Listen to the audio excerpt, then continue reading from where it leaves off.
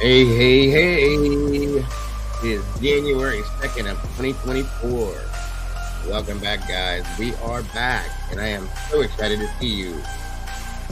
As you all know, on the 28th of December, a document dropped for a motion to reconsider in Bryan Kohberger's case. We need to catch up because I've been gone. I want to talk about it and talk about some other things we're going to be moving on to. Thank you for joining me, and I say, let's get this show on the road right now.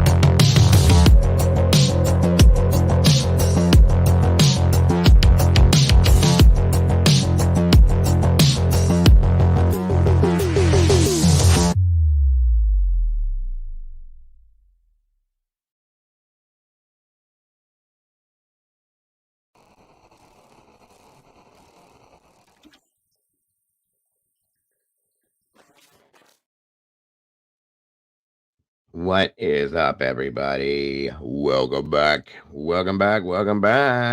Thank you for that, Doodle. And thank you to anybody that donates to these links here. That does help pay the bills, which are due again. Thank you. Christmas killed everybody. Got to pay that internet, got to pay that StreamYard to keep doing what I'm doing now that I'm back. So thank you, Doodle. I appreciate that very much. So yes, guys, I am back. I'm excited. I'm happy to be here. And thank you all for the support throughout that. To get me back. I mean, it wasn't that, but YouTube sent me an apology, said they made a mistake, and here we are. I'm excited. So thank you for joining me, guys. As you can tell with the title, there is a motion that was dropped as of the 28th. Document that was dropped as of the 28th about a motion to reconsider. I just wanted to talk about that just a little bit and some new stuff that we're going to be dropping here soon. I wanted to bring back around the panel, open it up to some amazing other people that always like to seem to join me, and I always love the conversations we have, should they choose to do it. So it's a wonderful thing. I was missing everybody. I hope you all have had a great start to your new year, had a great start to the end of your crappy last year, because it was for me. So again, here we are again, guys. Welcome back. It's good to see you all. So very good. I thought I was going to have to go a full 7 days. Thank God that appeal worked.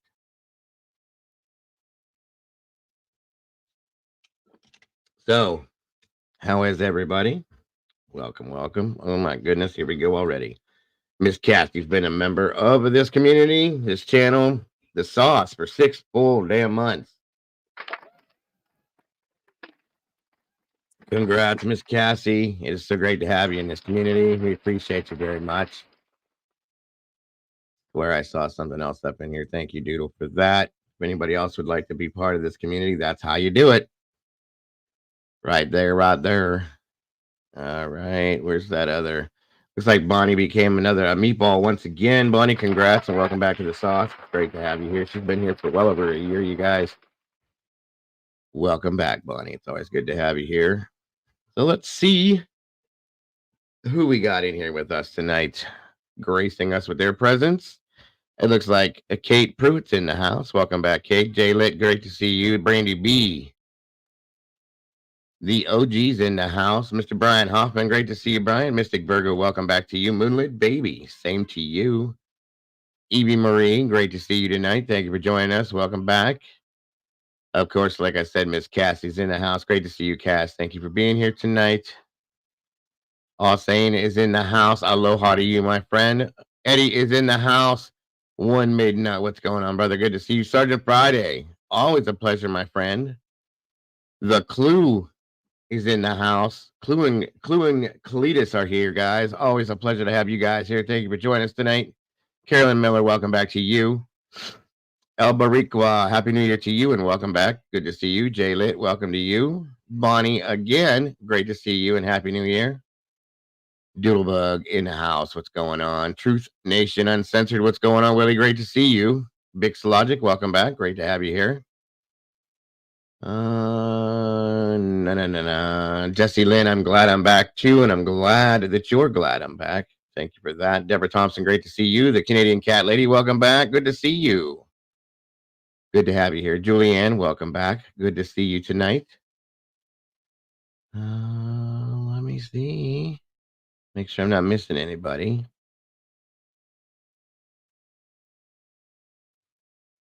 Moonlit Baby, welcome back to you. Pammy B, great to see you. Excuse me. I think we're getting there. We got 113 awesome peeps in here, guys. 45 likes. Let's see if we can mega match.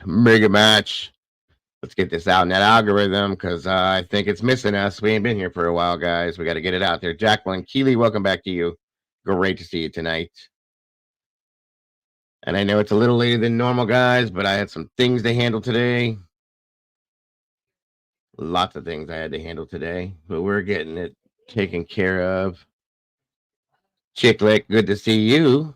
Good to have you here. Thank you for joining us. Tina B, welcome back to you. Donald D. Nice, 3838 from Twitch. Good to see you. Good to have you here. Thank you for joining us. Justice Informed, good to see you again. All right. Let me see. I think I got everybody. Walt Harris is in the house. Welcome back, Walt. Great to see you.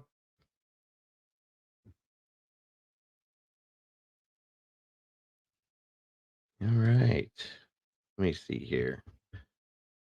Miss Kim Marin, always a pleasure. Good to see you. And look at that, guys. Clue became a meatball. We got a Clue and Cletus meatball in the house. That's awesome. Very awesome. Thank you guys so very much for that. Appreciate you. Very awesome. Miss Sherry's in the house. Good to see you. Good to have you here. Yes, now she has the meat. I knew something was coming. Tamara Terry's in the house.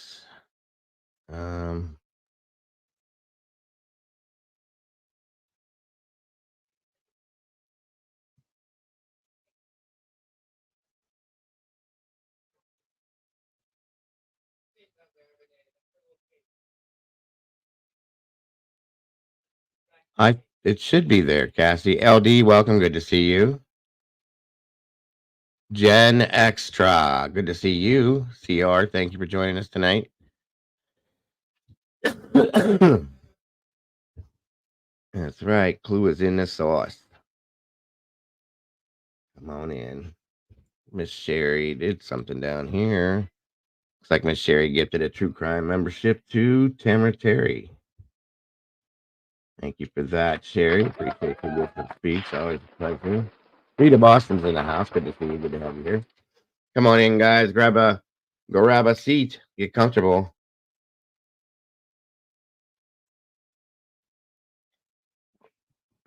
Come on in, everybody. Get a chair. Get a seat, if you will.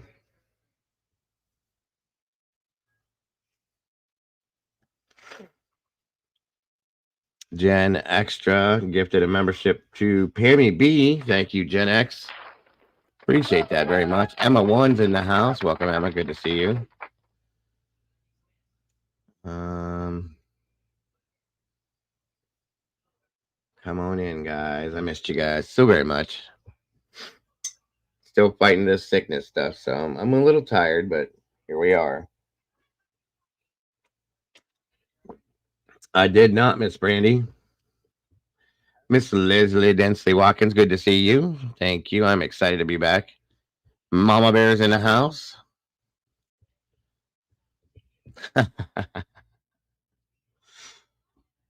Yep. I told you guys. I redid this thing here and straightened it all up a little bit. I don't look like such a street bum.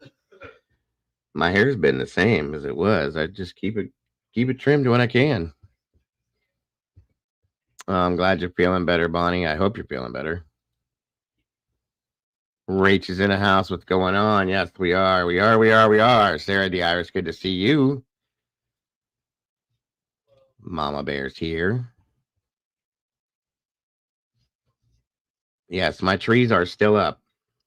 We're taking that stuff down this coming week.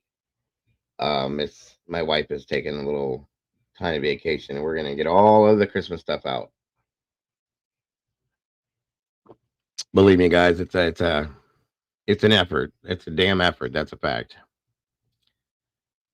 Thank you, Evie. The hat and the glasses. Oh yeah, I got that stuff still.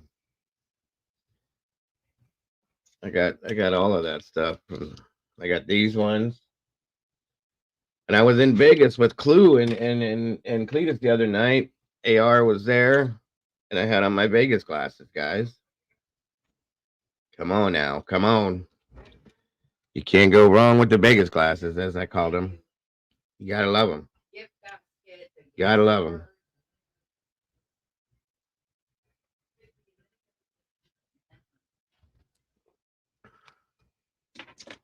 Sure enough. I don't either. We have so much Christmas stuff here. It's a job and a half, you guys. Vegas was fun. Yes, we all went to Vegas New Year's Eve, guys. Care of Cletus and Clue. AR Hayes was giving us a tour of Vegas that night. It was kind of interesting. What's up, blah? What's going on? Oh no, that car was something else, wasn't it? Crazy stuff. Good golly, Miss Molly's in the house. What's going on, Molly dear? Good to see you tonight.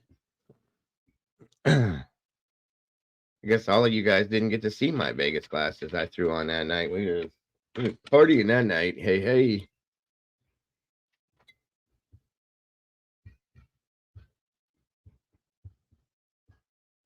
Yep.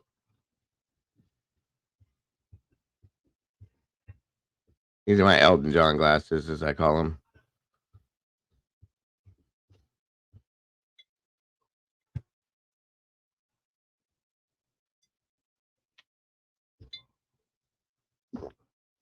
You look fantastic, Mr. Dago with a Liddell. I love it.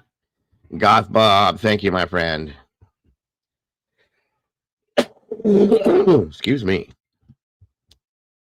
Come on in, guys. Get comfortable. 138 peeps in here. We got 68 likes, guys. Let's get it caught up if we can. Gary Apley, what's going on? Good to see you, sir. Good to have you here. Again, Happy New Year to all of you awesome peeps. I actually think they were Christmas glasses, Clue. I just did some things. There was antlers on them up here. They were like Rudolph glasses or something. I think that's what this was.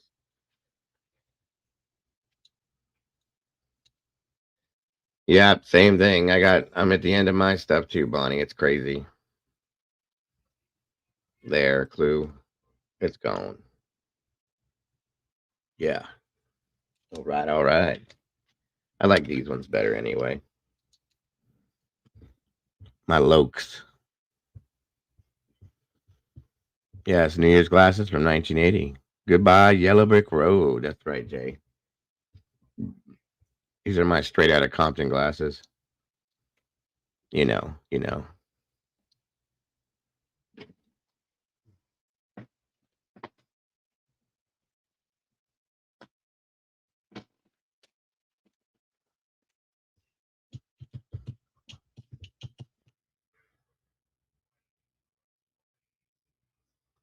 Come on in, guys. Get comfortable. I'll get things kicked up here in a second.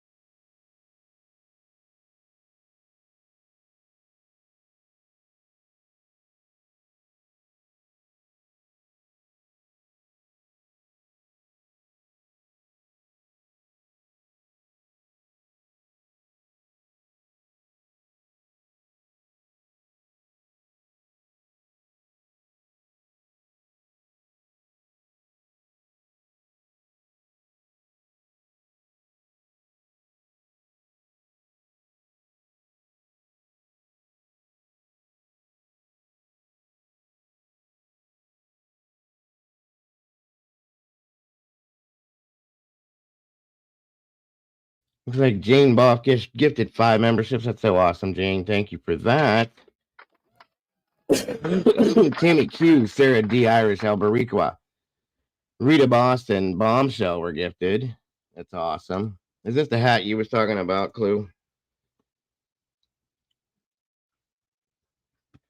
And again, thank you, Jane, for that. That's so very awesome of you. Appreciate you so very much for gifting those memberships. Here we go, guys.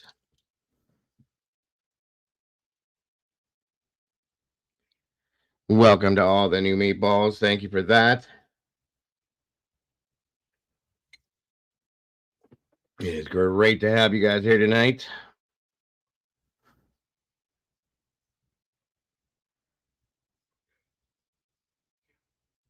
Real girl, good to see you tonight. Thank you for joining us.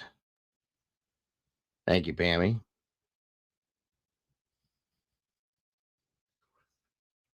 Come on in, everybody. BZ Collecting, good to see you. Julianne, good to see you.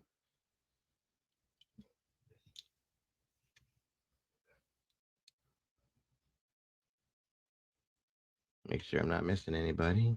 And I thank you so much for that, Jane. That's so very awesome. Welcome back to the sauce, all of you guys that were already, Miss Cammy and all of them, and to the new meatballs, welcome.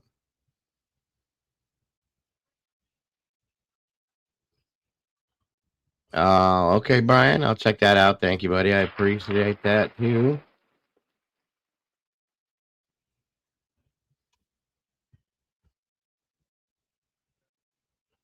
All things silver's in the house. Welcome back. Good to see you.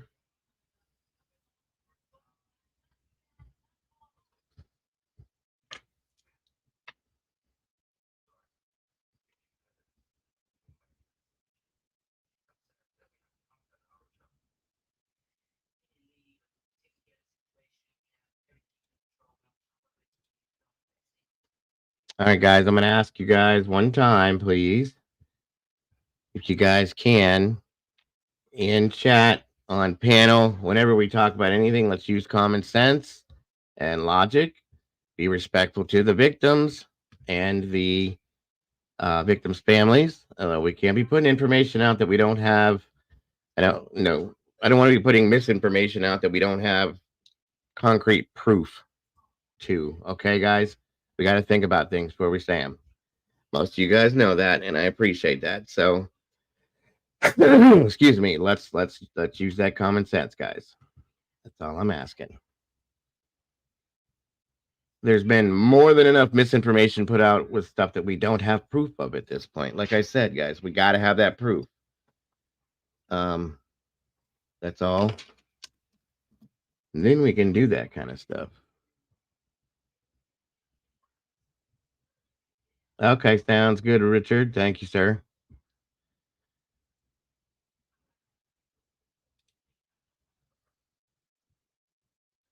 All right. All right, guys, let me show you this document. Get that rolling first, which I'm sure you guys have seen because I've been gone for a little while. Let me show you that real quick to show you what we're talking about, and then we will move forward and get everybody's thoughts and theories and opinions on this, as I will open the panel up to everybody as we do on a regular. Give me a second here.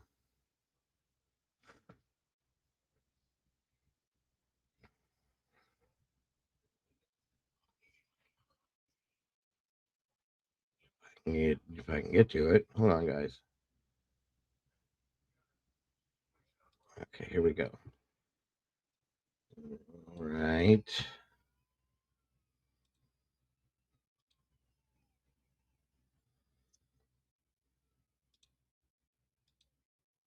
Welcome, Sherlock Kendra. Good to see you.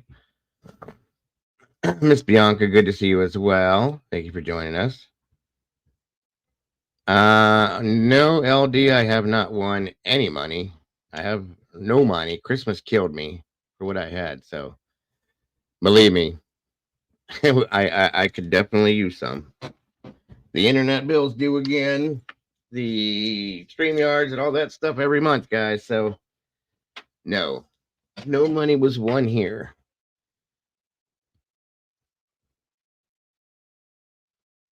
All right, guys. So here is the newest document dropped as of the 28th. Order setting hearings on defendant's motion to reconsider for the permission to appeal, and on the state's motion for scheduling order. Oh, I'm sorry to hear that, Kim. Anybody that tried to. What's happening, Duke? Good to see you. Up. All right, guys. So based on the state's motion for scheduling order filed December 21st of 2023, defendants sealed motion to reconsider orders denying motions to dismiss indictment, and in the alternative for permission to appeal from interlocutory orders and a stay of proceedings filed on December 21st of 2023. Knowledge is power. What's up, Kimberly KV? Thank you for joining us. Annie Ruler, welcome back. Good to see you. The court orders the following. A hearing on defendant's motion to reconsider, orders denying the motions to dismiss the indictment, and in the alternative for permission to appeal from interlocutory orders, I know I'm saying it wrong, and a stay of proceedings will be heard on January 26th of 2024 at 11 a.m. PT Pacific time.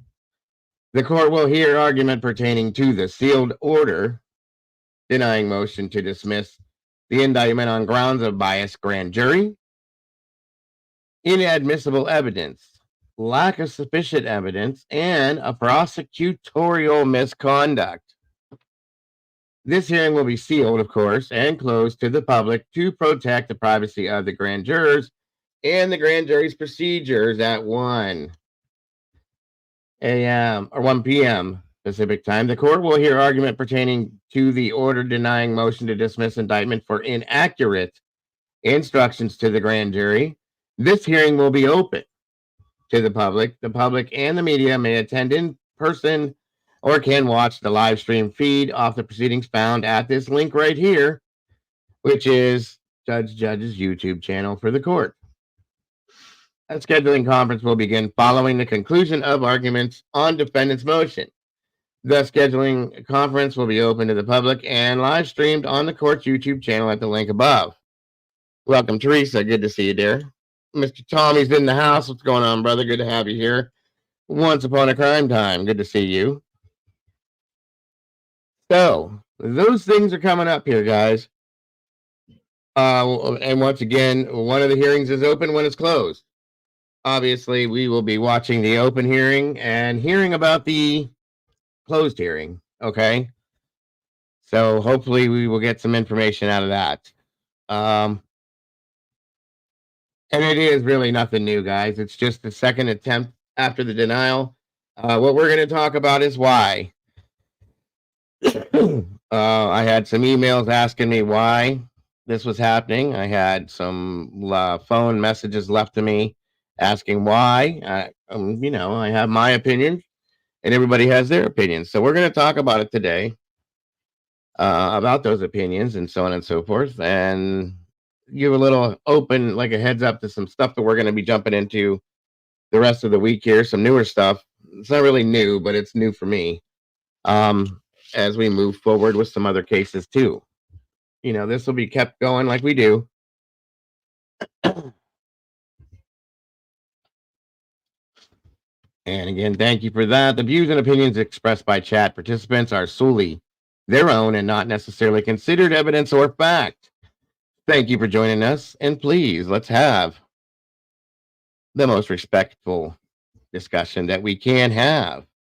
I do want to say to everyone again, if you look at the bottom of the screen as well, what goes on throughout this video does not necessarily reflect the beliefs of this channel creator and or the team that helps to create this channel, guys. So I really want everybody to know that, please, as I give everybody the option to have their own opinions and theories. I had to clarify that because that is definitely not always the case. So, welcome everybody. It's great to see you. I did not kick you up a StreamYard, Mama Bear. Are you trying to jump in here with me? I did not kick you up a StreamYard, my dear. It's been a while. You might have forgot. No, I didn't do anything like that. Thank you for that, Sherry. I appreciate that very much. Of course, I would never kick you off a StreamYard, my dear. Ever. You're better at it than I am. What are you having problems with, hon? Can you not come into the background, or? Here, let me give you a link, see if that makes a difference. I'm about to pin the link anyway, so hold on. There's the link, Mama Bear. Try that if that's what you were doing.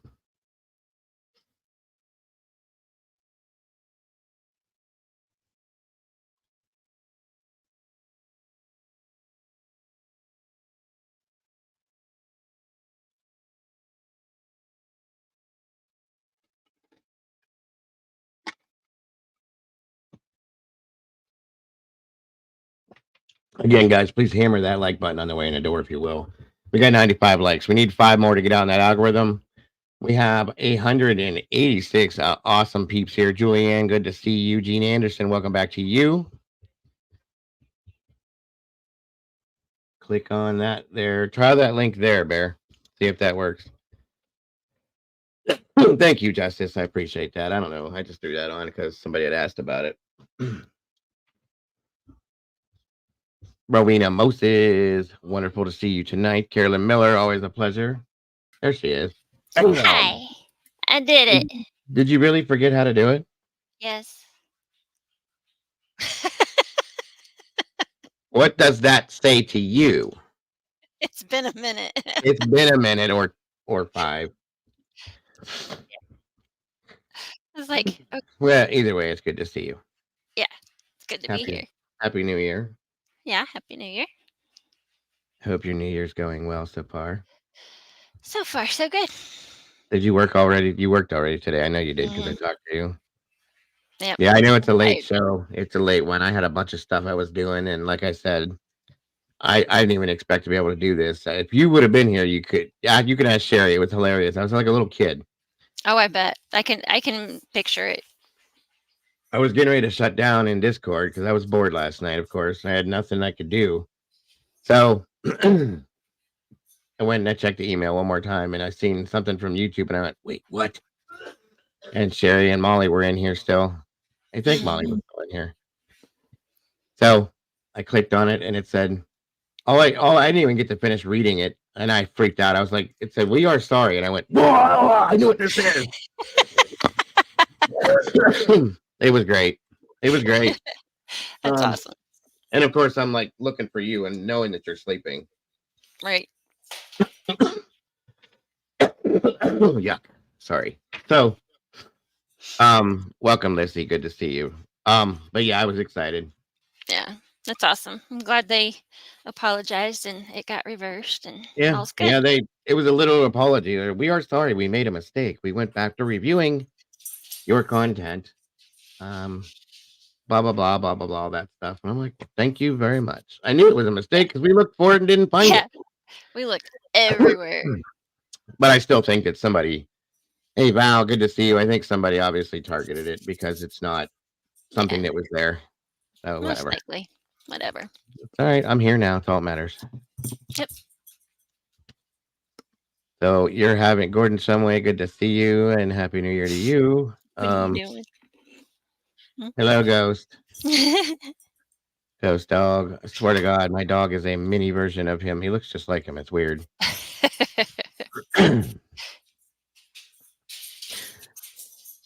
So what is your schedule the rest of the week, dear? I work early tomorrow to do my shipping. And then I think I'm off the rest of the week, so. Because this weekend we go and have Christmas with Matt's family, so. Oh, okay, gotcha. So I took this weekend off. There you go. Good. You deserve a break. Brandy's about to take a little mini vacation. She's got a couple more days, and then she's off for 5 straight. So cool. That'll be nice. That's the only way we can get all this Christmas stuff down. Excuse me. So, because we have so much of it, and then my house will go back to being plain and boring. I always hate that after Christmas when we take down all our Halloween decorations. It just like takes the life out of your house, I think. I'm the opposite. I get almost claustrophobic with all the everything around, and I'm just like, I'm ready for it to go away and have some space to breathe. And we do have a lot of it too. All right, guys. Well, I got a few people pouncing coming in to join us, ma'am. So we got there's a link, by the way, for Clue's channel, Clue and Cletus. Mr. Sergeant Friday's coming up here to join us. I'm sure if Clue should choose to, her and Cletus are welcome to as well. What's up, Sarge? Happy New Year to you. Good to see you. Oops, my mic is crazy. Yeah, Happy New Year to everybody in the Western world, including the people here. Hello, Sarge. Long time no see. see. Hello there, mama. How you been? Pretty good. Busy, but good. How is your New Year going so far, Sarge? Guess what I had today? Uh-oh. I'm going to take a wild guess. What I had? Give me a second here. This might be a misguess, but I doubt it. I'm going to say starts with a T, and you're giving your dog a what? Yeah, I'm going to say a T-bone. Surprise. What's your joke, Sarge? What's your new joke? No, I'm going to have to save it till later because you're going to talk about the case. It's a pretty dark joke. It's pretty rancid. I don't know if I want to just spit it out there. Okay, that's fine. But it starts out there once was a man named Dave who dug up a prostitute's grave. So that's the pretext of the joke. Yeah.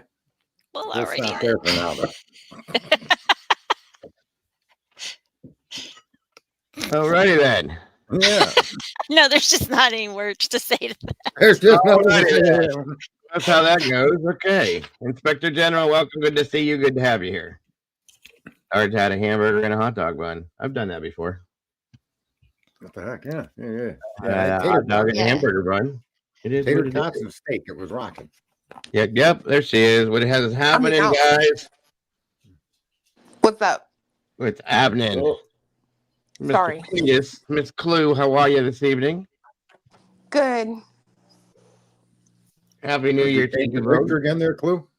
Do what? You changed your picture? Yeah. Yeah. That's all right. Cletus, she's making a play. That's my picture. What are you talking about? That's what I look like. You look like that. You and I should really part ways now because that's just effed up, bro. You can't be called Cletus. All right, I got a video Bryan sent me. I'm gonna have to preview that video, Bryan, before I can put it up here because I have an idea what it is already. But I will look at it before we look at it together, Bryan. Thank you for that. I appreciate it. So, guys, what is everybody's feeling? First of all, thank you guys for joining me tonight, as always. I appreciate it, and I'm glad I'm back. Super glad. I really thought it was what I said that got you knocked. I'm not going to repeat it. I know. I was sure it was something I said. Well, see, the day that it happened, when it actually happened, Mama Bear was like, "Whoa, hey, like what's going on?" And I went and looked, and we all got together in a Discord and went through it, and nobody could find it. So I'm like, I don't know what the hell it is. It was a mistake of some sort. I appealed it immediately because we couldn't find it in the video. Thank you, Joanne. It's good to see you too. And I sent the appeal off, and it said it could be 72 hours. And I was literally going through withdrawal last night, freaking out. Everybody was really bad. Yeah, everybody was offering to bring me in, do videos with them, and this and that to help out, to keep me sane. I'll say this: when I go from different videos on YouTube, there's a banner below that comes up before it goes away, and that banner, I'm not going to even say what it is, but it like follows me around. Really? And it's got nothing to do with the topics that I'm going into. I'm going into, physics topics, all kinds of different stuff that have nothing even to do with true crime. And there's this banner that comes up, but then it flashes. So I know it's stuff that I've said on different streams, and I'll just make sure not to say it. Oh, okay. Apparently, you have to censor yourself because the censors are going to censor everybody if they don't like what you say. Well, it was weird because we were talking about it too that night when it first happened. We were talking about it like we've said that stuff before. Lots of people have said that stuff, and it's never actually been flagged. And I'm like, that's weird, but okay. Yeah. So, we live in a new world, and apparently the new world order is stronger than we give it credit for. Right. All right. Yeah. It's trying to remind me of another country from time to time, and when some of the things are blocked that we're not supposed to say, but that's just my opinion. I'm not going to go too deep with that, but you know what I mean. So we got an appeal to we got an argument against the argument that you didn't like, and now we want to argue it again or argue it somewhere else. Is that about it? Yeah. Yeah. Yeah, that was. I need to answer that. It's a good question, Vix, because I don't even know the answer to that my damn self. That is called an angry dago word. That's what I'm going to call that. Is an angry dago word. It's my new favorite insult. That's what I love it too. Everybody, when I said it, everybody said, I think Mandy Jo, she said, "What the hell is a tree beaver?" Everybody's asking. Everybody's like, "Dago, what does tree beaving mean?" Don't know. I can't tell you guys. When I'm trying not to blow out cuss words all over the place for care of somebody else's channel, because it wasn't on my channel that I said it, things just come out sometimes. Okay, so that is just. It's an insult of some sort, I guess. So you could say everybody interact with. How could that be an insult when that's what beavers do? Well, that was kind of an idiot. How do you put that there? Idiom? Idiosyncrasy? Something like that. Yeah, and as soon as I said it, I went, "What did you just say, you dumbass?" To myself, I said it, and everybody was having fun with it. So hey, go for it, use it, guys. I was pissed. That's all I can say. So I went off and called somebody a tree beaving, hippie climbing, loving something or something like that. I don't know, but whatever. I only know about 2 beavers, and I've only encountered 1. It is what it is. It is what it is. No, you are not blocked, Mr. Bryan. Cletus, you caught that one quick, didn't you? I did, sir. I did. Yes, What did you say? Yes, sir. You can play it on the rewind. Okay. I heard some people start laughing immediately, but hey, whatever. Well, it was good. I said, here's what I said, Clue. I said, I'm only aware that there's 2 different beavers, and I've only encountered 1. Okay. I'm picking up what you're throwing down. Yeah. So there's the answer to that one, Vix. I can't give you a clear answer. Just my mouth spewed it during an angry moment, and that's what came out. That's what came out. That's all I can tell you. It was better than what could have came out. I'll say that much. Yeah. I was quite pissed at that point. So I was watching this person harass anybody and everybody that night especially one in particular that it just, I was just mad. I'll just put it that way and leave it there. I was really pissed off, and that's all there was. So, but you guys can use it as you wish. I give you all permission.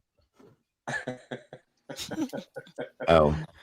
So what is everybody's thoughts on this motion to reconsider, you guys? Let's get into that real quick first as we go for everything. And we've seen it happen once, and it was denied. What are the odds that they're going to keep doing this? I don't think he denied it. He did. Oh, he clearly I don't did. think he denied it. I think what happened was, well, he did, but not as a ruling, and as more like what Cletus had pointed out. He told me to look forward to them to appeal it at a different court to bring the issue up again later. But this is filing in the same court.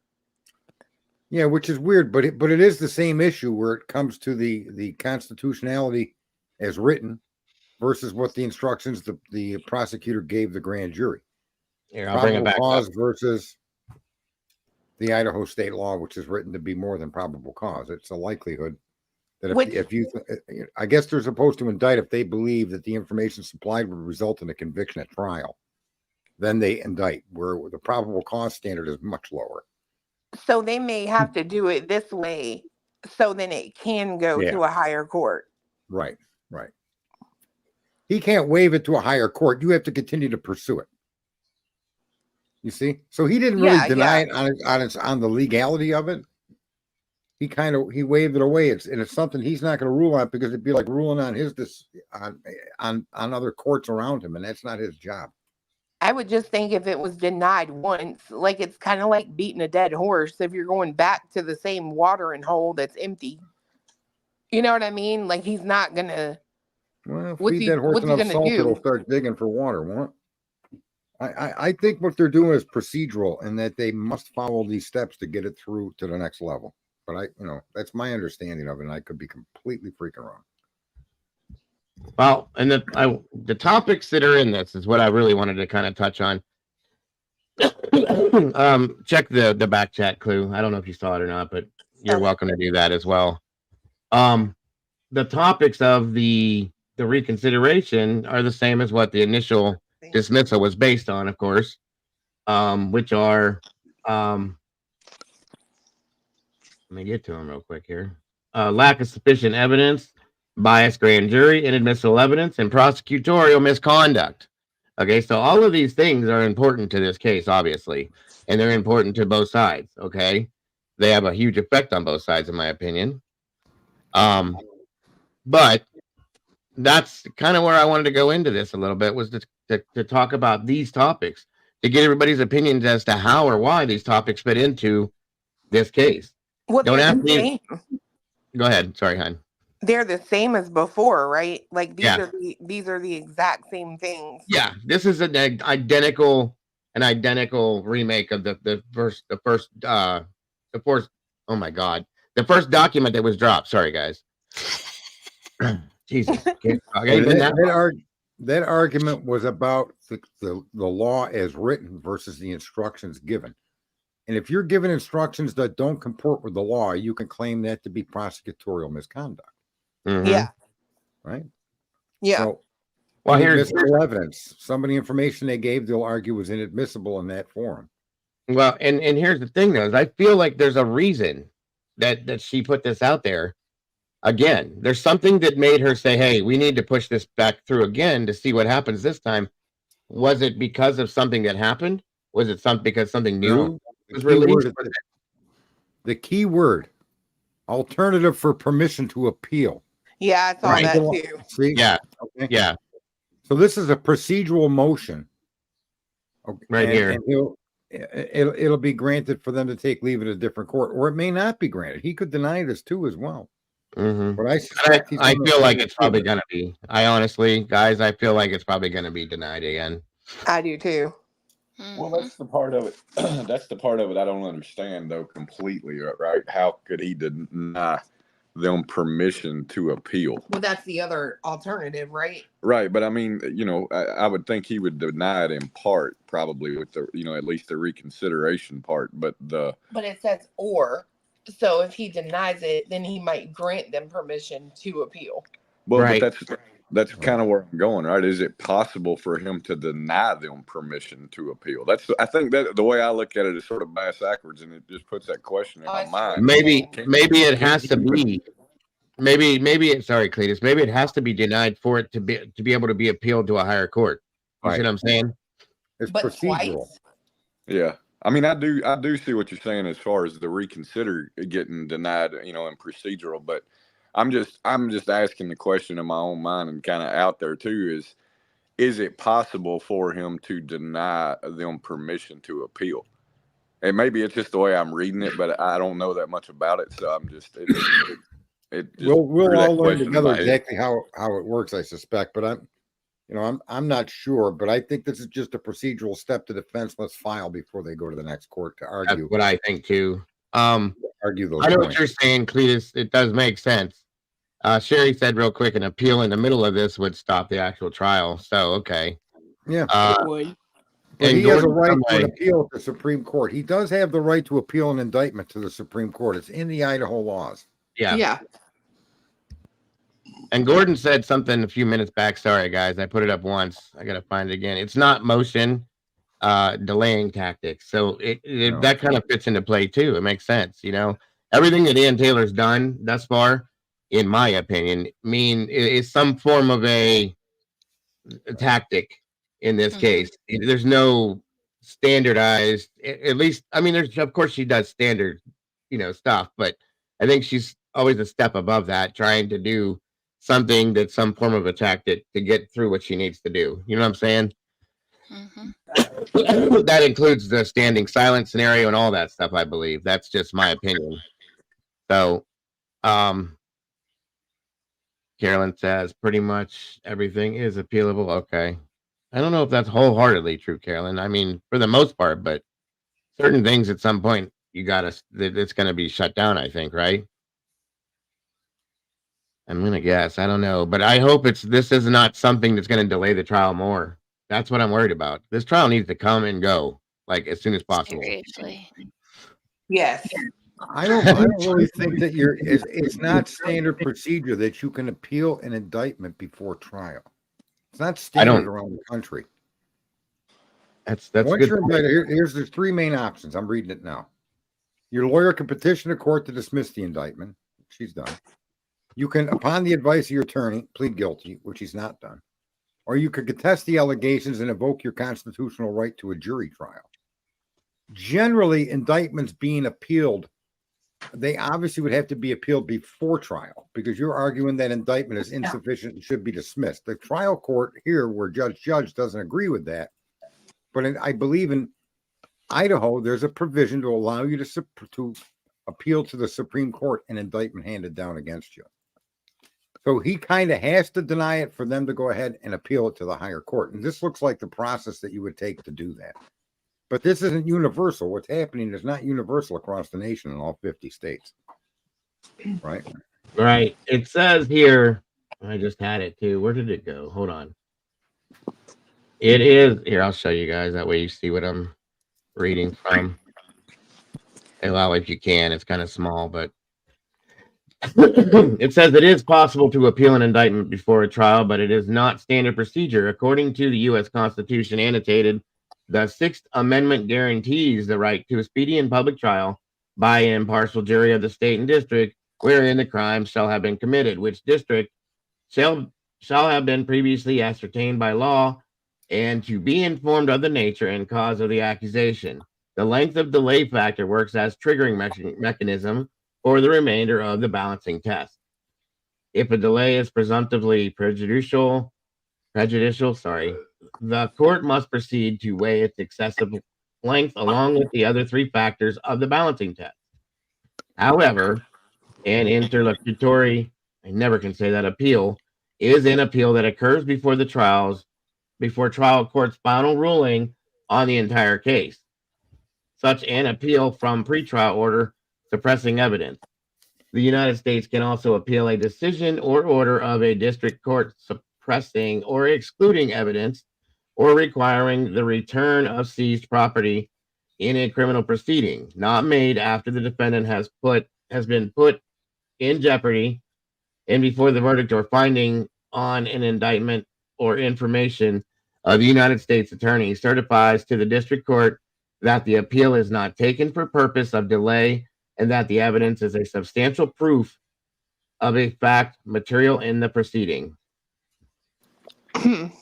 So it wouldn't happen if it was a delay tactic. right. Not in this sense. I mean, so this is basically what it is. They threw the word that nobody can say. You know what's funny is the only one that's delayed here is the prosecution. Yet Right. anytime Bryan files paperwork on his behalf, he's accused of causing delay tactics. Yes. It's Keep talking. incredible. I'll be right back. I was in a lawyer's stream who's making the argument Bryan was stalking them that night with all that driving. But that same person drove around that town to make arguments that this person that Bryan stalked from a distance. Oh, this road. Listen, so they're making the argument that he could have stalked from all these different places, right? And so I said, well, then if he did all of that stalking, what the hell was he doing driving around like a delivery boy on the night of the crime? Yeah, like Right. you should have known right where you would plan to park. Like stalking is the literal definition of forming a plan. Correct. Right. And and the supporters of this particular lawyer, I mean, the lawyer attacked me personally by going after a specific word I used and avoid answering the question. But you can't have it both ways. You can't say that this person stalked for 12 consecutive times and in that stalking planned out this crime. And then on the night of the crime, drove around like a lost tree beaver. Right? Yeah. That's a good point, Sarge. I can agree with you on that one. The whole stalking aspect of it, like one of you said, it kind of alludes to pre-planning, right? And I wonder. One of you, I'm sitting right here. Well, you and him talking both, I couldn't absorb all of it. My bad. But it makes me wonder. A lot of times you'll see conspiracy to commit, Yeah. things like that, Yep. right? And it's like, or premeditated. They'll label it premeditated sometimes, and it's like, I wonder why in this particular situation it's not listed as that, or that there's not an additional charge for that. For stalking? Well, for premeditation or conspiracy to commit, or well, there should be a stalking I think charge, the level right? of the charge the level of the charge indicates a premeditated act of commitment. The charge itself, it does that. In order to qualify for that level, like manslaughter one, you know what I mean? Yeah. And in this case, it's not so much that there's any charge of stalking, that's the story they paint. Right. That's what I'm saying, right? Why isn't there a charge? Like, if you guys are trying to push that he was there 12 times before, and the things that Steve Gonzalez says, right? Like, what windows could he see in? Why do you always park in this specific location? Like, if you guys are literally convinced that he was there 12 times before watching them, why isn't there a stalking charge? And what if that just plays into his damn alibi? Okay. Well, it does. It serves his alibi more effectively than it does the synopsis or the theory that he stalked. Exactly. I do agree. That's my point. Instead of stalking, they did a burglary. Well, that's an Idaho thing, right? Anytime you go into someone's house with the intent to cause harm to them, you get a burglary charge. So what? That's stupid.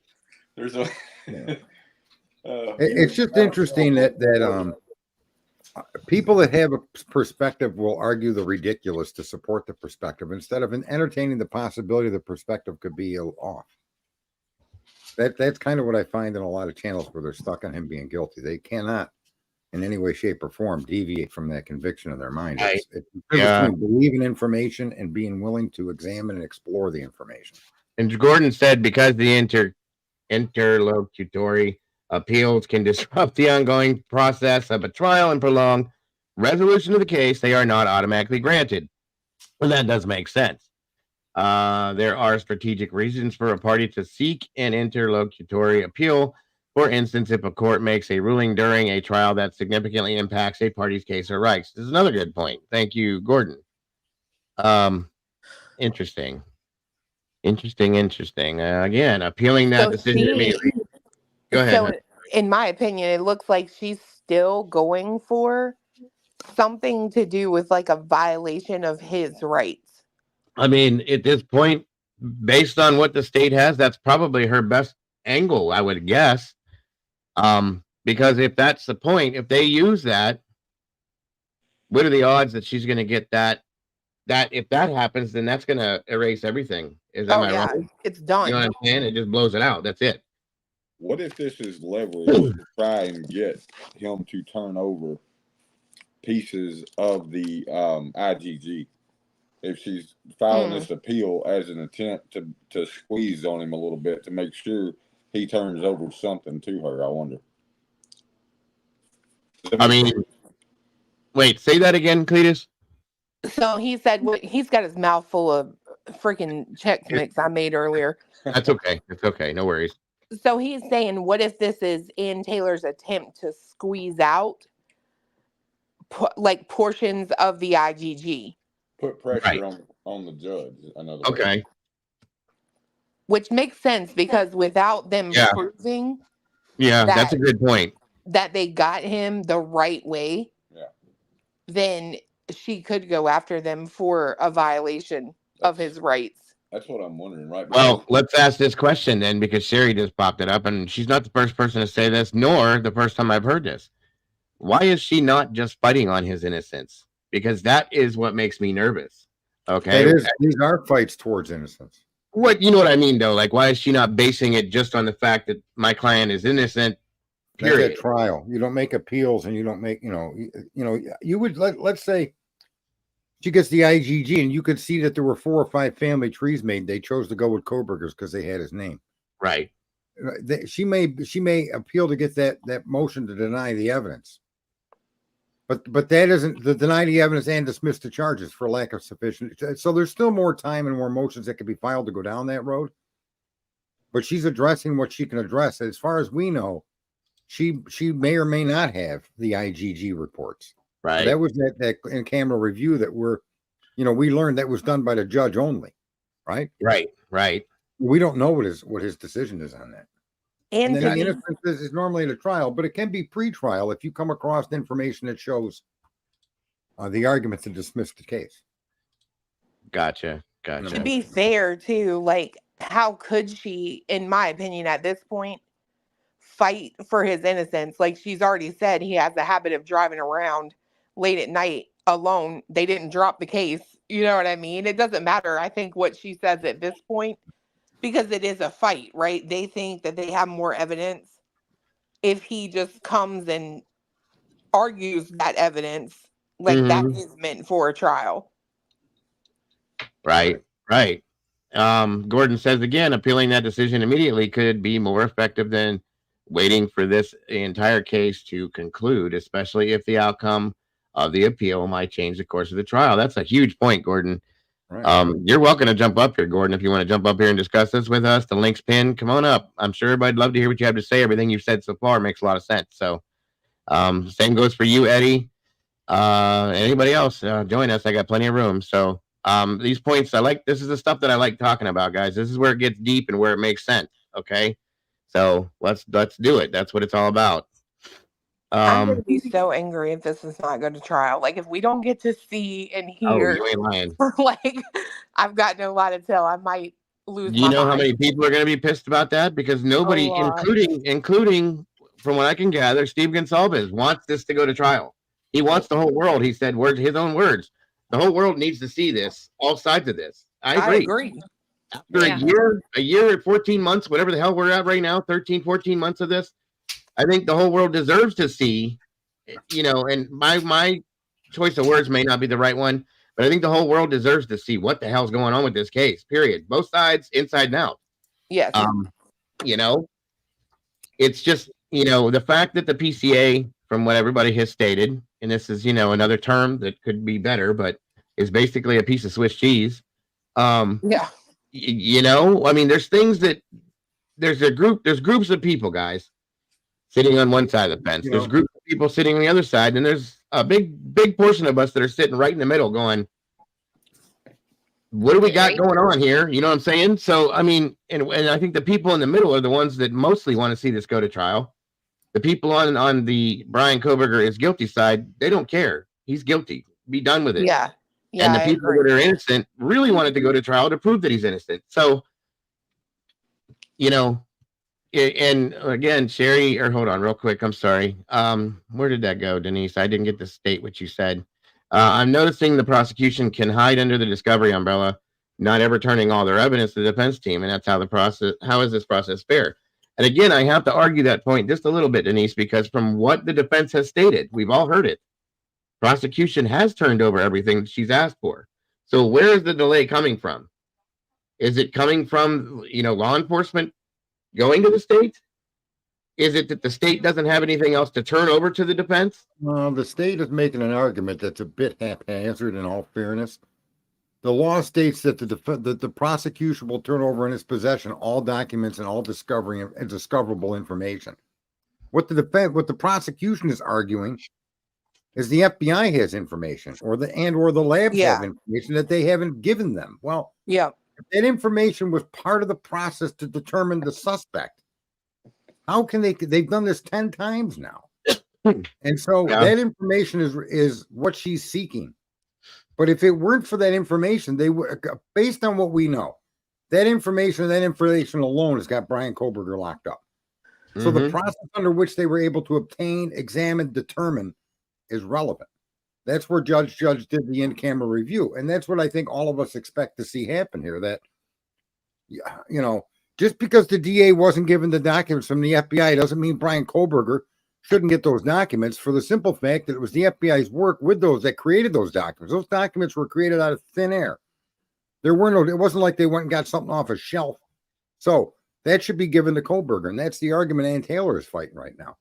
The prosecution thinks they're in the lead because they're within the law by turning over what's in their possession. That's why that Santa Claus gets all stressed out and says, I can't give them what I don't have. No, but the people you interacted with to generate this information have it or should have it. And if they don't, that should be an issue for a trial. That's it right there. And I agree with that. Sherry says, what I'm saying is if he's not on any traffic cams or any ring cameras, or they don't have any kind of video proof or anything like that of him, just fight that. And if it wasn't him, then send him home. And I agree, it should be cut and dry like that, but it hasn't been. That's the problem. And why? That's an argument for trial, though. That's an argument for trial and admissibility of evidence pre-trial. Right. So I'll say this much, right? I think it is complete and utter BS. And I think, honestly, every American ought to be a little terrified because you guys state that you hand over all the tips that came into the tip line, all the emails, However, the one tip that caught you from the FBI, you just can't see this. Yeah. That's a little strange. I agree with you. That's definitely off.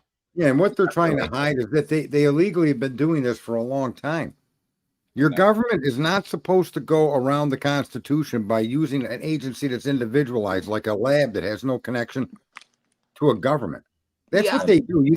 You think they're censoring your speech, and the answer is no. They're using corporations to censor your speech. Those same corporations that donate to their campaigns to put people in power to get you elected, and you don't go after those corporations. And they're the ones that limit us. But that's kind of what you're seeing happening in prosecution cases. They're going places that are not accountable to the people because they're an independent lab. And that's why I don't think they're fighting for his innocence yet, because at the end of the day, they're still fighting the constitutionality of the arrest at all, in my opinion. They're trying to get what they need to fight the arrest altogether. Yeah. That's what my opinion is, that they're using this first to see if this works, and if this doesn't, then they're going to go with that. And that's this is an age-old fight that the founding fathers of this nation, regardless of what you think of them, that's why they put in place what they put in place, because it's not good enough just to have the evidence. I mean, so you go and you're going to take a baton and break someone's ankles to get the evidence?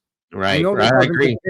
I'm not saying they did anything like that in this case. However, they constantly go to channels that they cover up. The FBI's got a non-disclosure agreement. Don't tell anybody we did this for you. Well, why? Why is what you're doing something that needs to be secret?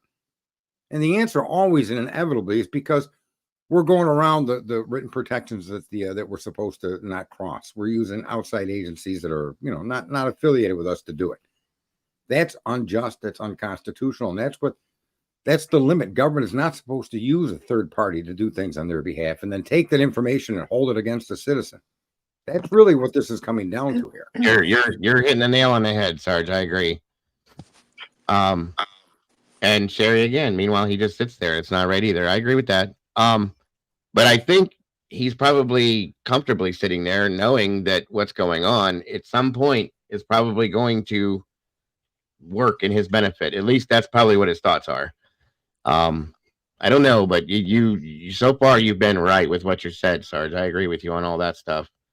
Well, I can tell you, if I was him and I knew that they only found me through an illegal database, I'd be comfortable as I don't know what right now, because I would be rich when I got out. Oh yeah. Yeah. Wait, there's also there's also a chance that what they did wasn't outside the bounds of the law. Let's also remember that. That's also true too. We don't know. But this argument is framing it so that, it's like a little kid. The more they deny it, and every day you get up and there's another cookie missing, eventually you got to just stop and accuse the person of stealing cookies. Come on. Yeah. How many times do you say no, but yet you don't respond in a way that proves no is true? Good point. Welcome, Bryan. Good to see you tonight, sir. Hi, Dago. Hi, everybody. Hi. Am I working? Is the mic on? Am I doing my thing? You're good. Guys, you know what I think is happening here, and I do think it's really smart.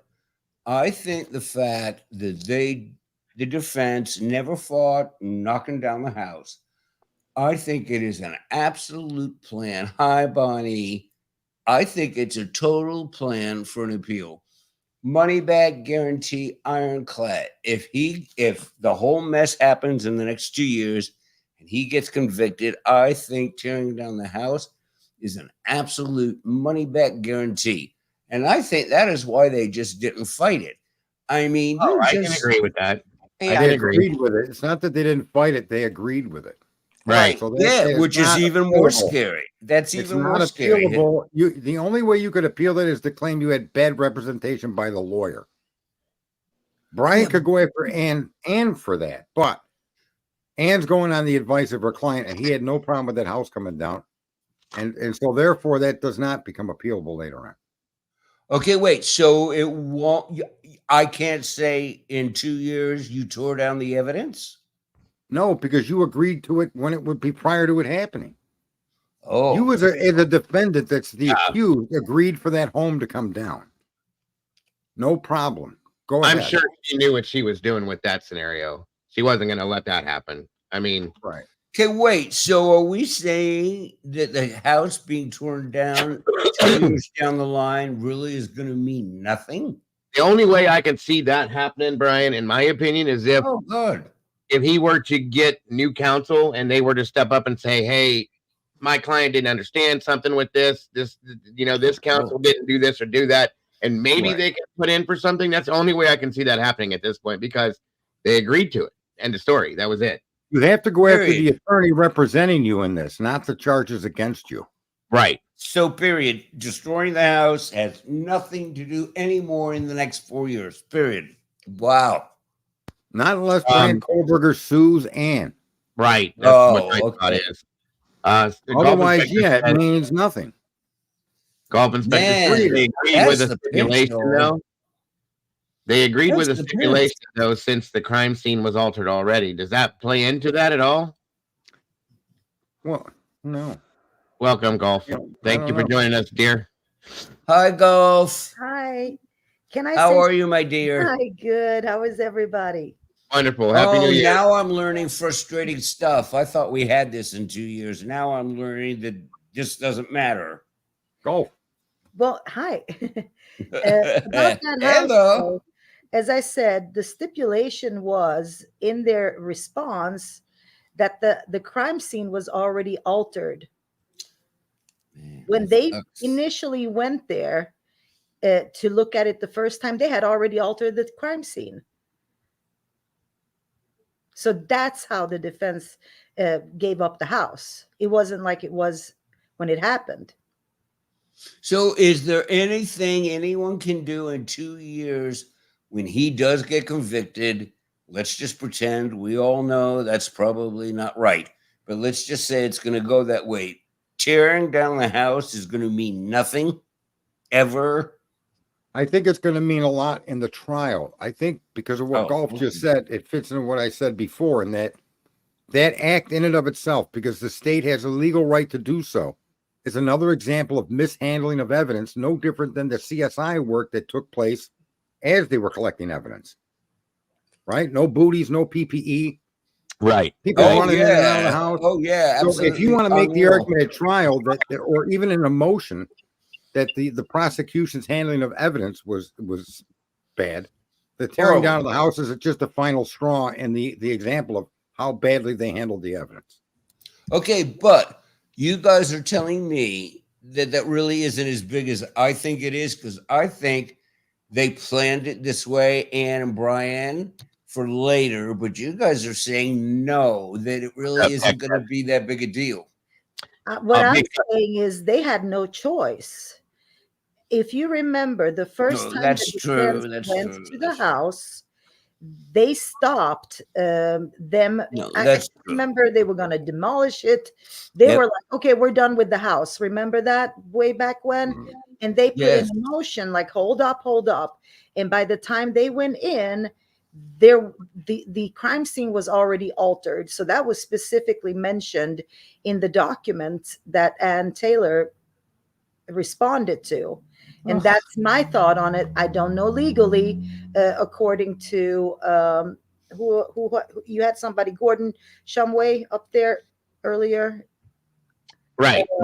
Yeah, he said it can be taken as a waiver, but I'm wondering if that waiver is legal because of them altering the crime scene already.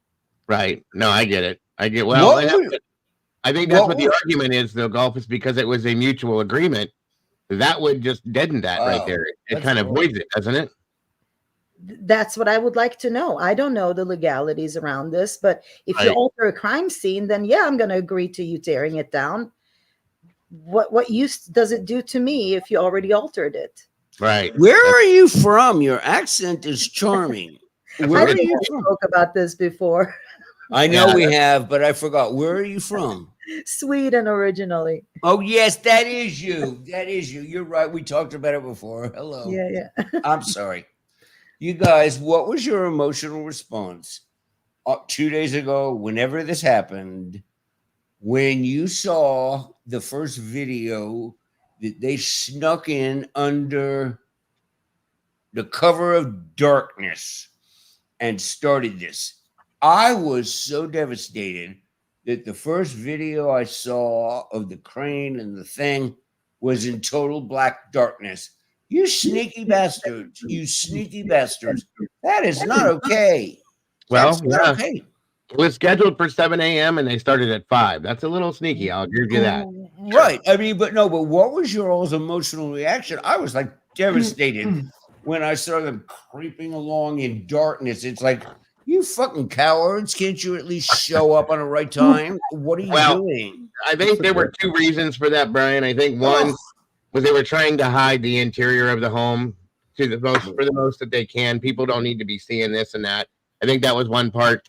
And I think personally, the other side of it was that they were trying to get it going and get it down before anybody could push some kind of an injunction to or something like that early that day. No, but what I'm saying was emotionally, when each of you first saw that it was starting in total darkness, did you guys have an intense emotional response to that? I was absolutely blown away. It was like, wow, you guys are fucking sleazy.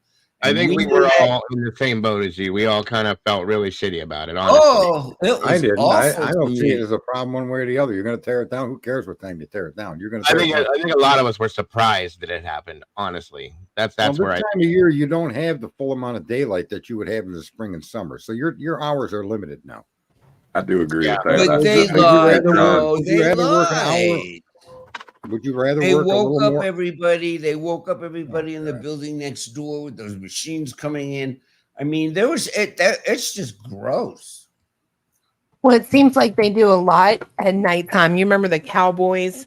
Two Hi, different Clue. sets of them. I love my Hi. Clue. Hi, Clue. Okay, go on. I'm sorry.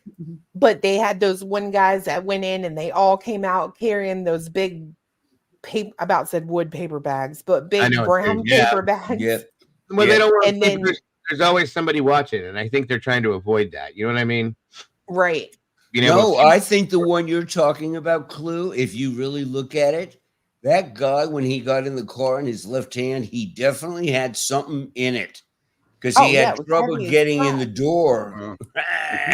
Just so you know, if you need to I'm talking about the other group. Oh, the other creeps. Okay. Yeah, okay. Look, we have a lot of creeps, Clue. Pick yours. But, if you need to tear a home down at 7 a.m. and it's a case like this where everybody in the globe knows about it, you're going to be surrounded by media and you're going to have crowd control.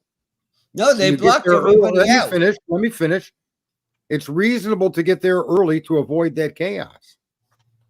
Secure the scene and start your demolition work. I don't see anything. So if that's the case, though, I just don't. But Sarge, if that's the case, like, what are you showing to the public? Period. Like, at some point, there has to be some accountability on you guys, because you guys gave a specific time it was supposed to start.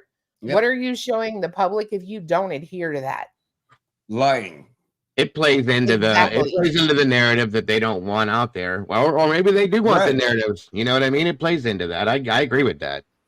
No, it was gross. I'm sorry. I was devastated when I saw it. I really didn't expect it. And then I'm watching it and I'm thinking, what do you expect, Bryan? These people are assholes.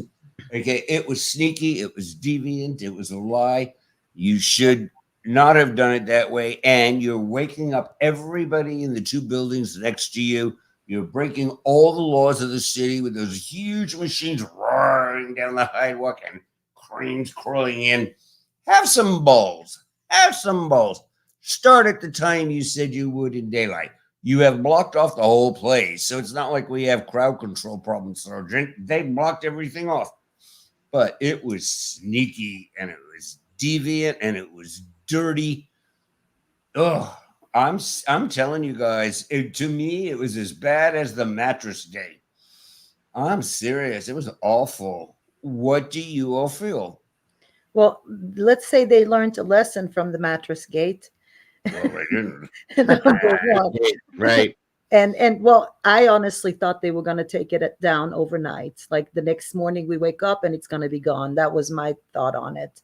They just didn't want to, put it out there for the world to see, because they knew people have an attachment to it, not mentioning the families because they don't care about that. But people in general has an attachment to that house, specifically us, right? And the media, obviously. Yeah. And they took it out. They took it away, and they have it under lock and key right now too. So Yeah. I think also you got to give a little respect for people in the construction business. We schedule for a lot of different reasons, and that schedule changes for more reasons than the schedule was created. So I don't think that we could conspiracize this or get feeling all about it. The bottom line is the house was going to come down, and they took a shot and they got there early and started their work. And what if they got there late? Will we be complaining about that too? To me, it's not even an issue. It just is what it is. We don't know. We can go back and forth why they did it, why they didn't do it. It's just senseless. Yeah. No, emotionally, I'm obviously higher on the emotional scale than you, Sergeant. But no, I thought it was really disgusting, and I thought that they knew what they were doing. And there are 200 people living in those two buildings next to them. And they really don't need to be woken up listening to roaring huge dump trucks and cranes and everything. Okay. I think it was just sleazy, and I think it was on purpose, and I think they lied to us. And that's not okay. It's a very public case. We all are invested in this. But for you people to, under the cover of darkness, try to sneak in and start to destroy a murder scene. Well, they knew it wasn't wrong. going to be done, Bryan. They knew it was. In defense, I agree with you on some senses that is weird. It's definitely strange, but they knew that they weren't going to be done with it before daylight. So, I mean, at some point, it was going to be out there for the world to see. I just think that they wanted to get it going early, as I said, to be able to fold those walls in so anything that could be seen wouldn't be seen, for one, and for two, to get just, they knew that there was a petition going around. They knew that people were possibly, trying to put through some injunction or something to stop it. I think I agree, Dago. I agree. Let's get it going now. That way, if anything happens, the house is already down. It is what it is. Because if you start at 5 a.m., none of the government offices are open. There's nothing you can do. Right. But it's like, get it down before we legally do it. Clue and Beyonce. Did you not think it was sleazy? I did it first. Oh, it's snail slime. I did it first, but I do kind of agree in a lot of ways. Right in the middle of the road, I see the side of it Sarge is presenting as well, because if I were trying to get that house down and gone in a day, I wouldn't wait any later than I had to, because it's going to be a full day to get it done. So I do see the construction aspect of it as well, but it is a little, if you say you're going to start it at a certain time, why did you start it early? Right. It's just a little, it's a little odd, right? It doesn't show transparency, in my opinion, right? Right. I agree with that. It's sleazy. Think of Gordon's comment too. I mean, this is a little offhanded as a comical comment, but it's a fact. Other people could have done it too. Imagine if JRL chained himself to the house, or some protesters popped up and said, hey, and they tried to do some shit like that and lay down in the parking lot or something. They're doing it as early as possible to be able to get in there before people can do stuff like that, possibly. So, I can agree with that. I'm sorry. JLR came up. Did you guys know that I learned last night on Dinky that JLR sued himself and lost? I did Ponder that. How did he sue himself? How do you? I don't know, but ponder that. Can you imagine going to dinner at Thanksgiving? Hey, Ma, Pa, got something to say to you. I sued my ass and I lost. Think about it. It's funny. It's funny. It's hysterical. They contacted a demolition company to remove. They have no control over the company. That's another good point. Wisdom points out. Yeah, you contacted a construction company. They're the final arbiter when they start or when they don't start. And the idea that they're in cahoots with the government or anything is just, it doesn't make any sense to me. Too far of a leap. Yeah, I don't think so either. But that house was already gutted. You saw the demolition. You could actually see inside, and you could just see like the poles, really. So the house was gutted to begin with. There wasn't nothing in there. Sarge, you might know that when they do these demolitions, do they gut the building from the inside first to make it easier? Yeah, and they'll pull anything of value. Generally, construction. Oh yeah, it's really neat to watch the demos. Hey, Sarge, what's going on? It's really neat to watch them. I've watched tons of YouTube videos on it. It's amazing. They really do it. It's neat. Not here, not on 1122, but it's really neat how they do it.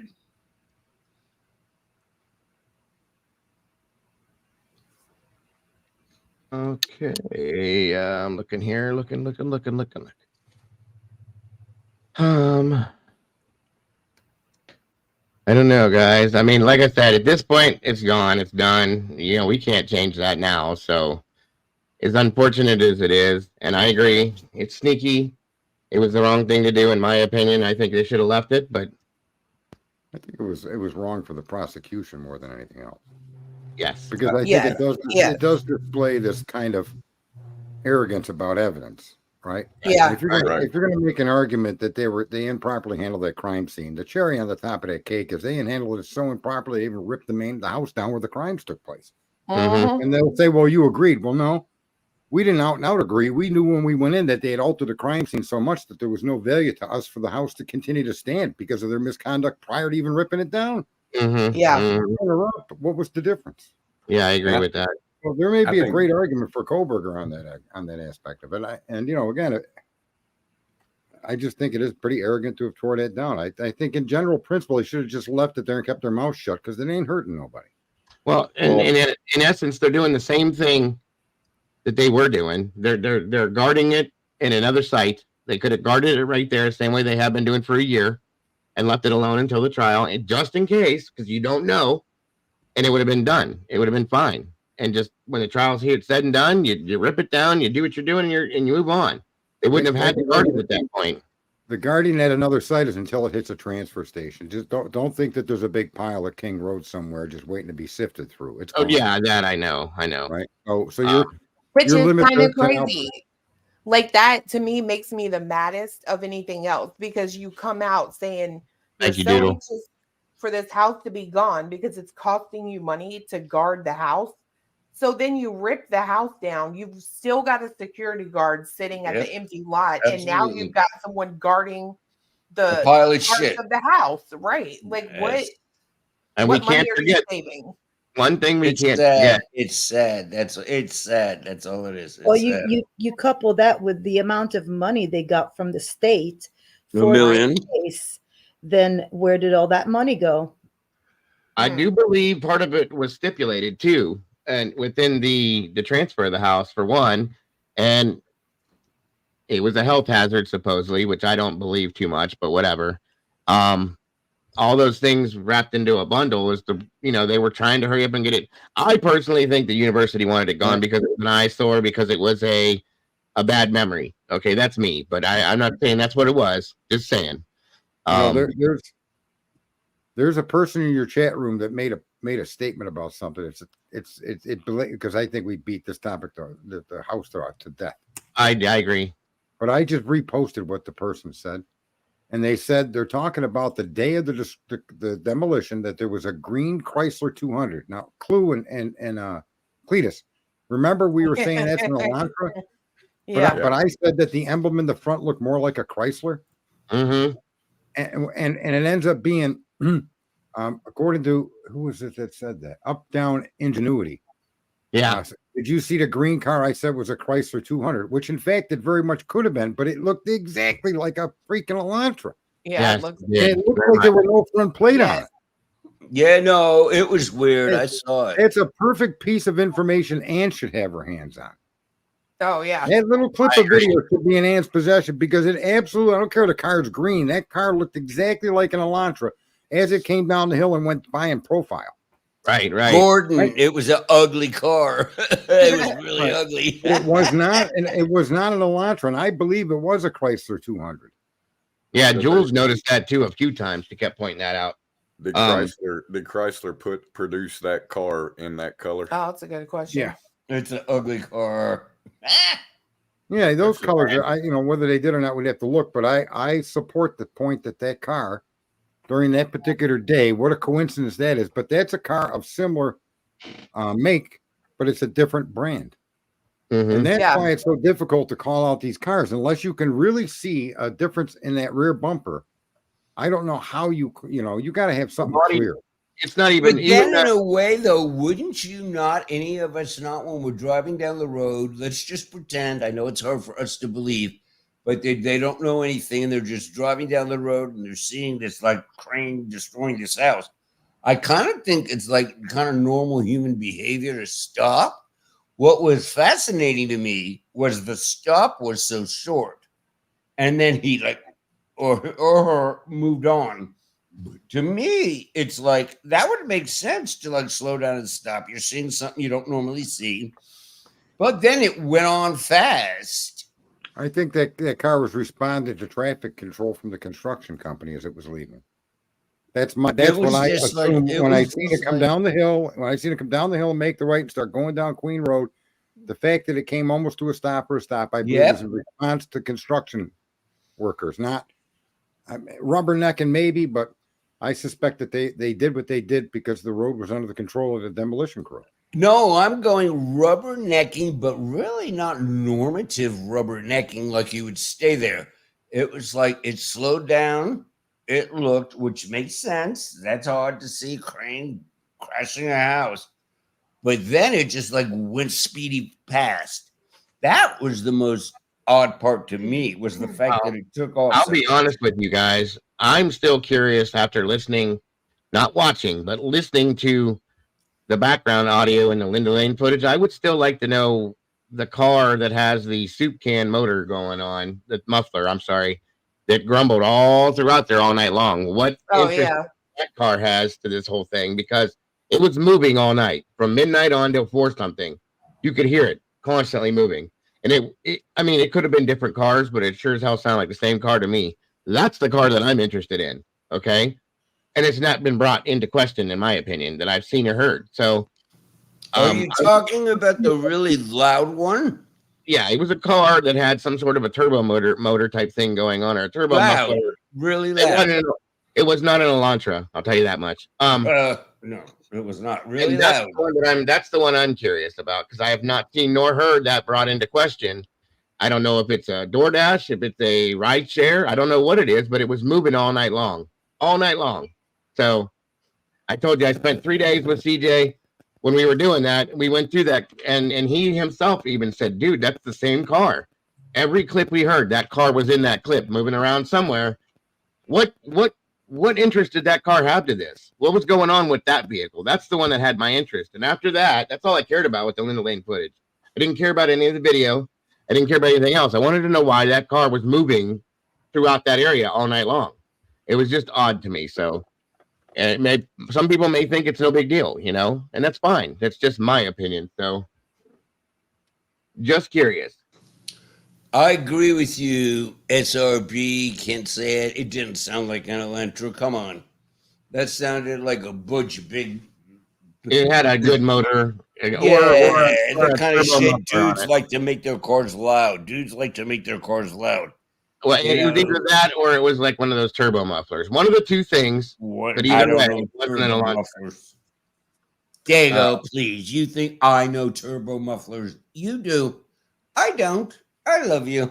Just saying. I just want to throw it out there. I just looked up Chrysler 200s, and we can debate all day on what model car it is, right? I still think it's an Elantra, but I have yet to find anything that came stock in that color. Right. Which is just crazy to me, because I feel like I've seen that color on something before that was stock, but not in a car in that class. You know what I mean? Right. No. So what does that mean, though, Beyonce? It doesn't mean it doesn't mean necessarily anything. It's just a point of interest, right? I will have to say I'll have to look at the footage again, because somebody on my chat said that they thought it was Chief Fry who went up and talked to the person who was in the Elantra. Oh. But I was like, was that him? Like, I didn't really look at the person that went and talked to him. I'm with Bryan on this one, because it would be really interesting if that were. But I'm just trying to remember. I'm trying to remember the footage, and it's like I don't know you that can't you can really make it out. If we can't tell what emblem is in the grill of the car, I feel like it'd be really hard to completely identify the person that's bent down. I do agree. I agree with that too. Who knows? I can tell you, Cletus, if you worked for the FBI doing this specifically for 30 years, you would know. Oh, yeah. They have specialists. What kind of car? Yeah, well, I'm just saying that as a bump back to what they thought it was in the beginning, remember? Mm-hmm. The specialist. Wait, Golf, can you say that what you just said again? I couldn't hear it. Say it again, please. I said if an FBI specialist who worked on specifically identifying cars for 30 years would know what that car is, and they would know what the car was the night of the homicide as well. Remember that changed? Yeah, I agree. Yeah, they messed it up. They did. No, come on, guys. They lied. That's what they have. Listen, they have specialists that work for the FBI that do nothing but identify vehicles. Okay, and they've done it for years.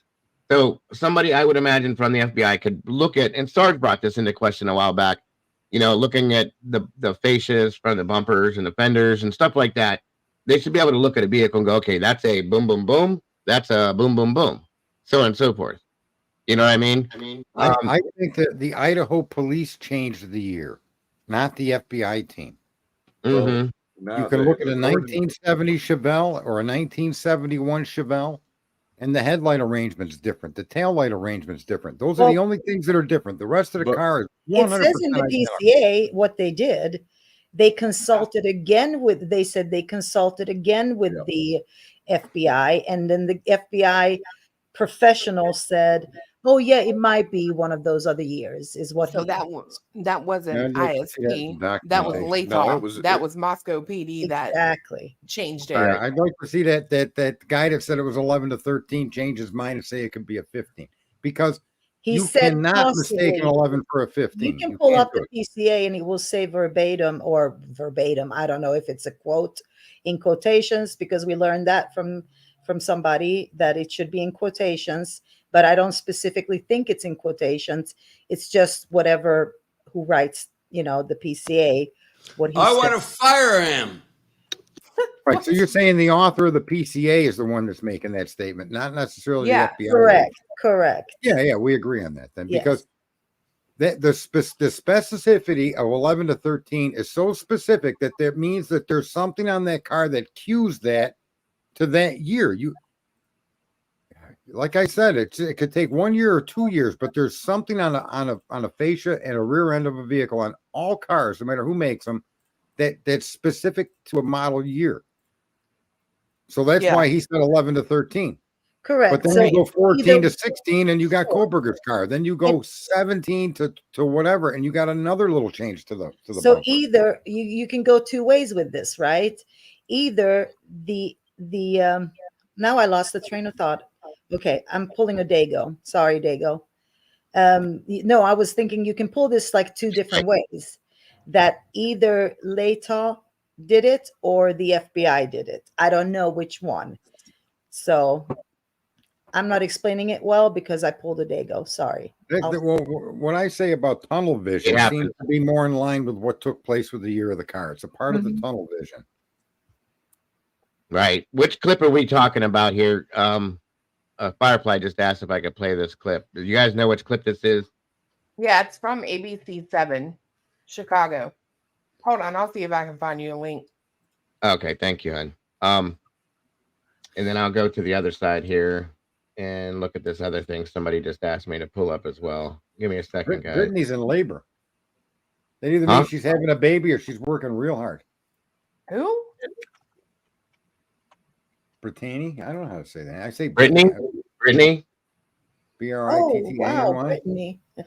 Oh, Jules, they're talking about the car that, okay, with Jules's video that she posted. I got you. Hold on a minute. Is that the green car?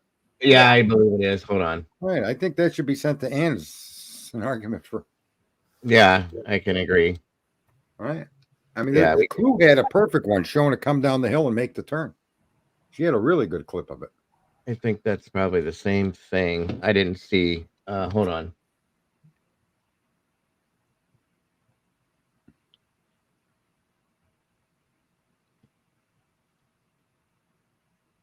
That car. Yeah. Right there.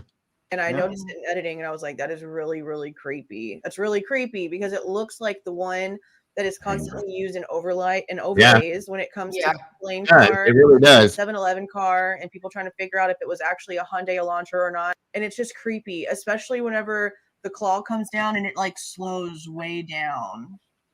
I don't know. It was so creepy. I can agree.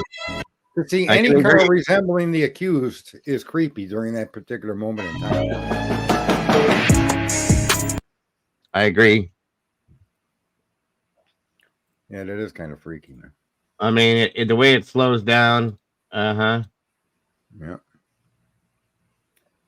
And I the can't front tell. end shot is Clue has the whole front end shot of that car coming down the hill. Her video is awesome. See, look at that brief little blurb. The headlights right there. I mean, Clue's video is way better than this, Dago, by 10 times, 100 times. You get to see the vehicle almost head on in her video. Clue, where are you? I'm here. She's trying. Yeah, I agree. Firefly. Which clue was that? Or which video was that? I didn't put it.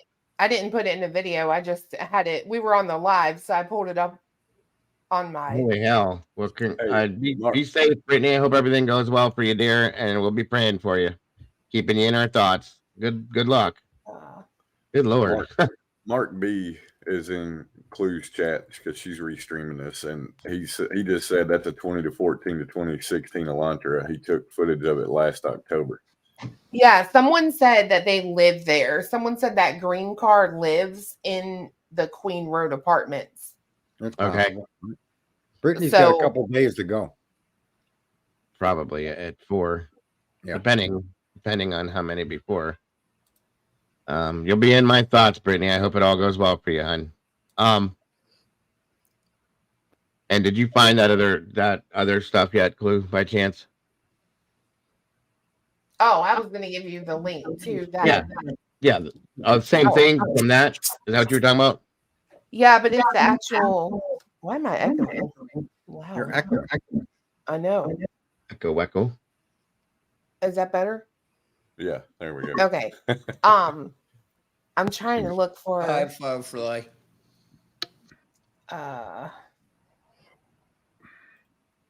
It was green. Yeah, Eddie, it was green. But at nighttime, you don't know. You know what I mean? Well, Especially she's with- with for that. Talking about tunnel vision, right? And it's something that sort of has bothered me since day one of this thing, when they arrested him, and all of this negativity about this guy, right? Everything is completely painting him in a negative light. And it's like situations like this car, and everybody's like, that needs to be sent to Ann Taylor. And I'm sitting here thinking in my mind, now we're supposed to live in a country where there is a fair justice system, and you're innocent until proven guilty. Why wouldn't that tip be just as important for the prosecution? Because at the end of the day, the taxpayer money pays to make sure they have arrested and convicted the right person. So whether it's in support of Bryan or not, any tip should be sent to both, I would think. Mm-hmm. No, I agree with you 100%. I can agree. I do agree, sir. Sort of like her appeal. You see, things have slipped. Thanks, Mama Bear. And dare I say the corrupt word, okay? Because the slippage of these standards is not unknown to the people that let them slip and go on anyway. When prosecutors depend on a promotion based on the percentages of cases they close guilty versus the percentage of cases where the actual truth was brought forward, it's two different things. It's like you're talking about a guy that works at a ship plant versus a guy that works in a castle somewhere, right? Mm-hmm. So it's no longer in the interest of the prosecutor to get to the truth. His job is to get convictions. And the system has accepted that for so long that our system is corrupted on issues like that all over the place. And it's just crazy that we as people have never done anything to stop it. We don't speak up. Oh, sorry. Go to like 6 minutes in, 6:01. Okay. And that's when, or if right there, you've got him at the top, don't you? Yeah, right here you can see that car stopped right there, and somebody's actually standing in front of the car now. Yeah, and then he'll go over to the side and lean down and like talk to the person driving. But at 6:01, he comes right by the camera. Yeah, that's just a little creepy. I agree. I can't tell if that's Chief Fry or not, but I don't think it is, because whoever that person is seems to have hair. well, he looks skinnier. Yeah, he does look a lot thinner. Let me find some eyeballs to put on. Let's see if this helps, because they have the car stopped. Maybe it kind of does. I don't think that's Chief Fry. He moves too fast. Sorry, not trying to be rude, but. And then you said 6 exactly, hon? Yeah, like 6:01. You'll see the guy look to his left because, like, obviously there's a car coming down the road. Whoa. No, 6. No. 6 minutes. 6 minutes. Yeah. No. 6 minutes, Dougie Fresh. Yeah, see, he's moving now. Right. Okay, hold on. And all he does is come down the street. I mean, you could probably play it from there. There it goes. Yeah. All right, 1 second. Come on. There it comes. She had it so you could actually look at the full screen of it, and it was kind of cool. Where did it go? I don't know where it went. It's like the blind leading the blind. What the hell's going on here? I wonder, can I pull it up over here? I'm 6. I'm almost ready for my Dave joke. You guys better get on with this. I can try it, Dago, to see if I can. Yeah, that's fine, honey. Do whatever works. I'm not doing it right. Oh, wait, I gotta do this. Thank you guys for joining us, and welcome to the Clue Community. The Clue Community. Clue Community. Cletus and Clue Community for joining us tonight as well. Appreciate you guys very much. I can't say that 3 times fast. Did there? Just don't say chlamydity. I didn't. I slowed it down on purpose. Slowed it down on purpose. Oh, there we go. Oh yeah. And I can't do it as efficiently as I did the other night because I was in my You're okay. editing. Yeah, right. software. Yeah. That definitely can be. I can see that as being an Elantra myself. And what year did you say, Sarge, you think that is? I'm not too exact. I'm not sure, but I don't think it's a Honda. A Hyundai? Mark I don't B think it's a said it's a Hyundai. 20. Yeah, Hyundai. Mark B in Clues chat said it's 2014 to 2016 Elantra is what he said. Gotcha. Could be. I'm not so sure though. And the other thing is, when you watch that image play through, it comes to a point where you don't know if there's really a license plate on it or not. I think there is, but it may not be. It's hard to tell. I mean, right there, it's hard to tell. See, it looks like a Chrysler emblem on the front. That looks like that person that called it a Chrysler 200 is correct. Well, the problem is not a Hyundai Elantra. Those are the wings of the Chrysler. That also could be a Ford emblem. That's what I was going to say. No, sir, cannot be a Ford. Cannot be a Ford. The problem with it being Chrysler is that the grill, the air dam on the bottom, it vents upward, whereas on a Chrysler it actually comes down at an angle down instead of at an angle up. Mark B says, "I know what it is. It's a 2014 to 16. I know this for a fact," and he's pretty good at. Yeah, I see that statement. I have your 2016 what? Elantra. Well, that emblem in the front bumper under the hood is absolutely consistent with Chrysler. But to look at the air dam at the bottom in the bottom clip, right? Yeah.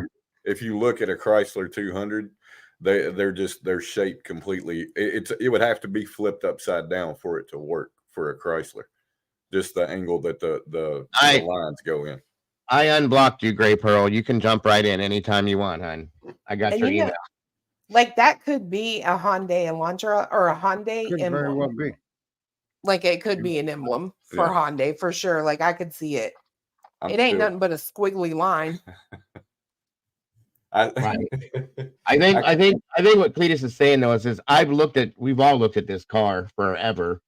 Down in the bottom vent down there, the grill for the bottom. I think on the Elantras, isn't that all closed? There's no vent like that. It's just the piece of fascia in the front is solid, right? On an Elantra? Yeah. Down at the bottom. If Mark knows cars, if you can hear me, bud, is that what that means? I mean, am I saying that right? Like on the Elantras, I think there's no ventilation in the bottom like that. I think it's solid all the way across for the front bumper, isn't it? No. We looked. Remember, Sarge? We looked the other night. Because yeah, I mean, can I just say that based on that image, to argue it's an Elantra is as fair an argument as there is.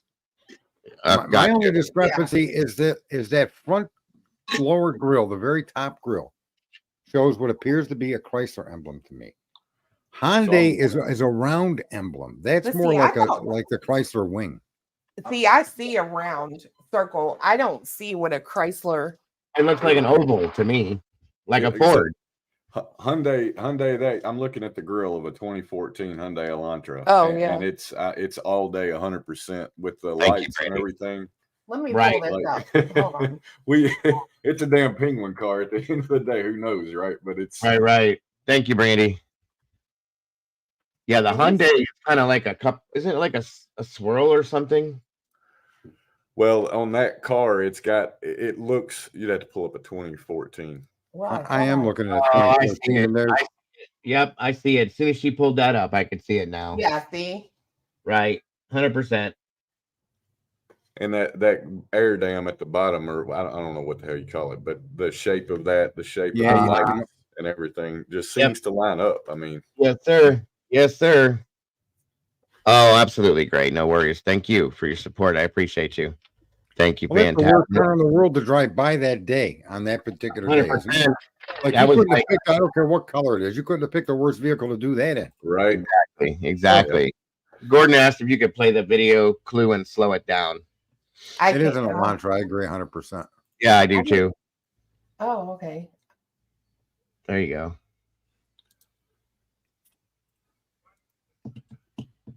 Okay. Sideways H. That's right, Mystic. That is what that is. Yeah. See, people can learn each other's stuff. That's what this is all about, you guys. That's why we support each other like we do, so we can learn these things and work together. Speaking of Dago, I want your opinion on something that I was doing today. Once we're done with this car thing. Yeah, that's absolutely. Okay, he's on the move. There it comes. You know, Sarge, I got to argue with you from the other night.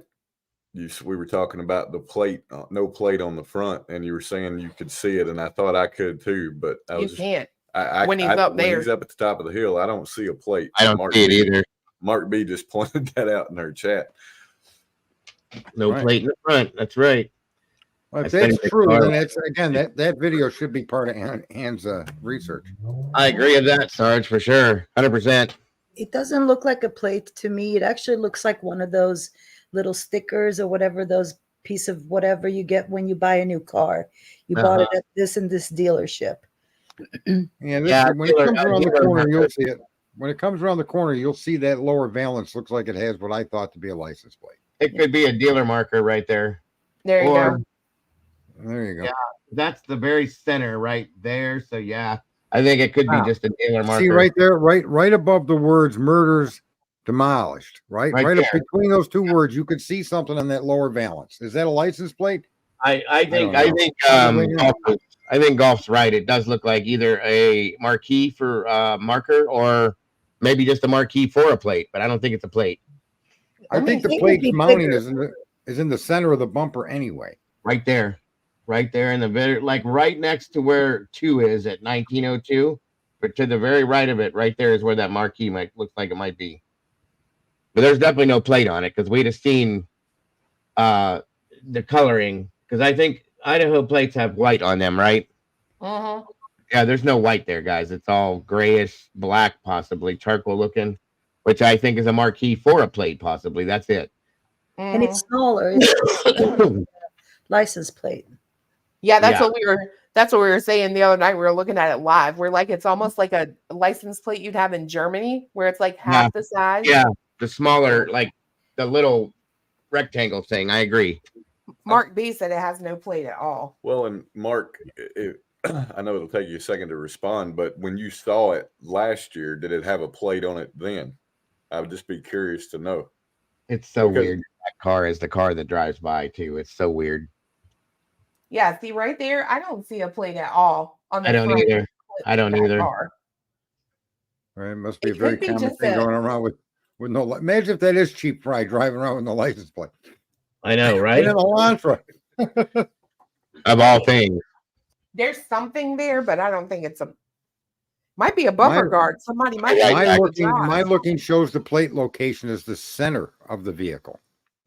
See, like right there to me, it looks like anyway, but the center is where it would be. Here. It wouldn't be off to the right or left. Yeah, like in the middle of the. Yeah, you said right it was in the middle of the air dam. Yeah. Well, she need to look at that. I know. So, Dago, I have to ask you this. Are you there? He's muted. Can anybody hear me? Yeah. Okay. I'm gonna wait till he comes back then. I think it to me, one of the big things with it is if Mark's right, this is the same car he saw last year and it didn't have a plate in the front, then I think it's an interesting point, right? Because I'm still not so convinced that every vehicle in that more, let's say the vast majority of vehicles in that area will have a front and back plate. I mean, I just think there's a possibility that there's more than one car that could be somewhat construed to be an Elantra. I mean, look at how many different models we've thought this green car is, right? And I mean, I know none of us are FBI investigators, but I'm just saying, like, it seems like the possibility would be I Fair. am an official FBI investigator. Oh, my Cletus, apologies. I didn't say that in a bad word for meaning for you. No. I'm just So- saying. I'm just saying in general, right? We're not investigators, but I No, mean, exactly. But everybody they can know look and better. They evaluate. know what that was, and that's why they specifically said what they said. It was not against you. I'm sorry if you took it that way. Thank you, No, Doodle. I didn't take it that way at all. Yeah, I know what you meant, guys. But what was your question, Clue? Sorry, I had to step away for a second. Okay, so today I was all over this Gypsy Rose woman, girl, whatever she is. Yeah, I covered And her a while back too. so I went back and watched the interrogations, right? And it's a little odd that Mm-hmm. the guy, Nick, right, Mm-hmm. says she starts screaming, and then she says, "Who are you?" She says, "Help," and then she screams Gypsy 3 times, right? Well, Right. Gypsy confirms the same story, except for she's in the bathroom with her hands pressed over her ears, right? Mm-hmm. And it kind of just set me off a little because I'm like, again, on this whole kick of, if you can hear this person screaming, like now she was asleep, right? Just like Kaylee and Maddie, asleep in the bed. Yes. But like the first time you get stabbed, right? You're probably not going to be out, right? Obviously, right. Yeah, because they say Kaylee fought back, right? I And agree. it's like, how was there absolutely no screaming whatsoever? And then forget the girls upstairs. Maybe you managed to get that done, right? One fatal Mhm. blow, they didn't have a chance to scream. But Right. for all we know, Xana was awake. So she just lets this guy come at her. You know what I mean? That's why I'm thinking it was brought up the other day. I can't remember who it was that was talking about it. I feel excuse me. I feel very strongly now that there is the possibility. I still think there's more than one person. That somebody could have had a GUN holding it on them, keeping them quiet. Okay. And that's just my opinion. It doesn't mean that it's true, you guys, but it would make sense as to how they kept these people quiet. Okay. And let's just say there's not. Let's just say there wasn't. Okay. Then to me, that says that you heard the people in that house heard everything Right. wide open, full throttle. And Right. why is that not what was stated then? Can I just say though that gypsy, wasn't she connected to the crime and she was awake and she knew it was happening or going to happen too. So she was tuned into it, whether she claimed she had her hand over her ears or not. I mean, that woman could probably, she should hide behind somebody's hand. She's horrific. But yeah, no, I do agree. right. But it's just they both use the same word, like loud. Mm-hmm. You know what I mean? 100%. Yes, I get it. And all Dylan hears is a whimper. Yeah, I've never believed that. I can't. I can't, and I won't. I'm sorry. That's what my biggest problem with this. My biggest thing with that PCA, as far as holes go, is that statement. That entire statement bugged me from the moment I read it. Yeah. My difficulty is in combination with 2 per room. That's always been the biggest problem for me personally, is that you have 2 adults in 2 separate rooms. Wow. I don't know how you can assault one of them and the other one not respond to the assault based on the first, the assaulted reaction to it. And I'm with you, because if Kaylee woke up in the midst of what was happening to Maddie, she is going to be beating the ever-loving crap out of the wall beside of her to get out of that bed. Or attacking the perpetrator. Right. Leave my friend alone, right? I think she came in from the backside. I think she came from her bedroom, hearing something going on. Murphy alerted her to some weird noise, possibly. I don't even think she was in that room until that happened. Okay. Well, let me tell you, that makes sense, because today, as I was doing the video, you know how you'll have that like stroke of, oh crap. Yeah. They cut the wall out right behind the door, like at the foot of the bed. Gotcha. And it's like the only way something is getting on that wall is if he shut the door behind him. Absolutely. 100%. That makes sense. And we know for a fact, you guys, that they cut pieces of the wall and the floor out. So there was some form of, well, I mean, unless there was like spray on that wall, you know what I'm saying, Clue? Like if I don't know, like, okay. I The just blood have could spray such a quite a heart. bit. It But it depends can, on- but it depends on where you're hit, right? Yeah. Because if you look at the outfit that Nick was wearing when he did that to Gypsy's mom, it is not soaked in blood. No, you're right. So and yet, well, we know that I hate talking about this, but I do, but it needs to be talked to in this sense. But we know that she had multiple wounds and they were in the chest region. Okay. So if she came in from behind, interrupted the scenario when there was Maddie, in my opinion, and this person and started to like fight this person, and he turned on her and started stabbing her at that point. How did that happen like that? Maybe the door was shut, slammed shut, and somebody was backed into the door while in the room committing the crime. You see what I'm saying? yeah. So maybe there was a corner position, or maybe she was cornered in that doorway behind the door, and maybe she crawled onto the bed to try to get away at some sense, and ended up in that spot behind Maddie against the wall. You see what I'm saying? It's also relevant that if they were covered or not covered, because if they were covered, then that would also affect the amount of blood transfer from themselves to the outer. No, I agree. Right. I agree. He could have also let her walk in and then ambushed her from behind the door. At the door, right? That's another thing. You know, I agree. If we listen to what Steve Gonzalez said, there were two different wounds, right, on the victims. So one could have been covered, one could have been not. But one of them, and we heard that from somebody else who had some other streamer, I think, had a close person from the FBI tell her that I think Kaylee had over 50 gash wounds. Yes. So that is a lot. And that's what made me feel like she was fighting him. Yeah. But the same has been said of Zaina, but not of Ethan, which is a little shocking. But I think Ethan's scenario, the way they described that, was just kind of a one and done situation, and he was down, which is hard to believe because he's such a big kid. You know what I mean? Oh yeah. But it's still, it's very strange, you know. And it says here, sorry guys, as I entered this bedroom, I could see two females in the single bed in the room. Both Goncalves and Mogan were deceased with visible stab wounds. I also later noticed what appeared to be a tan leather knife sheath laying on the bed next to Mogan's right side when viewed from the door.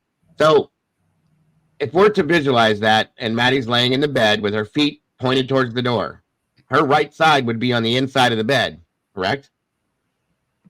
I think we had this conversation once before. That would put it between the two victims. The two bodies, yes. Okay, just So clarify. Here's And one no question. cover, by the way. If you listen to that, it doesn't mention that they were covered. Right. So how did it get underneath the comforter and her leg? That's a good question. That's the big How did question. it go from being highly visible in the room when I walked in and looked, I saw it, to somebody saying it was face down on the bed, under the comforter, and under the one young, the one victim? Well, if somebody's fighting for their life, I'm sure that can happen. Yeah, I don't think Here's that. the other question. Here's the other question, you guys, though. This is what bothers me with what starts. We talked about this before. The sheet, or where'd it go? Next to Mogan's right side when viewed by the door. The sheath was later processed, had K-Bar, USMC, and the United States Marine Corps globe and anchor insignia stamped on the outside of it. Okay. So if it was face down, they wouldn't have saw that from the door. No. And not known that at that point. It was snapped side down, button side down. Yeah. So I'm trying to catch the wording here. And they only tell you that when it says the sheath was later processed and had. So they didn't know that at that point. Nope. Okay. Gotcha. That's all in order. And then so where'd it go? BF. See, I just struggle with this sheath being loose from somebody that planned this and came in from the outside world to commit this offense. They're carrying the knife in a sheath, and they have to disembark the knife from the sheath, and then they have to attack. I just find it stunning that particular scenario is what people don't seem to question. I do. I can't imagine anybody carrying this into the house like this, two-handed, doing what they're going to try to do. It just doesn't make sense. Well, now, that's what it would require for that sheath to end up on the bed. There's no other way for it to end up on the bed than if somebody were to carry the sheath and knife as one unit into the home and then take them and then separate them, leaving a sheath in one hand, and the left hand in this case, and the knife in the right hand. There's no other way for that sheath to get left in that. And unless what had it in their pocket, I just don't understand that you would use that kind of a knife with that kind of a sheath, not have it properly put on. Everything else is planned. Yeah. And you don't have that properly attached to your body? That's crazy. I see that knife was always part of that property. I don't think that knife was brought in from the outside. I just don't believe it. Here's the other side of it, Dago. I got into an argument with a certain tree beaver the other day about Ethan, right? They said they thought he was allegedly stabbed on the bed, then crawled out of the bed onto the floor. And they're like, as long as you lay there, I'm like, there had to be like a significant amount of Kool-Aid on the floor to leak outside, right? Yeah. Yeah. Oh, yeah, definitely. And they were like, well, as long as your body lays there, it's just going to continue to seep out of you. And I'm like, that is not how that works. Like the minute that you no longer have a beating heart, they're done. They dry up. The pumping stops. That's true. Right. Now, here's the thing, though. The blood will settle to the lowest part of the body. Right. Understand this one thing. If he was, again, I hate talking about this, but if he was here, if he was cut here and they cut into the jugular, the heart will continue to beat until it can't beat anymore. So while it is beating, yes, there's blood that's coming nonstop, like a pressurized leaking hose. Okay. Right. Until that heart does stop. Once that does stop, though, you're correct. It stops. It'll how can I say this? It'll leak slowly, but it won't come out in a spray or with any pressure behind it. So who knows how long, it takes different amounts of times for somebody to bleed out. That's true. But my point to that, Beaver, was the amount of like the volume on that floor had to be significant. Agreed. For it to seep out of the building, right? Exactly. Right. Of course. The other night. Can I say something else? I'm sorry. Which boggles me when it comes to the crime scene itself. Sorry, Sarge, I didn't mean to cut you off.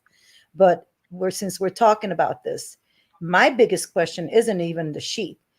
My biggest question is when Kaylee's father talked about two different types of, slash wounds. Did he talk about Kaylee and Maddie? Yeah. Because those are the two people he saw. Yeah. Correct? He didn't specifically say that, but we can deduce that that's what he was talking about. Well, he's talking about them, and then he says their points of wounds don't match. And the guy talking to him, I can't remember his name. He clarifies. He said Kaylee and Maddie's wounds don't match, and he says yes. Yeah. Okay. Just wanted to clarify that because that tells me a lot. But again, I'm not convinced that even if it was Bryan, that he only used one weapon. The only reason they're chasing one, and they were from the beginning, was because they had a sheath for one. That's it. That's a fact. That's always been a fact. And that's the one misconception, is that's why we don't even know. Listen, even if that was what holstered that weapon, that doesn't mean it's the same weapon. You can put a different type of a knife in any kind of sheath if you want to carry it that way. You know what I mean? But it doesn't even mean the perpetrator brought it into the room with them. No, and then but also more specifically, they can tell from the wounds how many pounds that person was that did that.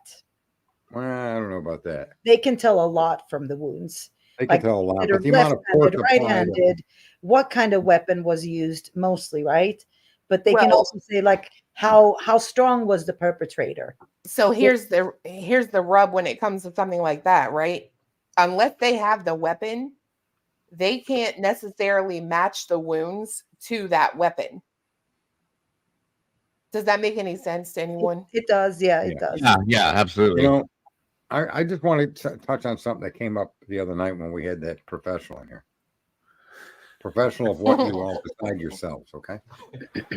But it says that Julianne said, my brother said he hardly ever goes into crime scenes with booties. He laughed at me. Now, I brought up this point the other night, and this I think is an extremely good point for Ann.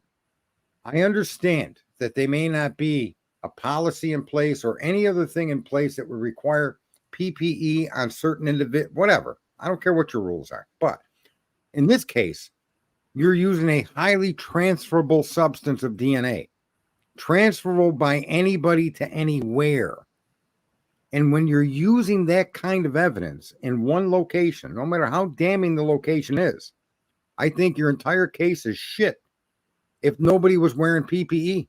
100%. Even though they can test to see if me, Sergeant Friday, examining the scene, left his DNA behind, you can exclude me, but that's not the question or the argument. The argument is, did Sergeant Friday stereotypically, unknowingly, unwittingly bring other people's DNA into the crime scene that we call transfer DNA? Did that accompany any of the investigators? And if that we know that can happen. And so for that reason alone, nobody should, especially if that's the kind of level of evidence you're going to use to convict me, you better not be bringing any of that in with you while you're looking for it. Right? Yeah. That's the hole in this case. It's because of the transfer DNA that they're going after Kohberger, yet they did nothing to protect themselves from transferring his DNA. Well, you know, you could start running statistics and professionals. Well, the odds of any of those people having anything to do, say whatever the heck you want. But if you're going to use that level of evidence, then I would suspect that you would find transferred, you would find DNA, especially if you could pick up that many small particles from just a knife sheath, you should be able to find that anywhere there's a piece of metal in that house. I mean, hell, they stopped him. The police stopped him in town, like what, a month before? Yeah, something like that. Yeah, I don't know that it would carry that long, but it don't even have to. But again, you're processing a crime scene and obtaining evidence that we all know to be transferable, and in doing your job, you yourselves could be transferring that DNA. That to me is a big problem for the whole. That's one of the things that's always bothered me with the crime scene investigation. It'd be different if they found his blood or his semen or something. You ain't transferring that. And if yours got mixed in with it, I understand that. That's not a problem. But if you're going to use skin cells and then not protect you from the shedding skin cells, your 500 million of them you lose a day, if you're not going to protect the crime scene from that, I don't know that skin cells should ever be allowed for use. So I'm sorry. I think the big thing too is, hold on, y'all. I'm trying to type in, talk in, switch screens. Christ Almighty. I think another big thing for me is you guys have 3 other DNAs there, right? The only reason, let's just cut the crap at this point.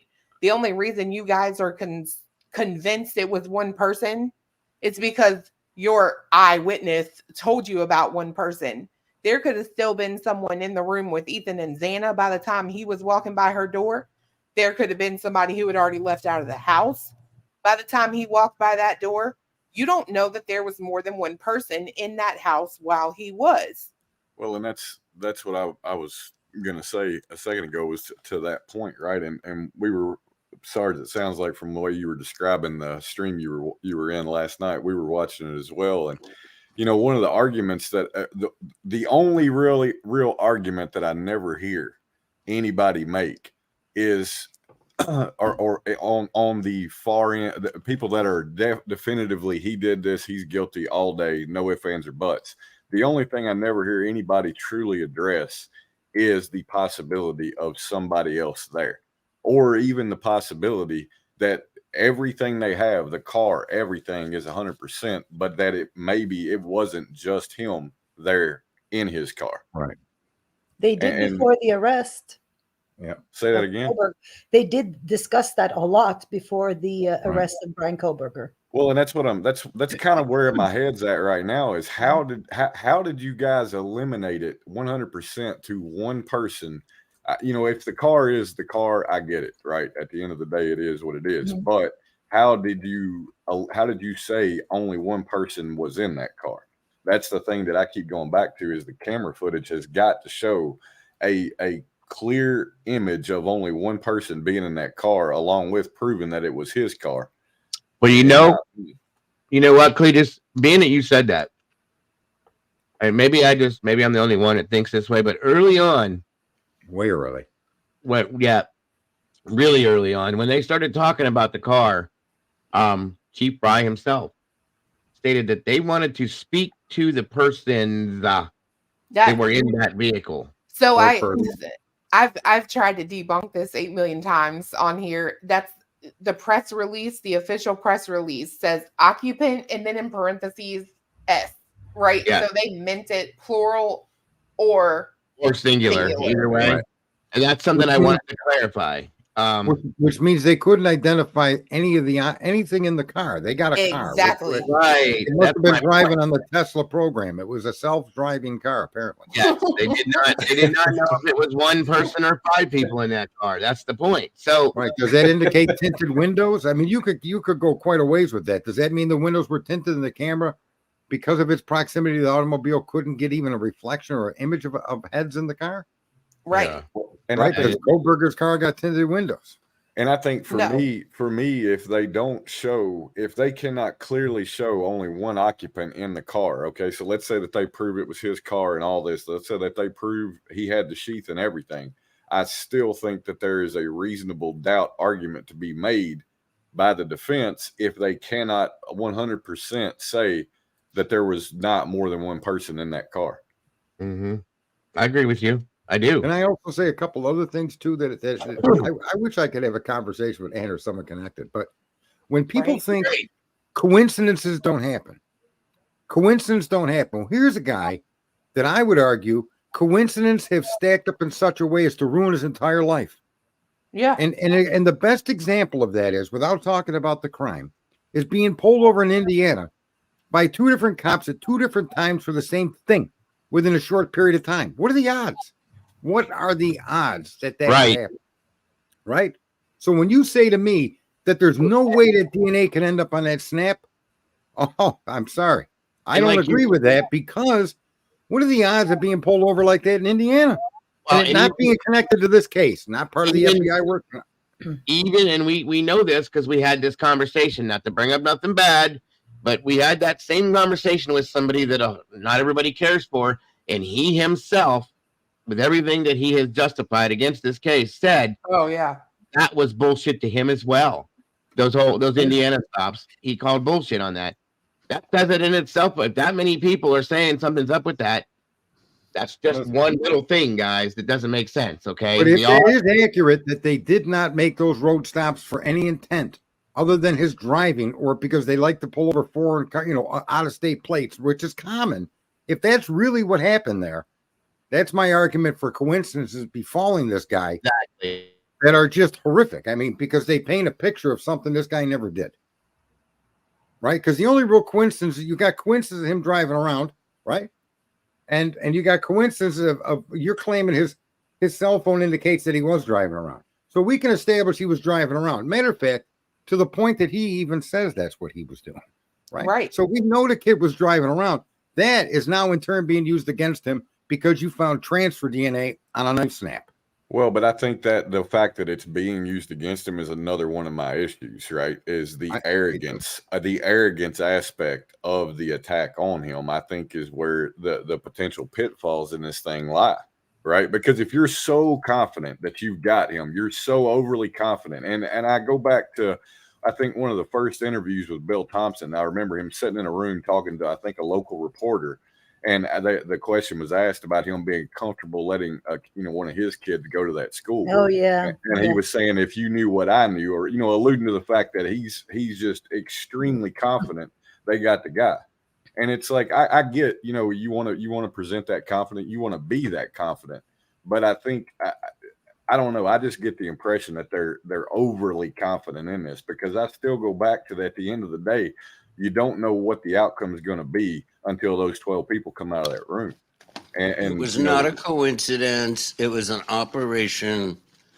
There's nothing coincidence. What happened was that alert went out, just like in Moscow, and the one cop pulled it over and did it, but the other cop didn't know it was done. So the other cop did it again. There's no coincidence. Someone put out a thing to say, stop a white Elantra with 2 people in it. We don't know that to be true. We don't know that to be true, Brian. We don't know that it's a coincidence either. That's what they're telling us. No, in fact, that's what they're saying it is. They're saying they had nothing to do with the cops being organized. Now, common sense would dictate that it's not a coincidence that they put out an order or whatever you guys call it, and 2 officers responded, and the second officer did not know about the first officer already did it. But what are the odds of that? That is your opinion, but their statement to the public is they had nothing to do with orchestrating those stops. That's what we're told. That's all we can accept. I know, but I don't believe their statements. I don't believe their statements. I don't listen. It's not about what we believe. It's about the evidence in front of us, and that's what was told. We don't have a choice. Right? No, well, so we accept it at face value, rather than believe it or not. I don't believe any of the stuff they say. They've lied to us for a year.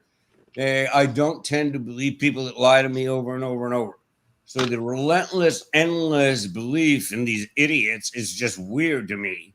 I don't understand. It's not a matter of believing. It's a difference. I don't believe anything. It's facts. It's knowledge, and you're able to discuss it. I understand your perspective stating that can't be a coincidence. I get it. But that's the information we have says it's a coincidence. So yeah, but why do we all a year and a half into this believe any of their facts? I don't believe in information. I believe in God only. It's not so much that everybody believes it, Brian. It's because that's what we have. But you all are talking about it like it's fact. They're bullshit. They're liars. We know about. We had this conversation before because that's what we have in front of us. That's all we have to go with. We can't just come out here and say, okay, you know what?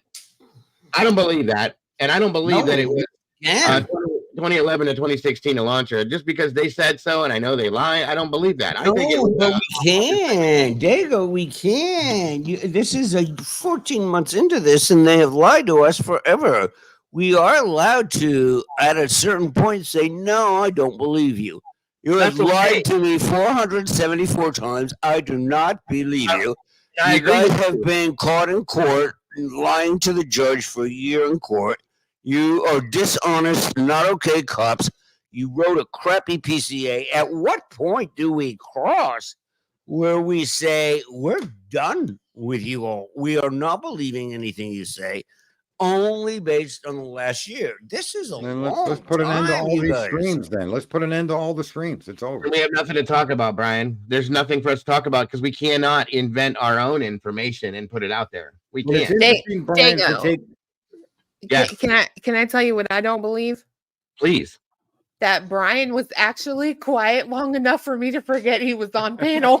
That is true. I forgot you were up here too, buddy. You were super quiet for a long time. For me, I did it on purpose. Hey, listen, I had Brian. a plan. I work for Moscow PD, so I know how to do this, mother. I don't want you to think that anybody is ignoring what you're saying. Most people agree with you. Most people agree with you about the PCA, Brian, that it just doesn't fit wholeheartedly. But we don't have any other type of a document to go off of. If we don't use it, there's nothing for us to be able to talk about this with, okay? We have to use what they're calling facts to be able to explain this. You know what I mean? Now, whether or not they're true or not, that's left to be said. It is. My feelings are hurt. Clue that's the way I look at it, Clue too, is Brian. being mean to me. I wasn't. That's the way I look at it, though, Brian. I look at this as this is what we have view of the prosecution's case, right? Whether it's full of lies or not, right? It's what we have to view, and that's why I look at it as if I'm a juror and this is what you're presenting to me. What do I expect to see the defense throw back at you, right? Because I mean that's just how it's going to be. So that's just the way I look at this thing. Whether it's true or not, I see a lot of holes. And if I was a juror, I'm not shooting him. I'm not shooting him, Beyonce. I'm not shooting him. But the defense have given us some golden nuggets throughout the year too, that Right, we can right. discuss, which is very relevant and puts this into a little bit of a perspective. Okay, So, wait. So give me and a then- couple. oh, sorry. Oh, hold on a minute. Go ahead. And then Go going ahead. back to, like when this was discussed as a topic by ex-FBI agents and, FBI directors and all kinds of people before the arrest of Bryan Kohberger, they talked totally different. It was a totally different, like the media showed a totally different scenario to this, right? It was more than one perpetrator. This was someone that's been like stalking these girls for like months and months. I heard like somebody who's like genuinely been looking at them for like half a year preparing for this. So there's been like different Yep. stories been told. And then all of a sudden when they had a perpetrator, then everything changed and we didn't hear those stories anymore. They're gone. So you're absolutely right. Cletus, if I can call you that, sorry. I know that's not your name. You're absolutely right. Where did all those voices go? I wish we could hear more of it. I agree. I can agree with that wholeheartedly. I wish we had better documentation or more facts. I'm scanning through the documents right now to try to find some of the defense's documents that do show and give some validity to certain things. And I'm trying to remember the names, the titling on the documents to remember. Do you guys remember what month it was when the defense? What are you looking for? The Ann Taylor, when she came out and dropped the bombs, everybody calls them about, the car being clean and everything else being clean. There was some wording in some of those documents that it explains some other things too. And I'm trying to find it. I can't remember when the hell that hearing was though. Was it in May? Tony, I totally agree. That's funny. It reminds me of one of my geriatric patients on the unit. Oh my God, nasty people. Be nice, guys. Be nice. Oh, I was nice to him. I'm just sharing a story. I agree. I have my own thoughts. I'm just not going to put them out there. I think Clue had the Bitonti document up last time, which is a good one. Bitonti's which one, Go? The Bitonti one. I don't have that one. I can't find it. I think Clue brought it up last time. Did you not, Clue? No, I forgot. Yeah, she did. She pulled that up. So, yeah. Is this what you're looking for? The one with the 3 other DNAs? It's always awesome. Can you blow that up a little bit, hun? Just a little bit bigger. More. Austin wrote that one that you're looking for. Is that the Bitonti one? Or is that the one that Jay wrote? This is the one Jay wrote. Okay. So yeah, like I said, guys, we've looked at so many documents over this past year that we forget some of the details that were put in some of the other documents. Okay, and that's what we got to refer back to these. I know, Bryan, you're allergic to the affidavit. I get it. I agree with you. I don't bother. I have no qualms with that, bud. But we have to be able to refer to some kind of a legal documentation to speak on any of the facts that we speak on. Diego, I love it. Allergic is perfect. Thank you. That's the best way to put it. Thank you. That's just how I feel. Thank you. That's the best way to put it, because I love you, Bryan, and I don't want to say anything derogatory at all. So love you back, Diego. I agree with you. Allergic is absolutely the best description. Do not keep lying to me. Do not keep lying to me. I'm not going to believe you ever again. Absolutely. Okay, so here we are with that. Let me see here. Okay, one area of the investigation had to do with a white sedan seen on camera located at 11/20/12. First glimpse by officers. Okay, first glimpse by officers on November 18th of 2022. You see what I'm saying? Let's go back to that real quick. That is a problem right there. Yeah. Okay, November 18th, you guys. 18th. They stated that. Go ahead. They took that ring cam, remember, from the neighbors? Yes. They took that like on the 13th. Yeah. These are the things that we're forgetting about. There's so much stuff in these documents, you guys, that we talked about very quickly, very slightly, never went back to.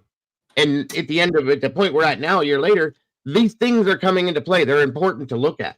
Okay. You don't do that, Brian. That's not good.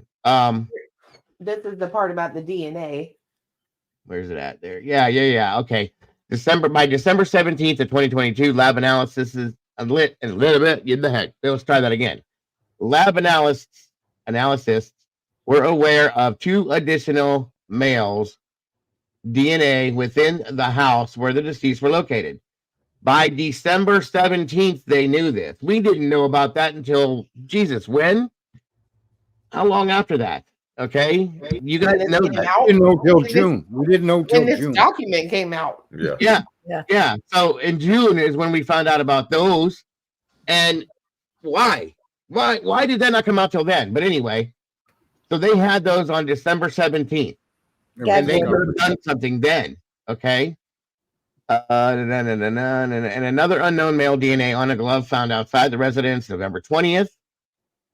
Okay, that was right there. And to this date, the defense is unaware of what sort of testing, if any, was conducted on these samples. That's a problem. Why does the defense not know about any testing that was done, if it was or was not done? Why did they never, this is the stuff I'm talking about that makes us all go, wait, what? And why? Okay. What's up, Chalk, baby? Good to see you. Well, in here, it gives us how they determined to make year model car. If anybody's noticed, there's a statement in here that tells you. That's very true. That's very true. Right? Can you blow up just a little bit more, Clue? And when it says that they got a car going in the wrong direction at the wrong time, would mean they're seeing probably the ass end of the car. Yes. Right. And if that's the case, then they're seeing the rear fascia, which would indicate 11 to 13 or 14 to 16. Tunnel vision. Good point, Firefly. Good point. Separate, distinct male DNA profiles were not identified. Okay, so further, these 3 separate and distinct male DNA profiles were not identified through CODIS, leading to the conclusion that the profiles do not belong to Mr. Kohberger. Which is weird. That's weird. That's a weird statement, because would he already be in CODIS? I would imagine he should be. No, why would he be in CODIS? Yeah. Thank you. Why would he be? Wait a minute. Didn't he work for a security company? Don't you have to give them fingerprints when you do that? Yeah, but not DNA. A fingerprint's not DNA. Yeah. So why is he in CODIS? Is it because they got that DNA and put it in CODIS? But I would believe that would be a serious effing problem. I'm not guilty. They didn't say he was in CODIS. No. They're not saying Kohberger was found in CODIS. But you're not listening. Listen to what they say. They weren't in CODIS, which led to the conclusion that those profiles did not belong to him. What they're saying is his should have hit. No. Yeah. Wait. No, hold on a minute. Back that up again. Okay. You're right. I am right. I know I'm right. I'm always right. Stop arguing. I think you are right. But here, one more time. These 3 separate and distinct male DNA profiles were not identified through CODIS, leading to the conclusion that the profiles do not belong to Mr. Kohberger. So that in itself is stating that because of the fact that they were not identified through CODIS, that's how they identified. That's not what they're saying. Read the originating sentence.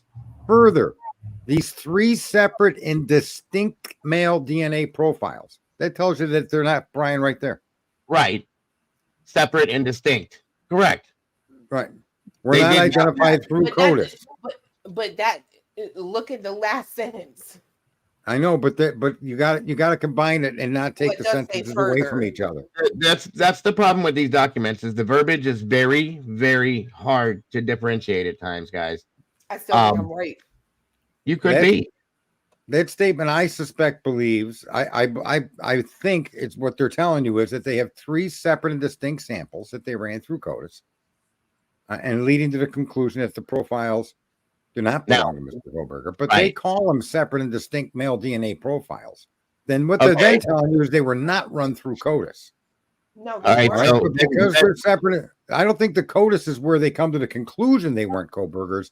They knew before they ran through CODIS they were not No, CODIS. Yeah. But nope, the way, nope, nope, but the nope, way nope. it's I written agree there, with Clue. It says I- very specifically yeah. that they ran it through and it doesn't belong to Mr. Kohberger because Correct. it belongs to somebody else. Right. It's really what it says. Right. Well, I think it just says that he wasn't in CODIS is the way that I don't didn't think match. so. They No. didn't match through CODIS, but he should have. They should have hit him. Exactly. Read that again. Exactly. Read that again. So it says verbatim. Further, these 3 separate and distinct male DNA profiles were not identified through CODIS, leading to the conclusion that the profiles do not belong to Mr. Kohberger. I'm Right. telling y'all, that is what that means. It means they didn't hit in CODIS, therefore they are not Kohberger. But that doesn't make sense, though. No, that doesn't make sense, Clue. That makes no sense.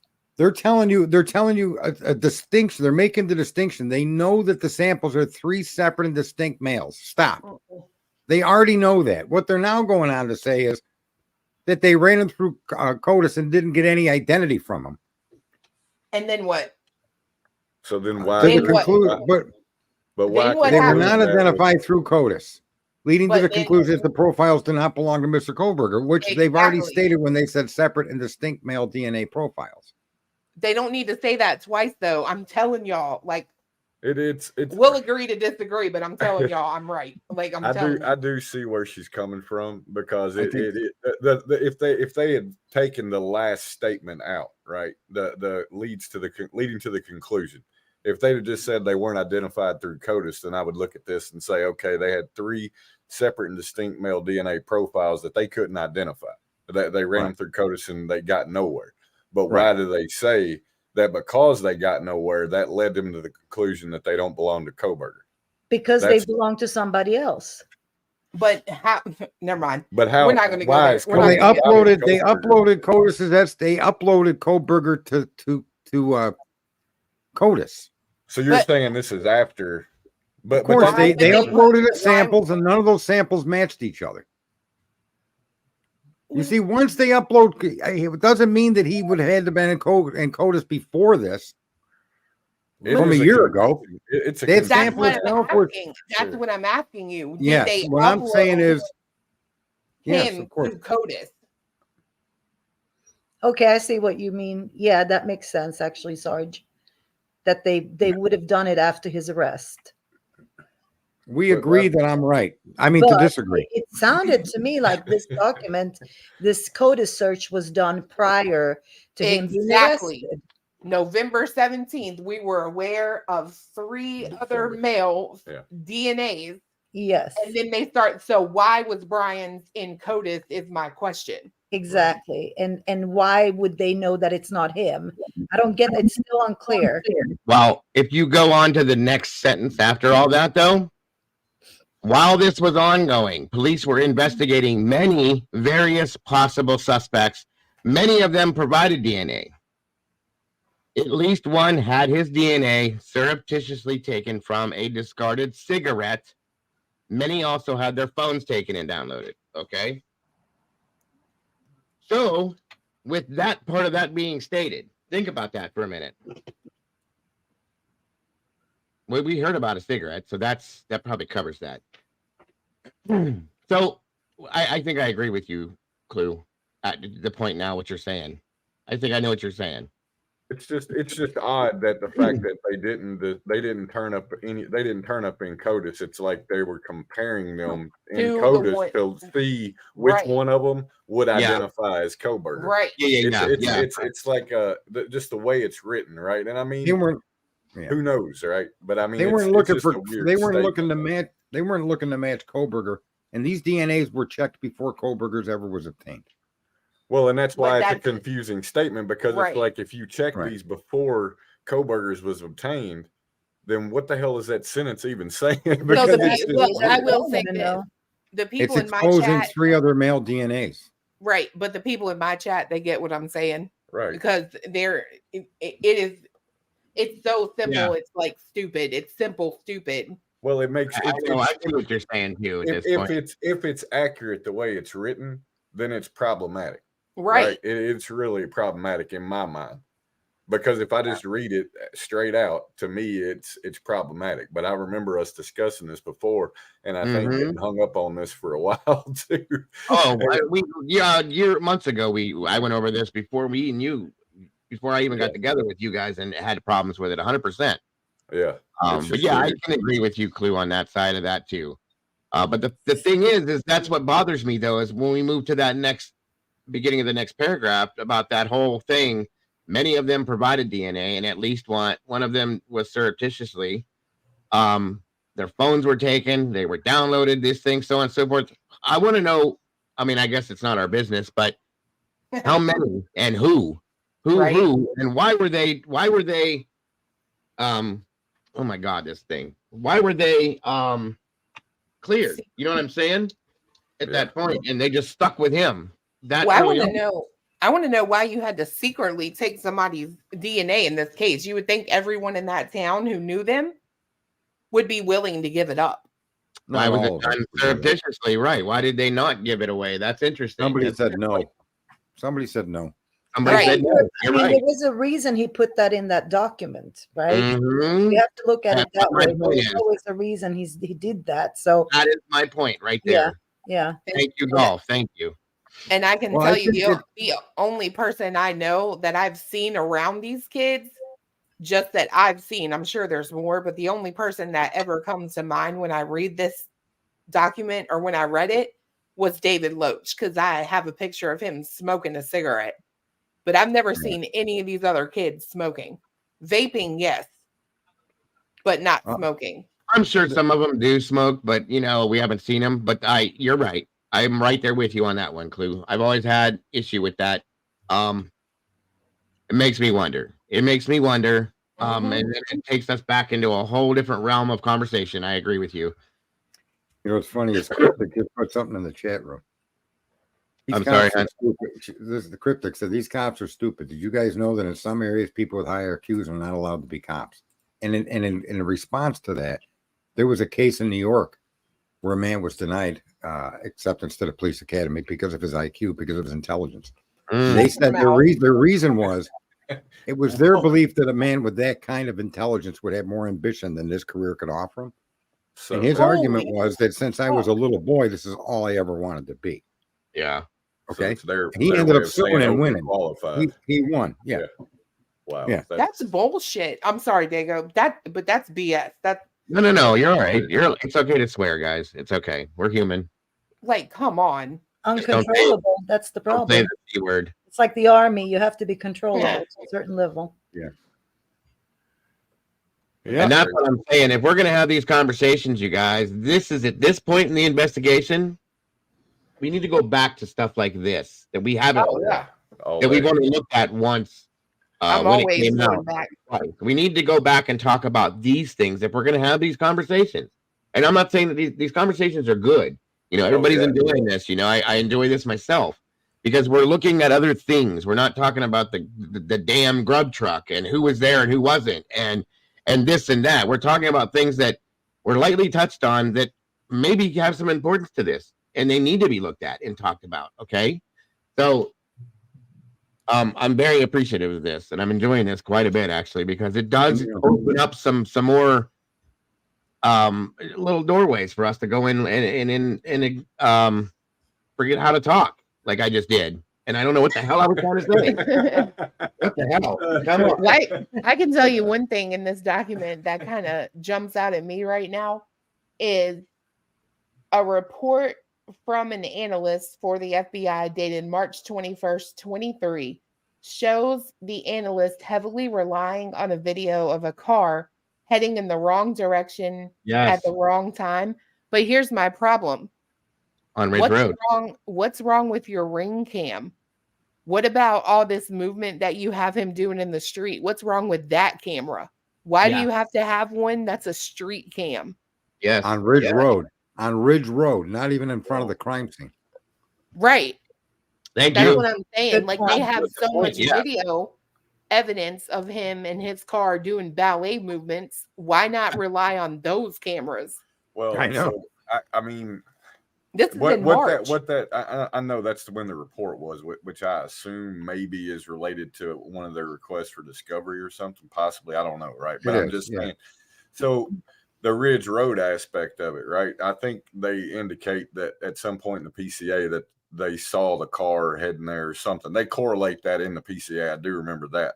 And what it kind of points out to me, it really, if that's a true statement, right, and that they're claiming here, that kind of tells me that they don't really have the camera footage that I would hope they have on the street in order to nail this guy. That's my thought too, Cletus. I can agree with you on that, bro. For real. I've been thinking that for a long time. Because to me, if you've got footage showing this guy getting out of that car, which I think would be, quite honestly, that would be the nail in the coffin. And if you had that, you wouldn't be analyzing something of him going down the road. Yeah. Yes. Thank you. And what I think, when she says the wrong time, that means it has to be out of sync with the actual 4 to 4:25. The timeline, the actual timeline. Yeah. Right? Yeah. Yep. I do agree that 100%. And I know what you're saying. It probably has to do with discovery. However, I'm reading and it says a report dated March 21st. Well, and I'm just thinking that would be when maybe they created the report to hand over as part of the discovery or something. I don't know, right? I'm trying to get benefit out there. It says that analyst heavily relied on that video of a car heading in the wrong direction at the wrong time. Yeah. Why? Right. Yeah, I know. That is a very, ultimately that's what I'm getting at is it just doesn't seem to make any sense of why you would analyze a car that doesn't fit your narrative when you should have footage that does. Yeah. If that makes any sense. Yes, it does. Wholeheartedly, sir. Wholeheartedly. I agree with you. Here's the question, That's folks. why Jay put it out there for us as a golden nugget. Well, let's ask. Yeah, he's so good at that. Let's ask this question though. What Bernice just said, the problem is the timelining is wrong. Is it? Is that where the problem is? That because if we go back to the original timeline and then go back and look at this, what does that do to this? Okay. It makes me wonder. I've wondered about that whole timeline thing forever because it changes everything. Number one, you have cops 2 blocks away performing a dumbass duty, right? Mm-hmm. They're also extremely and heavily reliant on just the DNA. That's all this case is about. These other things that we're pointing out where she keeps showing you holes in their theory, right? And the fact that their theory makes his alibi, literally, right? That is only part of the crime if you accept without doubt that DNA places him in that home at the time of the murders. Mm-hmm. Otherwise, these are just stories about a man named Jed. Right. That's a good way to put it. Absolutely. Absolutely. And if the timeline changes, then that also throws into confusion the importance of transfer DNA on anywhere in the house. And Dylan's statement. I'm just saying. And Dylan's statement. Yeah. That's it right there. And the timeline was different originally. Yeah, 3 to 4. And that was from law enforcement originally until this comes into effect, and then it changes everything, which completely throws this all out of whack. Okay. That's where I think the problem is, including the 8 hours, Rach. You're absolutely right. All of it, the whole thing, like Golf said. Tunnel vision. It all speaks to tunnel vision, that there were a couple of pieces of information that they then, once they amplified and did their DNA whack-a-mo with the new lab that's got a new process to do this and do that. Once they got through that and came up with the target, which they already had the man's name. I mean, to me, in order to do a genealogical search, you would think you'd want a starting point. Mm-hmm. Right? Yeah. And so to me, they had Kohberger's name before they ever sent the sample to the lab. Right. That's RB. Go into the cell phone records in this document. I'm sorry, Golf Inspector, you were about to say something. So in effect, and it's not just what the cop said, by the way, it's like, remember back when they interviewed a lot of people, including the owner of the Linda Lane cameras, and he's got more than one. Yeah. One is actually facing King Road, and he says that in that interview he gives to Fox News, and you can look it up if you want to. I would love to share it, but I can't.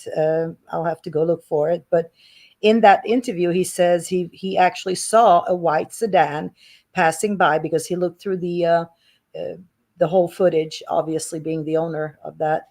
And it happened between like 2:45 and 3 something, basically, just when the Banfield thing happened. And that does not look good for the cops. No, Literally I agree. 2 blocks, I do not agree. even 2 blocks away while this was happening. They were within hearing distance, that's for sure. Oh yeah. I mean, that's a fact. Yeah. Period. I don't care what you say. We watched that live. And I can tell you one thing, that the timeline is going to change by the time we go to trial. I'm convinced of that. I can almost agree on that. That it'll probably change up again. And It'll put Dylan in jail, won't it? I don't think it will, because I think it'll be looked at as a misconstruity of the situation, not necessarily a lie. Well, I think the frozen shock phase verbiage. How do you explain the 4:12 a.m. order from a 4:12 TikTok? How do you explain the DoorDash guy delivering food? That's got to be documented. That's true. Right. That has to be documented for that to be proven, right or They've wrong. got enough information for you to almost say, okay, 4 to 4:30. If that's not accurate, then this whole case is like complete. If the Titanic would have been a New Year's party, that wasn't. That's what I'm saying. That's what I'm saying, Sarge. Because we have 2 things that are time stamped in the PCA: the DoorDash driver and the TikTok. That's right. So 4 and 4:12 a.m. Yep. That right there. If you change the timeline to the original timeline, boom, it's done. It blows it all up completely. It's done. Listen, unless, and I'm not saying this is true, but unless the DoorDash driver had something to do with this. Yeah, no, I'm in agreement with that. That does make sense. Yes, sir. I mean, so now if the timeline is consistent with that, and your 2 places to operate from knowledge of that is one of them being the DoorDash driver, it still leads to that possibility. Now, probably not, but they say no, that they cleared the person or whatever. DoorDash immediately got taken out of this before they even got the word DoorDash out of their mouth. You've never heard them open it again on DoorDash. Right. The corporation wanted this shut up quick. Well, okay, let's go backwards. Or if simply put, we have another driver, i.e. Bryan Kohberger. He was just the driver. Well, right. We talked about that way long ago. Yeah. We got suspect vehicle 1. And is there a number 2? No. Okay. Not that we know of. That doesn't exclude him from maybe being the driver. I'm just saying. I mean, that's very possible. That is very possible. That was my thing in the beginning. I thought maybe he came there, but had somebody drive him. Because if you look at the movements, it's like somebody is either looking for something or they're waiting for someone to come out.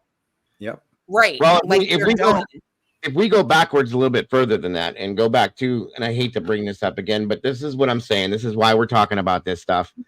Okay. The rideshare driver dropped them off based on what Kaylee's sister said at 1:56 a.m. Yeah. Okay. Now, if we take this backwards to the original timeline, they're dropped off at 1:56 a.m. They go in the home. They come back outside with Murphy and walk in like they're supposed to. I'm going to give that 10 minutes possibly. So that's, that takes you to 2:06 a.m. And then what time does it? I can't remember the exact time right now because I'm tired. But the Jack D call started at what time again? Wasn't it 2:50? Yeah, it was late in the morning. It was so we're an hour 37 or something to 2:56, something like that. I'm gonna look. All right, so I'm gonna say we're about 40 minutes after 45 minutes after the drop-off time, roughly, give or take some time. Okay, so they're at that home for another 45 minutes, and they're trying to contact him at that point. Now we're getting closer to the. Oh, wait. Yeah, 1:56. Vic says drop-off, right? Yeah, that was the drop off. So we're getting closer to going back to the original timeline. Starting at 3 to 4 a.m., going from 3 to 4 a.m., okay? The call stopped at 2:56, which was right before 3 a.m. 252. Or 2:52. Sorry, I Yeah. get those times mixed up Thanks, all the Leon. time. So, and I've always thought, just to give you guys something to chew on for a second, why did those calls stop if they went on incessantly for as long as they did, and all of a sudden, boom, they're done? Go back. One page. Go up one page. Me? No, the other way. Down? Yeah, I'm not controlling No, it. the other way. Go up because it said it said the Elantra was seen at 2:53. Oh, yeah, hold on. And also to add to that, the lights actually go out on the house. You can see from the Banfield camera at 2:55 a.m. 2:55 a.m. That's right. See? See, Thank you. I've never agreed with that. I think what happens is they're walking and you see the light go out because he's getting closer to the building that's in front of the house. So it's just disappearing behind Yeah, No, that you- apartment. I think you can actually tell that the lights go out because they're standing still. When the I'm lights pretty go sure out, he's if you look at walking. the if you look at the I'll photo, have to watch it again, but Yeah. I'm pretty sure he starts walking and it's like a gradual, like, oh, gone. Mhm. So Kohberger left his apartment at 2:53. How would he have known those lights went out? We left at Mhm. 2:44. No, 2:44. it says, look at that. He was observed on WSU surveillance cameras traveling north on Nevada at approximately 2:53. A white sedan, which is consistent with the description of the Elantra, notice was observed traveling southeast on Nevada Street in Pullman. Right. He was Yeah, at he did home. leave his home a little earlier than that, but he was Well, not. He was not at that house at 2:53. He wouldn't even. That's a- No. Well, that doesn't match up at all with anything. You're right. Absolutely. I tell you Right. something else that doesn't exactly match up, and Clue and I Welcome, were talking Dra. about this. We were talking about this earlier. Is if I'm not mistaken, his phone comes back on at 4:48 a.m. I want to Yes, say sir. it is, Yes, sir. and he is not 28 minutes away. Like No. the place where he's at, and that was an argument that was made on that other stream we were watching last night. And I'm like, 11-minute drive. it was not a 28-minute drive to that Right. point. There's no way. And it's always been a question in my mind, if he sped out of there at 4:20 on Walenta, what took 28 minutes to go that far, and where else did he go? Right. Right. We talked about that in your stream, Dago, a long time. I've talked about it on Rory's stream too. That 28 minutes is an issue. Now you could say, well, he stopped to get rid of the murder weapon. Well, okay. He stopped I to mean, play with it's- his penis. We don't know what he did, but for that to be a 28-minute jump on a guy speeding from a crime scene, 28 minutes, it should have taken him instead of 11. It should have taken him 8 at high speed. And 8 or that's 9. my point with it. Is it just seems more likely to me that he would have driven back home. That's just, I've always thought that was weird that he took this long drive around after doing this, because there's just not many scenarios that I can think of how that would make sense, right? If there was a particular place on that route that you had planned to dispose of everything, okay, maybe. If there was a particular place on that route that somebody that was with you was getting dropped off, okay, I could see that. But there's really not any other reason that I can think of that somebody that would end up with no DNA in their car, no trace of anything in their car or their apartment or their home of these victims. If you're that good, I can't imagine that you would be that irresponsible to be on the road for that long after doing something like this. Thank you. It just doesn't fit for me. But not to say that that ain't the case. It's just it's odd. It fits his Extremely odd. explanation. It fits their confirmation that he's out those late hours of the evening driving a similar route 12 previous occasions. Well, and I mean, Right, at the so end of the day, it goes along. His alibi. It goes along with the whole discussion about motive, right? I mean, you'll never know what was in his head if he's the guy that did this, right? But it is one of those things that I have a hard time understanding. Well, it's just the mere fact that he took his own car to go do this. It's the same. It's the same thing, That's right? why I feel like the car was parked somewhere else. If he was there and he was involved in this, I wholeheartedly feel that car was parked somewhere else, that he had to either walk or run back to it somewhere, not close to the scene. If you go to an aerial view of the home, 850 feet away is a campus parking lot. Yeah. And that parking lot would be available at night. So it wouldn't surprise me for somebody to have parked there and made their way back to the house. What would surprise me is this planned out stalker like that one guy, Gary, the lawyer that has a stream, who spent all of his time surveying the house from a distance. Right. Was too stupid to not park at one of those places where he was doing the stalking and approach the home from one of those places. Yeah. Yeah. You know, instead he did this roundy round. Oh, I can't find where I'm going. I can't find a park. I mean, come on, man. He should have called ahead. They could have had a parking spot waiting for him, for God's sakes. Makes sense. Makes sense. And that, you know, that's in the nutshell. That's the problem, is they've given us enough information for none of it to make any sense, unless you accept the DNA is unequivocally the only piece of information they need to convict this guy. If that's your mindset, then everything else fits. I don't know. They're going to have to come with something in that courtroom. I know that. Okay, Brian. Yeah, I agree. I mean, like I said, these are the things that I want to be talking about that's different from what we have been talking about, because we haven't looked at, there's so much of this case, you guys, that we haven't looked at. Again, we've looked at it when it first initially pops up. We talk about it and it's gone. 6 months later, you go back to it. And, what he said in the StreamYard chat studio was cleared up the last time it came up. That was clarified back then that he was swabbed in PA. I was wrong in my assumption it was a few days later. That issue's already been resolved and settled. Yeah, we fixed that, Brian. Thank you. You were on the stream when that all came to be, Brian. Yeah. I'm surprised you're bringing it up again. It's okay. The one thing that does not look good for Bryan Kohberger, and I think, you know, whether he does this all the time, his alibi. I really don't. I think that's a weak alibi. That's all I'm going to say. The driving around at night thing, I agree. I mean, I don't know if you know single guys, man. We drive. I'm telling you. Hell you guys, yeah. Single girl. Talking about, let me just say, a single male with a car. This is not an unusual behavior. It just isn't. And a girl.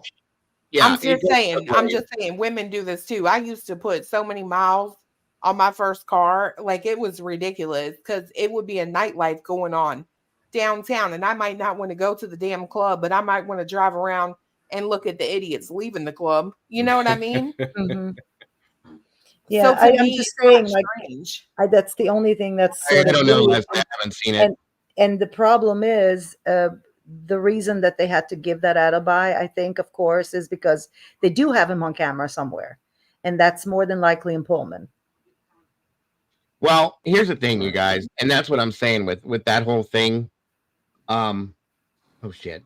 Here we go again. Gotta love it. Gotta love it. Did you forget what you were going to say? Yes, of course I did. I always do. There was just too many things going through my head at one time. Yeah. Lord. Yeah. That was bad. He came on strong. We gotta quit. He was so strong with it. The thing is, we gotta quit coming into your lives. They go. I do that shit all. It ain't you at all. I do it all the time. I'm reading the chat and I got like 3 different things I want to respond to there, and then I have my own idea and it just disappears. One takes over the other. It's okay. I'll get it back here in a few. No worries. Hilarious. He was so convicted. Like, I was ready. I was like, what's he got? What the hell was I? What were we talking about right before I said that? Driving around at night. Oh, yeah. There we go. Okay. So when I was getting ready to say to you guys is I used to do that. I would wait till 11, 12, 1 in the morning because I could never sleep. Okay. Because of my shifts at work.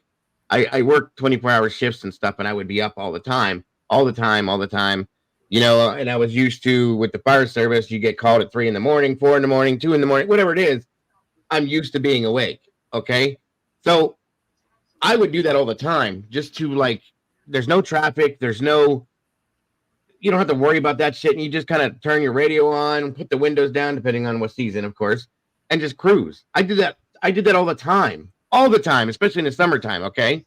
Mm-hmm. That to me wasn't weird, but I think that what I was going to say about the alibi is, why did they go there and not somewhere that was a little bit more a little bit more locked down for Bryan in that sense is what I was kind of confused about. Okay. That's what I'm saying is they must have him on camera somewhere. And Or I'm he- guessing in Pullman. And that's I why don't they had to come up with something about him driving around. Oh. It doesn't look good. They could have, like you said, done a little bit more watertight alibi.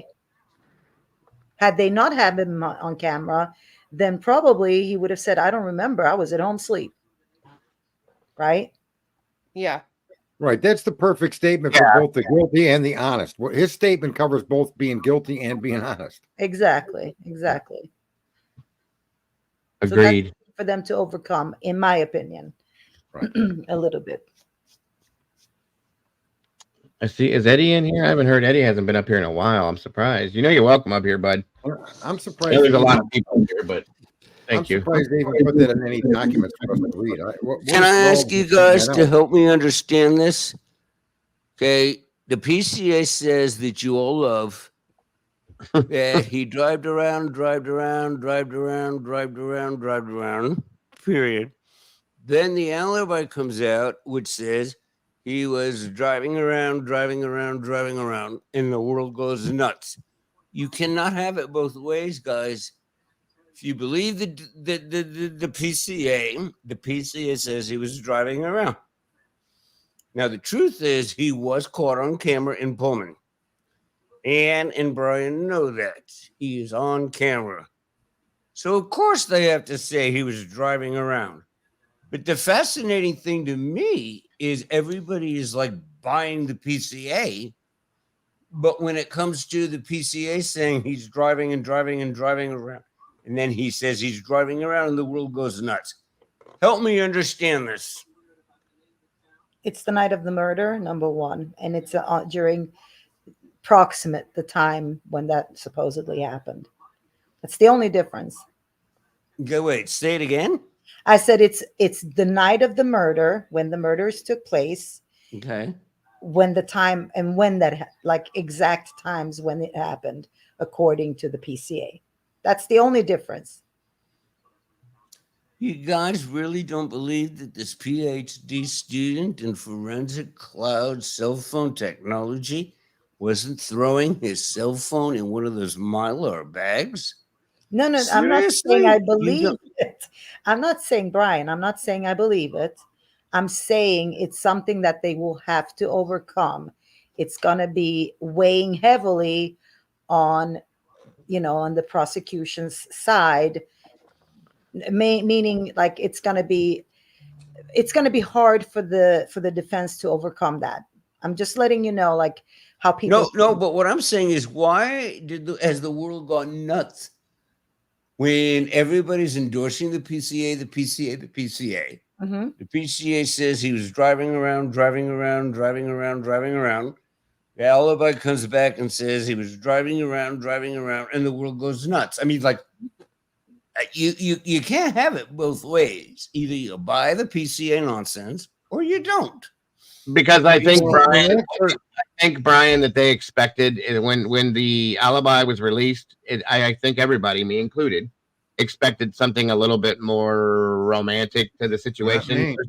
I mean, Not to me. be I fair, said that was going to be his alibi. I said right in the beginning. No, they it would had be his to alibi. tell. No, they And to had be- to tell that they did. No, he's on camera. He's telling you the truth. That's what he was doing, is driving around. I said that in the beginning. Yes, when people were that is complaining, what oh, he's he doing. stalked him. I was going, no, that's I have a his question. alibi. And then eventually he came out and said, that's my alibi. I have a question. Would That's anybody what he have was doing. would anyone have felt any differently if he came back and said I was at home tickling my balls? Well, yes. Well, actually, yes. Yeah, that would be contradicted by that's what I mean. They put too much nonsense in that paperwork and the That's what so I'm with the- saying. Soja. this We guy could either agree. be lying or telling the truth. But Yes, that's what we agree. that's why I think his alibi is he was driving around. Either way, if They he have did it him or on not, camera and Pullman. he's on a camera. I mean, gaming And he knows Right. that. That's what I'm saying, Clue. from But a why gaming. does everybody read the PCA? It says he was driving around. Then he comes out and says, I was driving around. The world goes nuts. I didn't. What is wrong with you people? I didn't either. I didn't get too excited about it either, Didn't honestly. shock me at all, man. Yeah, I mean, it makes a lot of sense. It's because he's giving them the ability to say, "Oh yeah, see, we were right about some things." Right? Yeah, he's kind of putting confidence in the state at that point. It's almost it's almost one of those situations that sort of takes me back to is it him and he was trying to pull off the perfect crime, because it's almost a baiting situation to bait their arrogance, right? Well, worse than that, the ignorance and what by the police disclosing that, they gave him an alibi. If this guy is the doer, exactly, they gave him an alibi, and that's what I mean. This whole thing has been, they make an accusation and then they provide reasonable doubt, and the same accusation. It's incredible. It is incredible because that's what he did.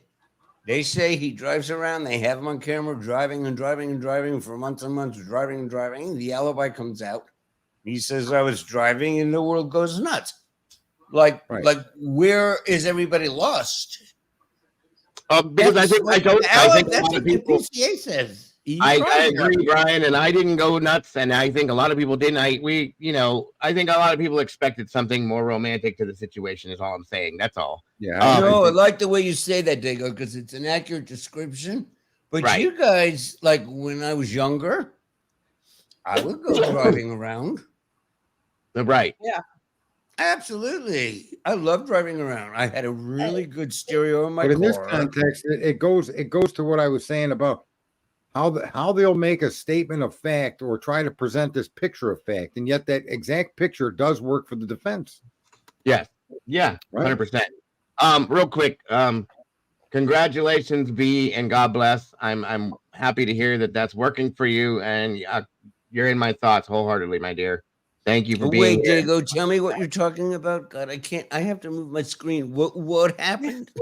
Louise Arthur's on her comments on screen. It says, "Hi, Dago, finishing up radiation. Yay, fighting." It's so happy to see you guys again, and absolutely thank you, V. And we're all. I hope you're doing okay. I hope you're doing okay. And then what you're talking about here, Leslie, real quick, if you have those, send those to my email and we will take a look at it if that's easy. Yeah, well, don't let I'm him lost say on that. I sent him a video for you all and he won't even play it. My feelings are crushed. It is not about you. It's because of what I have to review it. And I looked at the beginning of it and I don't know if I can put it all out there because of what really? What's entailed with it. Yes. Send it to me, Brian. I'll show it. I'll send it to you, Chloe. It was great. I planned on pulling it up closer towards the end of what we were doing here. It's really good. So, Dago, in terms of this alibi, one of the people in the comments just wrote, and this is like verbatim, I agree with this 100%. The alibi changes nothing. The prosecution didn't get what they were hoping for because he admitted to nothing. Yes. Nothing other than something they were already accusing him of, which is what Sergeant was saying. Wait, say it again, please. Say it again. They were forcing the alibi to get him to admit something at something, which is what they wanted from the prosecution. When he put that alibi out, there was nothing there. But go ahead. Sure. Okay. But now I was just saying he didn't put anything out there, right? So he played it. In my opinion, he played it perfectly. Yes. Wholeheartedly. Yeah, it's all tactic. Every bit of it's tactic, and it has been for the whole thing. Yes. You guys have been saying I'm driving around. Now fuck you. Right. Like, what are you going to do? Well, the best part about his driving around, we all know this. But you're going to argue with me? You guys have been saying I've been driving around on a page of your document for 9 months. I'm saying you're right. I was driving around. So fuck you. Now what are you going to do? You know what I mean? It makes sense to me. Yeah, that's it. I agree. But it gave fodder to like the people already condemning Kohberger. To look at that as a guilty thing, right? Yeah. It gave that, like, we've seen creators that we've been following that were very open-minded, and when these nuggets started coming out, like, they started also being like, hold on, do they really have the right guy? But as soon as the alibi came out, everybody was like, nope, we were right, it's him. So it gave them that fodder. Justification of their thoughts, exactly, right? Exactly. I mean, Well, what is wrong with you all? I have 19-foot arms. I can drive a car and kill 4 people in 9 minutes while I'm driving around. I mean, really? You guys don't believe that I can do that? Like, what the hell are you people? I mean, that's fine. You can be one of the Fantastic Four if you want to be. That doesn't into the case. You know, I get what you're It's saying. just ridiculous. Just ridiculous. Really? Those are the things Driving that around promote. stabbing 4 people? What is wrong with you all? Those are the things that promote the questions that we all have at this. That's Can you just listen? But The other thing about this statement that he made is for anything other than that would be a contradiction. yes, Mhm. Right? yes. So if he would have said I was at home scratching my balls because his balls itch, well, yeah, we don't absolutely, I agree. know, right? That would be a problem for him. Well, It would be an overt lie. It would create a Would we situation where he believe has if he to was at prove home something. scratching his cock? Right. He'd have to prove something at that point where he's already proven this with the prosecution. Instead of countering, Prosecution's already proved him as a cruiser. Yeah, Right. Yeah, he's on camera. Okay. Yeah. I see what you're saying, Leslie. I understand.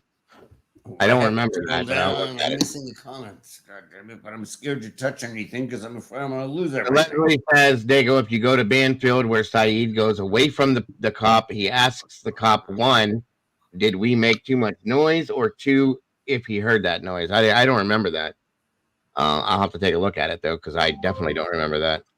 Was that something straight up? Was that something where someone had to modify the video and amplify it and do this or that? Or is it just a straight up you can hear it coming across as I think that's what I'm gonna pull up the video real fast and look, because I know it's the Banfield video. Hold on a minute here. They remind me of the Blues Brothers, you guys. I just don't know why, but they crack me up, the Banfield boys. They look like the Blues Brothers. I don't know. I don't know what to make of them. Like Saeed, I'm sorry, but if you took Me in neither. the South, we got them furry caterpillars and black ones. If you step on them, the yellow goo comes out. That's what it looks like is on his face. Now you want to talk about some bushy eyebrows? Yeah, he's the one. He's got the bushiest eyebrows I've seen thus far. Oh, this is all. I think we can all agree. The DNA is the question. That's what it comes down to. And their argument is because his matched the DNA sample they took from the sheath, that none of this other stuff matters. That's it. It's final.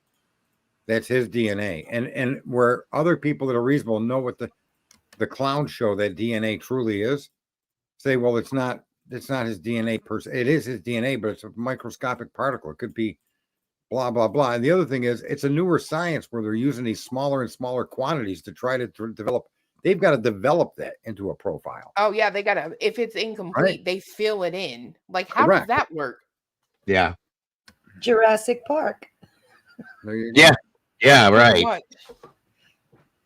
Yeah. All right, guys, here we are at this video again. I've only watched this 3,000,002 times, and let's see if do they know? Do they know where this person spoke up? Yeah. Do you know exactly where that is? We don't watch the whole video. What timestamp it might be, Rowena? I would love to know what you all think of what's on that guy's cell phone with the masks. I never scared the hell out of me, y'all. I never saw it clear enough to be able to see it, Brian. Oh no, Dago, me neither until about 2 weeks ago. And then it was on there, and all of a sudden I thought, oh my God, that's right. It is Wait a minute. Annie, I had heard about this video, but from my understanding, there was no video available for the night that these people went to the ER. So if that's out there somewhere, I would love to see that. I have not seen this yet. 38 minutes to go to 20. Stud sealed it, hiding. Okay, yeah. See, I've been told about this, but have not ever been able to find it. So if anybody knows where that so-called video is, where a couple people showed up at the emergency room at 5 a.m. that morning, I'd love to see that, guys. So somebody, if it's there, throw it at me. All right. So I haven't seen that either. No, I don't think any of us have. Yeah, it was quite interesting. It's the first I've ever heard of it. It was stated. It was stated in an email I got that there was video that 2 or 3 people, I think, don't quote me because it's not clear, but went to the emergency room at 5 a.m. that morning, and that they had cuts and bruises and stuff like that on them. That's why they went. And I'm like, okay, where? You The know, only, I the only responded to thing, that. the only thing I remember about the emergency room is some reporter, and she was saying that it was like 4 victims, and one of the roommates, I'm assuming, was taken to the hospital. And Sherry just said she heard it was unrelated, and that's what I thought too. But you know, it supposedly that was what it was. I don't know. Okay, Annie says the judge sealed the inside hospital. It is on Tommy's channel. Judge hit it. One of your followers asked bid specialists what the sealed bids were. They were hospital surveillance footage. That's what I was told. It was hospital surveillance too. And then it was sealed.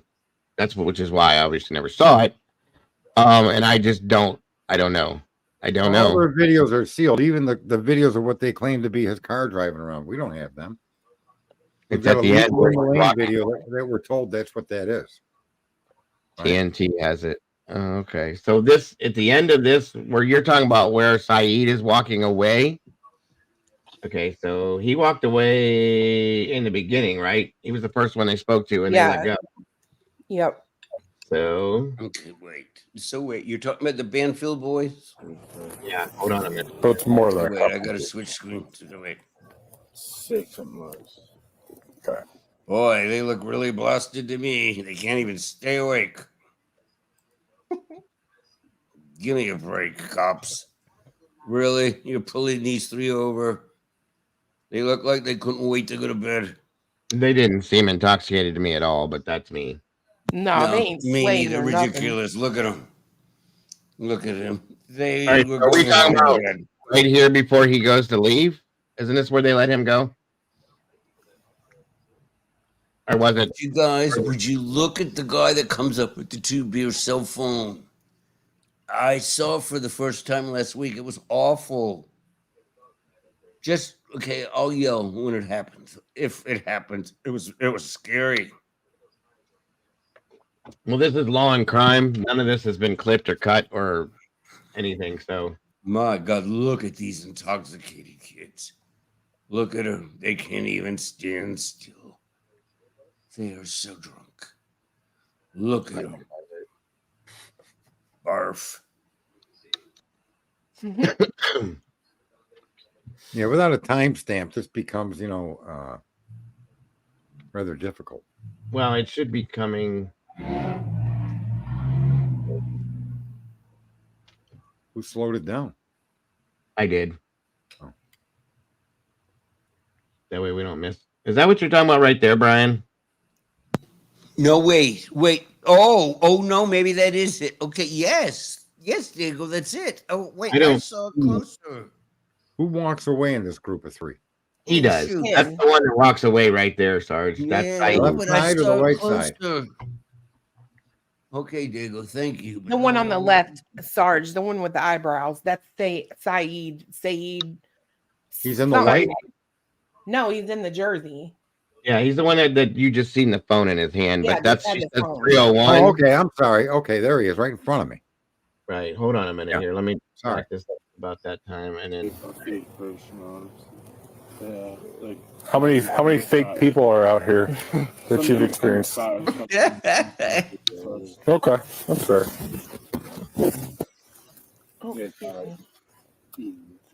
What do you? I thought it was when he walked away. Why'd you jump back? She said it was at the 301 timestamp. I sure as hell wouldn't want to go to their party.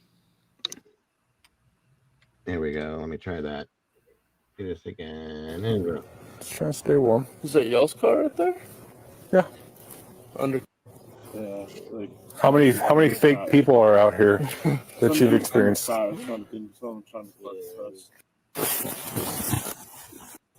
How'd you pull that one off? Oh, right about here. Yeah, lucky birthday. Yeah, this one. You're good.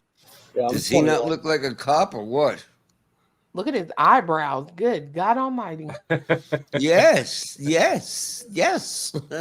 Are you saying he had a K-bar in them things? Is that what you're saying? I would say, and I wouldn't trust him to light a cigarette.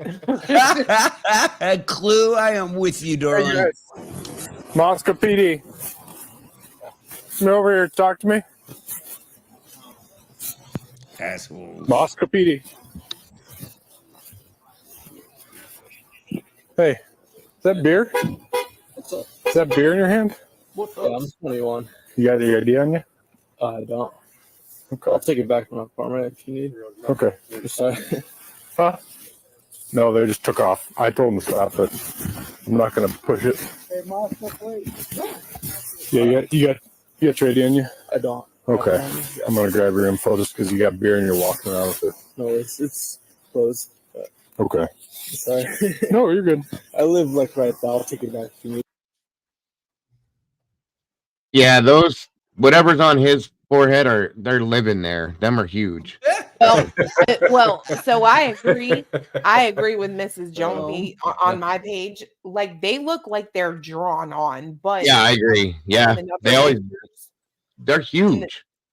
Yeah, them are massive. Like I'd be Like- Who walks around with closed beers? Well, he was gonna. Why wouldn't you open a beer and be drinking it? I would be in a minute. well, at that point, you're in a lot of trouble because that's an open container. Well, Okay, I Leslie- know, but like really, I wouldn't care. I wouldn't think I would get caught. This is the extended. This is the But I'm extended old. version. So where do we get to his statement? That's what I'm looking for right now. Iris says in the long crime extended video, you hear a female in distress saying, "Stop it, stop it." I think we have heard that, Iris. I've heard that. And this is the extended one, and Me this too, is Clue. I heard it too. yeah. So this is the beginning of where Saeed interacts with them. I don't think he was doing anything wrong either. He come walking across the street holding 2 closed beers, and he was heading to somebody else's house. But I don't know. know. But they're saying he said, "Did you hear that?" Wait a minute. That's what I'm- That's what started this, right? So where's that? that's what I'm before this. Okay, and then before this, they go right here. This the is where it conference starts at. where he asked, "Are these your boys?" Okay, That's hold way on. back where you saw him the first time. You said that's his phone there, so it's got to be back there. Well, I went. That's ahead, Sarge. This is in the beginning, Oh, very all right. beginning. They're getting out of their car. Oh, if And- it's just the cop and Saeed, it's after that other cop goes over to those other guys. Yeah, this is beforehand. So Then hold it's on. the other body cam. Oh, No, it was the Oh. one we were watching. I think just you got to play it to where that cop goes over there. Yeah, that's She the other said- body cam. she said to keep going. This is the very beginning, Leslie. If I go back, it's going to end. Leslie, your baby is so cute. It'd be nice if she had a timestamp to tell you. Go to 304 or She something. You know? said 301 or something like that. But when I go to 301, it's not what she's saying. So Because it might be on the other body cam. Try the other one. okay, You have to go which further up towards the middle is when the other one starts. And then go to 301 or whatever she says. hold on a minute here. Let me see which one I have to pull it up for. Is it a blue Merle? What, Brian? Leslie's dog a blue Merle? Oh, that I didn't know. It looks like a blue Merle. I had 2 blue Merles. Leslie, is yours a blue Merle? All right, is it this one then? You're not sharing, so I can't see. Hold on. I forget to share the audio too. Hold on a minute. And there. Okay. That could Okay. be it. So Yeah. this is the very beginning of this one. I can't go back any further. This is the very beginning on this one, Leslie. Trying to think of which plunder showed. Yeah. If you would go back to where you were, where that guy's looking at Saeed and let it play. Oh, she says Yeah. yes. Play it now. Okay, so this is it then, right? Yes. Let's see Hold what on. he said. We hear this. I'm gonna get it up to where we can see and hear it. Slow it down. It's already slowed down. Subtitled English. Boom. Okay. All right, here we go. She guys all allowed to drink tonight. She guys all allowed to drink tonight. Couple beers. Beers, Yeah. hard liquor, or anything like that. No. They look so violent. Hey, is that beer? What's Is that beer in your hand? Yeah, I'm 21. You got the ID on you? I don't. Okay. I'll take it back to my apartment if you need. Okay. I'm sorry. You got a driver's license? I don't. Right where I was.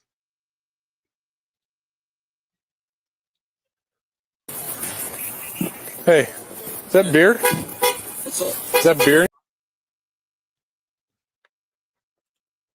your hand? Yeah, I'm 21. You got the ID on you? I don't.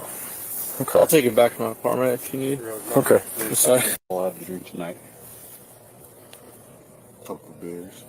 Beers? Yeah. Hard liquor or anything like that? No. No. Hey, is that beer? Is that beer in your hand? Yeah, I'm 21. You got the ID on you? I don't. Okay. I'll take it back to my apartment if you need. Okay. I'm sorry. You got a driver's license? I don't have it. What? No, in general. I Yeah. do have one, yeah. What state is it Hey, through? I heard a scream just then. Did y'all? Yep.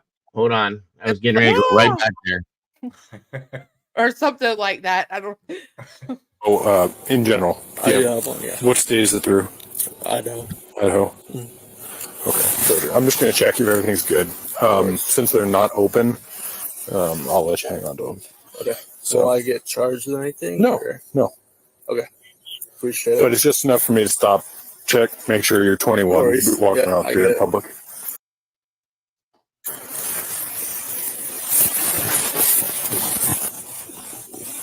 Alrighty. Moscow 77, check one.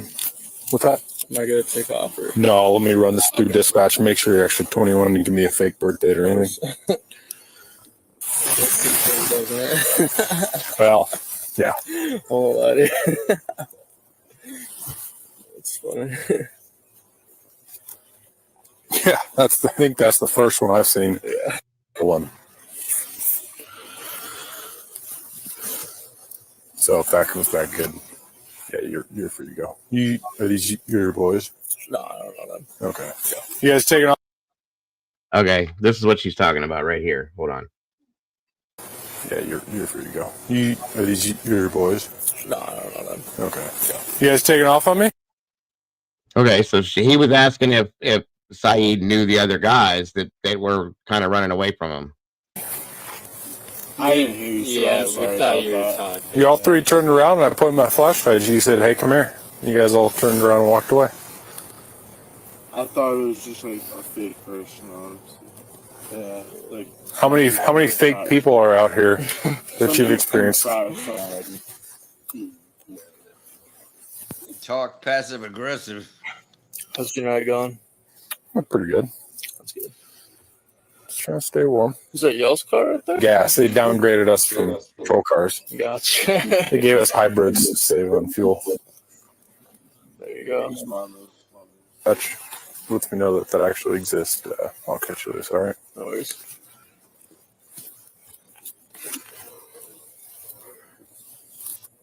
Why don't you guys all have a drink tonight? Couple beers. Beers? Yeah. Hard liquor or anything like that? No. No. Come on, guys.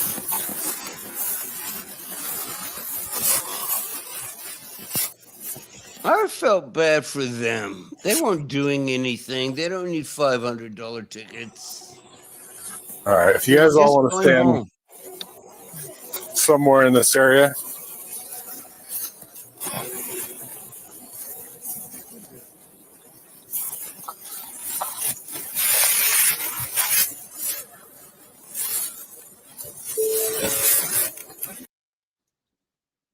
Yeah, I don't know what we're hunting for in this video, but I didn't either. So, and she says now, but it stopped. yeah. What? No, in general. I do have one, yeah. What state is it through? Idaho. Idaho.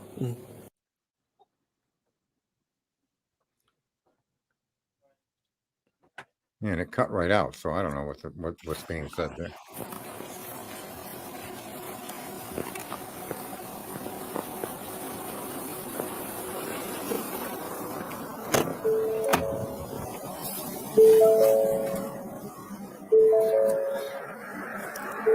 Okay.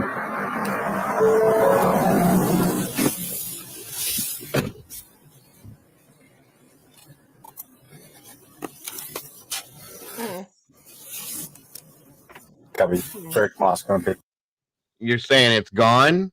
This is the law and crime stuff. I wouldn't think that they would put anything up that's been clipped or cut or anything. And there's no room in that to be clipped or cut because it all seems to work together seamlessly. One word leads to another to a reply that's all consistent conversation. Well, I have the original, but oh well, okay. I mean, if you want to pull that one up and see if it maybe something's missing. Noise, see here, the noise. Okay, hold on. So I'm just gonna say this though. Anybody else find this cop car like suspect as shit? Like this is not an interceptor. The trim package. They don't have anything inside of it either. They don't have any of the typical radio, the computer, the typical stuff that they've never. I always said that from the beginning. And if you look, like, if you look, that guy says they upgraded us to hybrids or whatever. That's BS because let me tell you, I sleuthed so much, my brain hurts. I went back in all their purchases for the year 2022, 2021. They didn't never buy no hybrid car. Yeah, right. Somebody else told me that too. So I'll play this, and then Leslie said she's going to send it, and we'll see what it is. Hold on. Yeah, let her get a timestamp clip right from it so that we can, you know. Right. Get the alcohol offense case.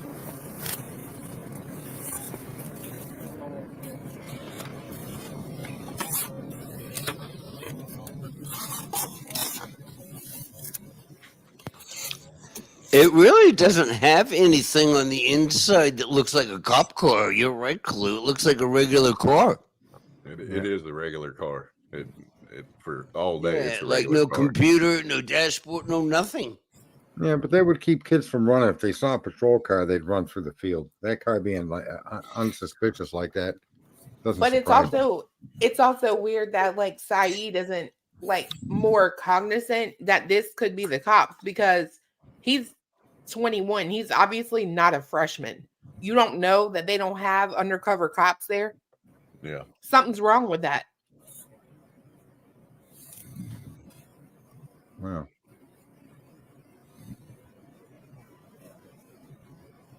But wouldn't you have to have like something if you're undercover to call something in? I mean, look at the car; it looks nothing. I mean, he's calling in right now on his. He's calling in on his radio already. He's using a radio. Oh, okay, but I mean, but not on the dashboard or nothing. No. He carries it with him. Oh, okay. It's attached to his person. Looks like a regular car. Even unmarked cars have shit in them. Like it's never just. Yeah, that's what I'm thinking. Clue too. I mean, look. It's nothing. There's nothing in there. So if you were to use that car to pick up a prostitute, you would expect that car to have a radio and a dash and all the equipment of a police car? Dude, I do not pick up prostitutes. What do you're not? Boy, that drives me nuts. I didn't say anything about that, bro. I mean, if that cop is, if that cop car is to be used, it's to be used in an undercover capacity. If it's to be used to do things that you don't want to alert. No, but I mean, I get what you're saying. I get what you're saying, but they're not out picking up prostitutes. You know what I mean? But the point I'm making is that's just an example. It's I'm giving the example why this car wouldn't be a car. No, like personally, I don't think that's a big deal. Listen, I don't think it's a big deal if it's set up like a cop car. You want to know why? Them kids walked right the hell by them through the parking lot and didn't give zero shits. These kids don't pay attention to shit like that. Like no, but when you're gonna have a car, a good chance to get a laugh, you guys. Come on, when you're gonna do that kind of work with a police car, I wouldn't expect it to have all that police car equipment on the dashboard. This is a college town, like this is not Chicago. You know, you would expect that in Chicago, but this is a small town. These are like. Go ahead and send it, Leslie. This is Hick. Yes, you're right. Yeah. Okay. No crime there. I mean. Yeah. No, it's just, with all the drugs and all the chaos on campus nowadays. Yeah. I tell you the thing that this sort of chaps my ass just a little bit. I don't really understand what Saeed did wrong. Nothing. Right. And it just sort of, it's just one of those things that just sort of burns me up when he says he's 21 and you see he's 21. Leave him alone. Yep. Well, they did once they verified it. Right. Yeah, they didn't do anything wrong though. The cops. But No, still, I mean they like, didn't, but you it's can just walk around with it's- closed beer. That's what I'm saying. I mean, I don't know. I get it, but it does. But you're on a college campus with majority of them minors under the legal age to drink, so it's just you know what I mean. You probably should have put them in a bag and carried them. That's true. I mean, I get it. It's if the guy was somewhere else. You all know his name. Who? The CED guy you're talking about over and over, and I'm like, who are they talking about? What do you think a true crime channel is for? You're supposed to be digging. Oh no, we're like the archaeologists of true crime. Like, you dig all day is what you're supposed to be doing. Okay, I'm in big trouble, huh, Clue? Yeah, if you didn't know that boy's name, I'm unimpressed. No, I'm asking, how did you all know his name? I had no clue of his name. Oh, from the beginning. I'm good. That's how. Yeah, well, in the beginning when we started looking at this, Brian, we all wanted to know who he was. Help me. Okay, wait. Right. I'm sorry. Go Dago. What? From the beginning when this started, as soon as we saw this video, all of the creators went and found out who these guys were because we wanted to know who. And then when the eyebrow thing happened, we all remembered him. Okay. So we had to find out who he was. Okay, that makes sense. I do find it weird that he's also at the house on the day they do that. August. Yep. So Clue, you forgive me for not knowing his name, or you just the eyebrows mad at Arabia. Of course. Or am I falling into Beyonce's shoes, where you're mad at me for 2 days? Please answer the question. I was sitting there thinking that. I'm like, Brian, what do you know that I don't? Because I can't remember her being mad at me for 2 days. Brian, also, this is the good old days before they had Brian, and everybody was looking at everything, Yeah. And people did their research, and you could actually still Google people. Now most of them are gone. Yep. I just had no idea of who he was. I think he looks like an undercover cop, guys. I do. I think he looks like an undercover cop. The haircut. You think Saeed looks like an undercover cop? Is that what you're saying? Oh, I don't. How could you see his hair? Yeah, how can he go undercover? His eyebrows will get him out the whole time. No, it's just what Orlando police would do to us was they would pick what they think is the cutest cop and try to implant them on us to trap us. That's I could always tell. Fuck you, you're undercover cop. Go away. Don't talk. I never said it that way. It was like, I'm fine. If you're undercover, you don't typically look like the cop haircut, Ray-Bans. You know what I mean? Well, no, it's a new day. This was 40 years ago, my love. Okay. And as far as the other thing here, you guys that we're talking about hearing that scream, I remembered this. I did find this here. And this is when Inside Edition put that out. They put out that whole scream thing too. So, and it's got Vinny and a whole bunch of other people listening to this. I don't know if you guys caught this or not, but because people were in the chat were questioning the whole scream in the background. Here, I'll give that to you real quick. And this was during the same thing. Hold on. Scream caught on. Yep. Make sure it's up here. Let me slow this one down to that. Okay, here we go. Police body cam video the night the 4 University of Idaho students were murdered. Hear anything? Is it a scream? Is it a screech of tires or something else? The timestamp on the body cam video reads 3:12 a.m., around the time of the murders. Listen really closely. Tell me if you hear anything. On court TV, these former prosecutors listened to the body cam video. Only anchor Vinny Politan could hear a scream. Okay. It's faint. It would be, though. I didn't hear a scream. not anything enough to. Vinnie Politan could hear a scream. I can hear it. I can hear it too, and it doesn't sound like a tire screeching. I'm sorry. That's It me. doesn't sound like a scream to me either. It's too short. It's like, Well, "What?" and especially when you consider that it's slowed down. And it's only 3:00, y'all. People are still Right. out and about on this Yeah, campus. right. Like, I don't Three- think you can take any noises from that It's body three- cam. It's 3:12, and it is very short and very quick. So, you know, Could be a whistle off in the distance. Could be someone That's what whistling I too. That's what I hear is a whistle, like "Proot," maybe somebody saying, "Hey, look, the popo's here." Yeah. There's a better version too. Yes. Yeah, there is. Then there. There is a better version where the boys are getting interrogated, and you can hear somebody, "No, stop, no," or something like that. I did hear that one. I hear the one. I have heard that too. I heard That that. sounds like it was kind of. That sounds But like it was. the point of this video hunt, I thought, was because Saeed says something to the cop. That's what what I I was thought hear too. that. I'm waiting to get from. You hear that? I'm waiting to get that from her email. Oh. Hold on. Only tell him it's only been 2 hours. No hurry.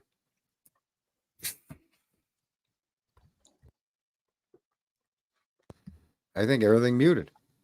I'm here. I'm Wow. here. Oh, I'm still waiting to get this from her through the email. I was just showing you guys that if anybody didn't hear that. So hold on. I do. They're I killing have me a question. comments. One Oh. person said it's Mariah Carey. Another person said it's the sound of the police. Whoop, whoop. Oh, I can't stand Mariah Carey. I She do find it- absolutely sounds like tires screeching. That's funny, Clue. You know, as many times as my perception is just, I guess, because I have personally just scrubbed this PCA so many times, and Brian, Yes. you'll like this, Yeah. since you hate it so much. I wonder, am I wrong, or is there a lack of scrubbing that document from Jay Logston? Because I'm sitting here thinking about this, and I'm like, you know, that's almost. It almost is their side of things to a degree, because I mean they're really it's not like going to my come out. typing. They're really It's not my going to come out typing. and It's give. unprofessional. Hold on, It's Brian. typed by me. Oh, It should be cleaned up. well, I'm just saying, like the thing Jay Logston has put out there, it really does. If I think about it, right, in one way, it kind of seems like this is their defense case. It almost does indicate every hole that they're going to try to throw out there. I got And I'm you. kind of wondering, are there more that they're going to attack, or is this pretty much it? Because it in my mind, just sitting here thinking through things, it seems pretty solid. That I'm trying to think of how after the you all prosecution will challenged me contest last it. week on Clue with the sergeant guy, he's there, okay? And I went out and I got a lot of stuff, and I'll find somewhere to like do it. Dago isn't going to post it, but I found stuff and it's fair. But the reality is the PCA is not at all what we all think it's supposed to be. And I won't go into it now, but I went to a law site and I cut and paste, which is hard with my hand. Clue, you may post it. Dago doesn't quite trust me, but it's not what we think. Lady, no, it's not what we think it is. I'm playing that video, Brian, towards the end of my stream. I told you that already. I just wanted to get through this stuff first. Oh, no, you'll like it, Dago. You guys will all like it. I would love to hear what you all think. I just want to Yeah, I'm playing it. I have it. I have it loaded you up. all gave me a challenge last week when Sergeant and I had a problem. And you all said, prove something. You keep talking about drugs. You keep doing this. You never heard anything about it. And that's a fair challenge. Hmm? So then I plan on playing it 100%. I just wanted to wait till we got through all this. And okay, but no, what I'm saying is I went looking and I have stuff. I found stuff. Okay. Good And stuff. I just want to share it with you all and see what you guys think. Give me the feedback. Okay. Absolutely. And the one I sent you, Dago, Get a Clue, shouts him out a lot. Okay. He's good. He's solid. He's short. Yeah. But he brings up some very, very salient points in terms of what I've been trying to say to you all. How long is the video? It's not that long. Yeah. And no, Sergeant, I want to hear what you think of it if you see it. No, I mean, what can we play that while we're waiting for the other? I guess we I could. hope so. No, Sergeant. it's like 8 minutes. Sarge, you have like you have the smallest attention span. I love it. You have like the tiniest attention span. I love it. No, I have the tiniest Clue one. and Beyonce are Attention too much span. against me. Oh, I'm very sensitive. oh, yeah. Well, you know, I'm You know, Asperger's. Sarge, we've had our problems. It's okay. Did It's you know that, good. Clue? It's- Did I ever tell you No, that? I didn't. Yeah, Asperger guy. You Oh, that what? makes sense. Asperger's. Who, I you? thought you two knew that. No, I you knew thought it. me. I knew it. You suffer with Asperger's? That's not. I don't suffer. No, there's no suffering at all. But yeah, it is a part of who I am. Yeah. Okay, Leslie, no problem. Oh, I didn't know that. I'll play this now, and before I do, because I've It's not, neat, you guys. It's neat. It's just I've neat. not seen the whole thing, so I'm No, going no, go 37 seconds in and hit play. It's like 6 minutes. Give me feedback. Thank you, Dago. absolutely I just want to know what you all think. about right here. That's all I want to know is what you guys think after he plays it. Okay, is this about where you want me to start? About right here? 37 seconds in. Do I? No, I'm pulling it up right now. I'm just saying. Oh, Sorry. no, I just want to know what you guys think. That's all. So start about right here. Then. Get a Clue. Loves him too. Oh, Murder Metal Mayhem. Yeah, we Yes. watched him. Yeah, I watch it No, too. we haven't. Yeah, he's good. We skimmed through it. You can't see Right, him. no, that's Well, how I but did I it. mean, we until have- Get a Clue gave I me. just don't like to put the synopsis up on the screen and reading through it. I can't do the 666 seconds of it because I read. No, it quicker actually, than I he can hear brings it. up really neat points. Just it's 6-8 minutes. Just roll and then give me feedback. I'm fine for you all to tell me you're nuts. All right, so we're gonna review this video here. Thank you, Dago. I still want to hear what you see, what you will think. And that's the whole point behind it. So Yes. from here on through, Brian, is what you're saying? Yeah, just do the Okay. 6 minutes. Okay. He brings up really good points, All right. Here which we I go. have said for months, and everybody yells at me. Okay. Have commented on. I know I've had issues with this, and I think it needs to be talked about. So let's do it.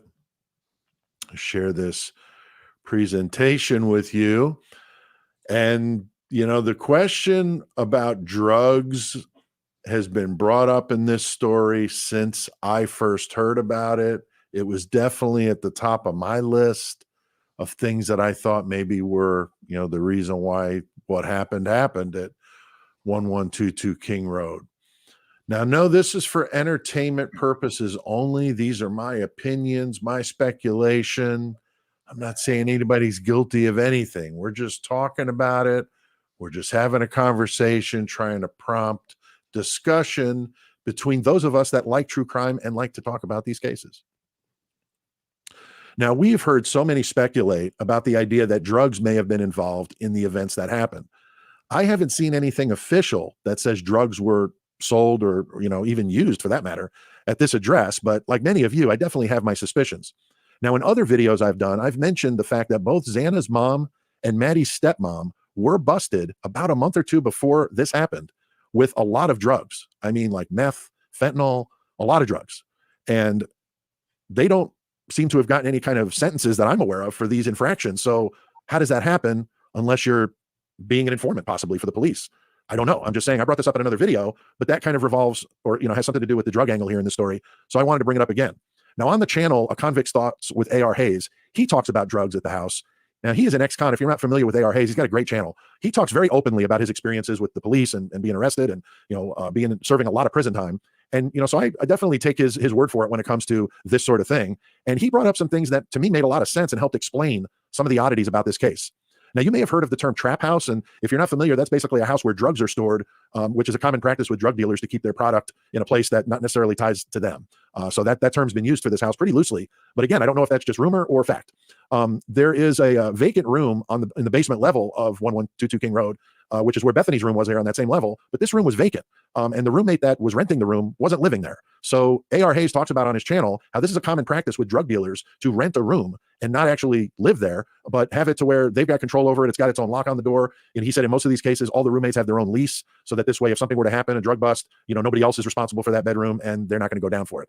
I don't know, but it definitely makes sense of why there's this empty room in the house and somebody's paying rent but not living there, especially among the conversation that, drugs could have potentially been a part of this crime. So we know that the missing roommate, or the roommate that wasn't there, was friends with Dylan Mortensen. She was also friends with Emma Bailey. We know Emma's got a sordid history. Her and Demetrius, her boyfriend, were implicated in a drug overdose death. And so they were apparently drug dealers. She was also involved in prostitution. So there's a lot of shadiness going on with these people. And if Dylan was friends with her, and she was supposed to have been at the King Road house, there's a video of her actually in front of the house. So she was certainly around there. So, were Emma and Demetrius somehow involved? Were they informants either on the Bryan Kohberger side of this, meaning that maybe they were the ones that told police about him, or were they maybe informants on a drug case, a bust that happened, biggest Idaho drug bust in history, went down about a month after this incident happened on King Road? Certainly makes you wonder. Now, Steve Gonzalez had mentioned in an interview that something had happened at the house that was gross. He used that term, and it didn't seem to make a whole lot of sense to most people that followed the case. But given the history of Emma and the prostitution and the drug dealing, certainly a person like Steve, who's an admitted Christian, would probably find those things gross. So I wonder, could that be what he was talking about? Did he find out about that kind of stuff going on at the house? I've also heard that Maddie was, upset about drugs going on there at the house, and that she didn't want that stuff going on. She didn't like Emma hanging around and Demetrius and all of that. So that certainly could have led to something. I also have heard rumor that Maddie had flushed some drugs down the toilet. And if that were the case, drug dealers get pretty upset about that kind of thing. People owing them money, people flushing their drugs down the toilet, or maybe somebody threatening to go to the police. Now, the first thing I'm going to say about this, and I this is a good video, Brian, I get it, but please hear how he's presenting himself with this. I have heard, I also have heard, and I also have heard. So this video is all based off of hearsay, not saying that it's not anything important, Brian. I'm just saying, please understand, and that's why we're reviewing this. We've heard all of this independently and combined before. Yeah, I mean, it's been everywhere. There's nothing new in what he said so far that's anything different than what we discussed earlier. Not at all, right. We've heard this. That's fair. That's fair. Absolutely. I mean, nobody's going to say that's what's true or false, but again, this is complete speculation that as of yet we have no substantiating evidence of. That's why that doesn't mean there is none, or there never will be. It just means we have none at this point. I agree. Right. Listen, you guys. This could come into full play come the trial. We don't know, but at this point, there has not been any kind of concrete proof put out about this yet. So again, everything he's saying is all based on hearsay and speculative theory. That's all it is. So, all right. So if I have a crude joke now, go ahead.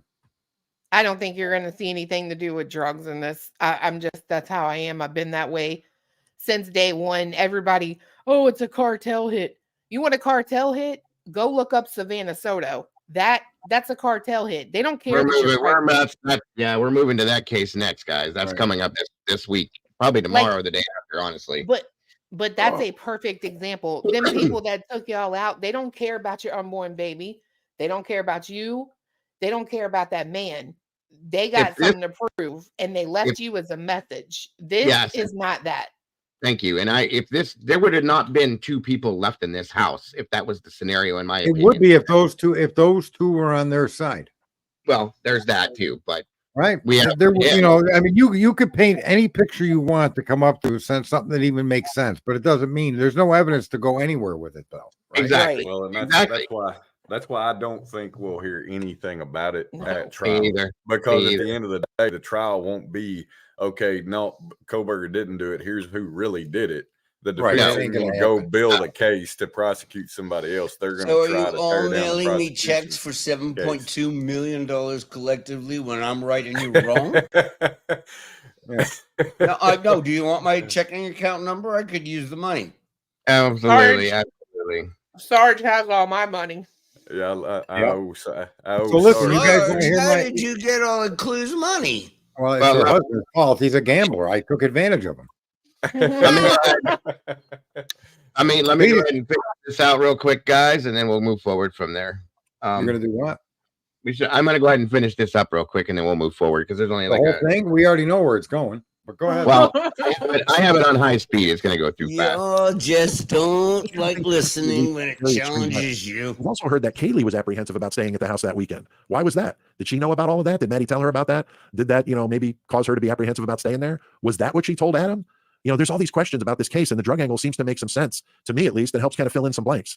Could Dylan and Bethany have been involved in the sale of drugs at the house? And were they the ones, that were made to make sure that house was free and clear of parties that night? Kind of strange with a home game going on at the University of Idaho and no party at 1122 King Road on that night. Definitely very suspicious. So what do you guys think?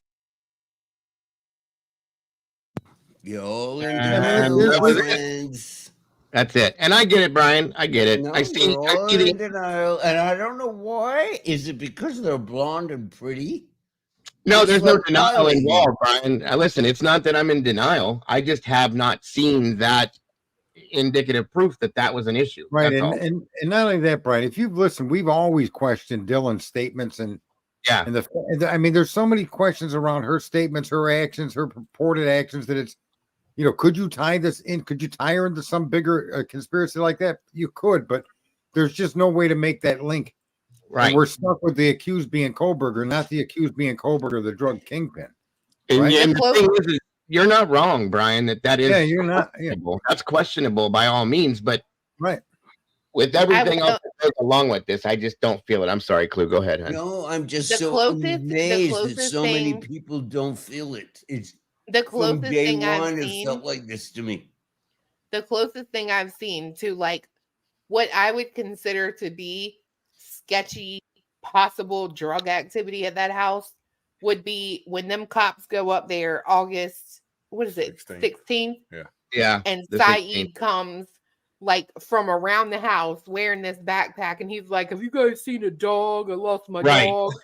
Yeah. And he's got that. But let me tell you something, honey. I'm gonna tell you right now, it ain't a kingpin, not one living up in that house if everything they had was in the back of that backpack. Y'all ain't moving nothing. For real. Yep. You're not moving nothing. You're talking about the one with the ankle monitor, right? Yeah. Yeah, that's what I thought. So yeah, I agree with you on that one. That was weird. Completely weird. On the day they crawled up the hill to the slider illegally?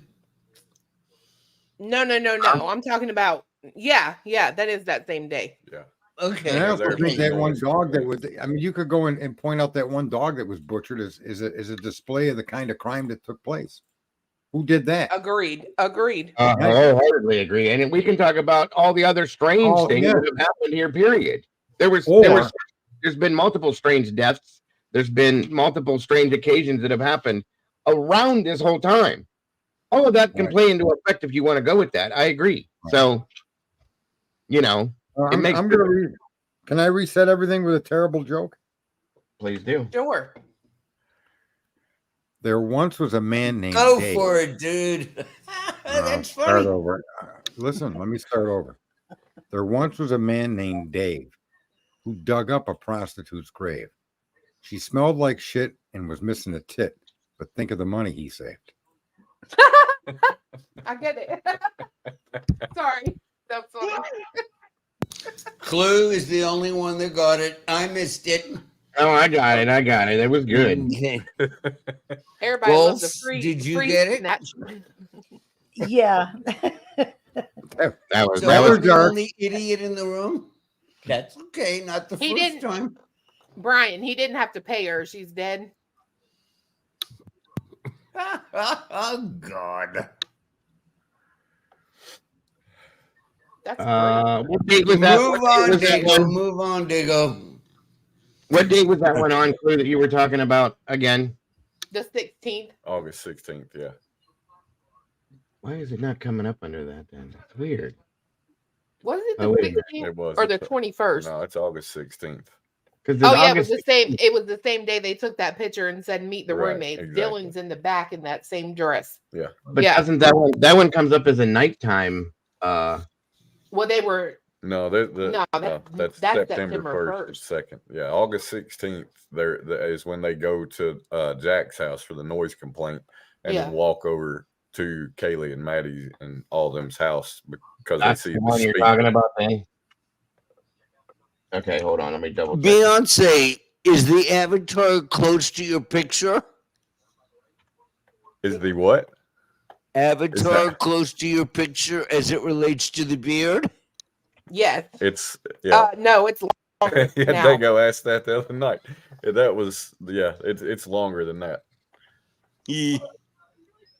So we're talking about this one right here. Yes. When if you go way in, you'll see them go up to Kaylee and them's house, right? Here Yeah. they're just talking to the dudes, but when you see being them assholes. When you see them go up to their house, Bryan, you're killing Beyonce. You see Saeed come out and he's like, "Have you seen a dog?" Right. Okay, I just wanted to make sure it was the right one. But look at his little backpack, right? Like, Right. That's what you would do if you were holding. All right, hold on here. Hey guys, can you send someone out who lives here, please? Whoa, that's way Is too this fast. the one that takes her picture? Yeah, I think so. Yeah, it's disgusting. Fuck you. But I do have to admit, he is kind of cute. Last night because I'm looking for one with Xander Dash. Nope. Sorry, you can always call us later and ask in case it gets turned. Is that Saeed? I swear that's him. Yeah, she pulled it up. I don't know, No, a while back, and we were that's looking not at it, and him. it's. His I hair didn't is think it long. was. I didn't think it was either until she zoomed in on it. And Their business line. Look at his eyebrows. I mean, he looks I don't a lot know. like I don't know. He looks a little different. Like no. Sweet, thank you. You bet. Oh wait, he does have them damn eyebrows again. Yeah. I'm telling y'all, that is that man. He's just in the fucking sunlight. He's like a vampire before.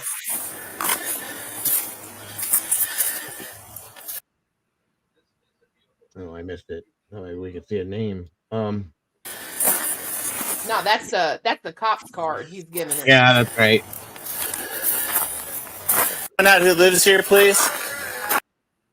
Hold on a minute. Let me try something here. Turn it down a little bit too. Hold on a second. All right. Were we just trying to see that was Saeed? Yeah. Al says they're saying that that's Emma Bailey's stepbrother. Okay.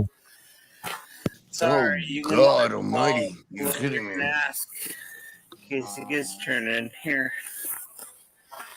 Look at them. I mean, brows.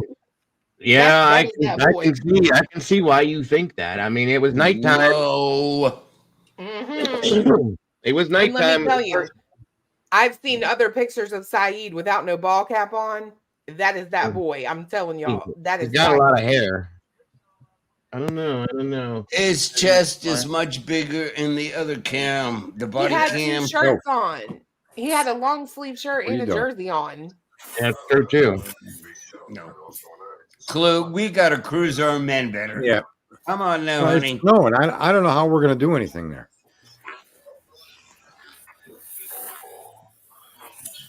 I mean, you use a phone. You don't have a computer. It's not that big of an area. I looked at it. It's not quite 5 squares. Sorry, and it's a small back wall that needs to come apart. But is the ice shield going to stick? What? Sorry, you want to do it in this cold? You're not muted, Sarge. I'll do it in the cold. I looked at the weather out there and I couldn't show it. I think they have snow where we don't. Who wants to do 5 squares in the cold? Yeah. Oh, he's on the phone. That's why Yeah, he's on listening. the phone. Well, I was gonna say, Cletus, I turned it down. You guys are really good at like dates and stuff and times, and oh my God, you're a treasure trove. I mean, I've seen this a million times and I don't remember dates like that. Right. Well, I only remember this one because I pointed out them 2 officers in the back. First off, don't come to my back door because you will get shot. Number 2, don't take a picture of my driver's license on your personal phone. And number 3, don't you dare. don't you dare come out of your mouth talking about no stairs to the back deck. That's Absolutely. odd. What? Yeah, that was Absolutely. definitely a strange. Absolutely. Like, why are they pointing up at there and talking about that? What does that have to do with anything they're doing? You want to know why? I'm gonna tell you why. Because He's a that little creep. pudgy ass cop knew he couldn't get He's a up there creep. without no staircase. He's a creep. That's a good point, Clue. Very good point there. Very good point. I love it. I love it. I love it. Oh, God, This is why we're listening to your channel. Yes, ma'am. That's what drew me in there. Honest 100%. observations. Yeah, and so to go back to that, because V mentioned something about that dog too. I'm sorry. I do not. Yeah, he does have an ankle monitor, Val. I saw that like a long time ago. So like he's already on probation, whoever that is, for sure. The hunter guy or the dogs guy? The guy that we Someone just said looked at. someone said it was Lake Campbell. Yeah, that's the name. That's the name that he goes by. That's the name we found a long time ago.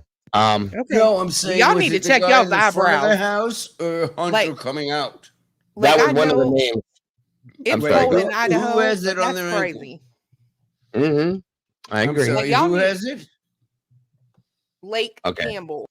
Lake Campbell was one of the names we came up with No, on. okay. Is that in the guy in the front with the dog or in the back with Hunter? That's what they're saying. They're saying the guy out front is Lake Campbell. Okay, okay. All I'm Yeah, saying is I should not come to no university and see people with eyebrows like that. Like, damn nation, get you a mask if your face is cold. Oh, I'm actually jealous of It's just incredible. I would like them myself. Those That's ones are so big. They look like they want to eat each other. Okay, Right? That's how big. That's how big they are. I agree. And I agree with You you know on that. Jesse. You know how they talk about like a fat woman, her butt looks like two hams wrestling? Like it really looks like two caterpillars having a duel right in the front of your face. Right there. Excuse me. Pardon me. Excuse me. Pardon me. Excuse me. Yeah. Right. I agree. I agree. I agree. Like, go get that shit trimmed. Yeah, I know you got a barber. Go check it. Like, hey, bro, look, hit me up. Can you do that for me too? I know I'd be like that too if I had to live that way. No. I think You know they're what else missing kills the, me? I think That's they're something missing else. the target with the Rogaine. Oh yeah. That's something else that kills me. When you see people that have that, where it's just one big one. Why? Why does that have to be that way? Look, we have a clear spot right here where you can just clean that up real quick and easy. You don't need this shit. You don't need this shit. I'm sorry. Heather, you're a nut. That's funny. She said he went to the last girl and he had his brows done instead.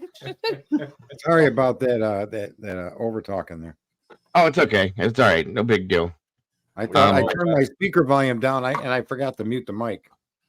We know all about the 5 squares getting done in the I'm cold. fantastic. Too cold for it. Yes, I agree, Serge. I love saying hello to people. Does anybody else have anything they want to throw out there to discuss at this point? Yeah. About this? I'm dropping so I can go eat this chicken and rice. How long have you been fantasizing about eating the chicken and rice, my love? It's been sitting on my desk ready for an hour. Oh, see. So we're saying 59 minutes, yes? Yes. Yeah, Sarge made a lot of good points. Did you have anything else? I love you, Clue. I love you, Clue. No, you love said you, you had Bryan. a different case, so I'm thinking that wouldn't hurt for us to kind of wander off to something a little bit different. We are moving. Can we go to the one that was the pregnant girl? That's where I was getting in. That's what I was. I hate to say it that way. That's terrible. Well, but the you plan know which was, one I'm talking about, right? Brian. Yes. Can you hear me? Yes. Okay. I'm gonna talk now. Hold on a minute. I love you. I love you to death. Just like school.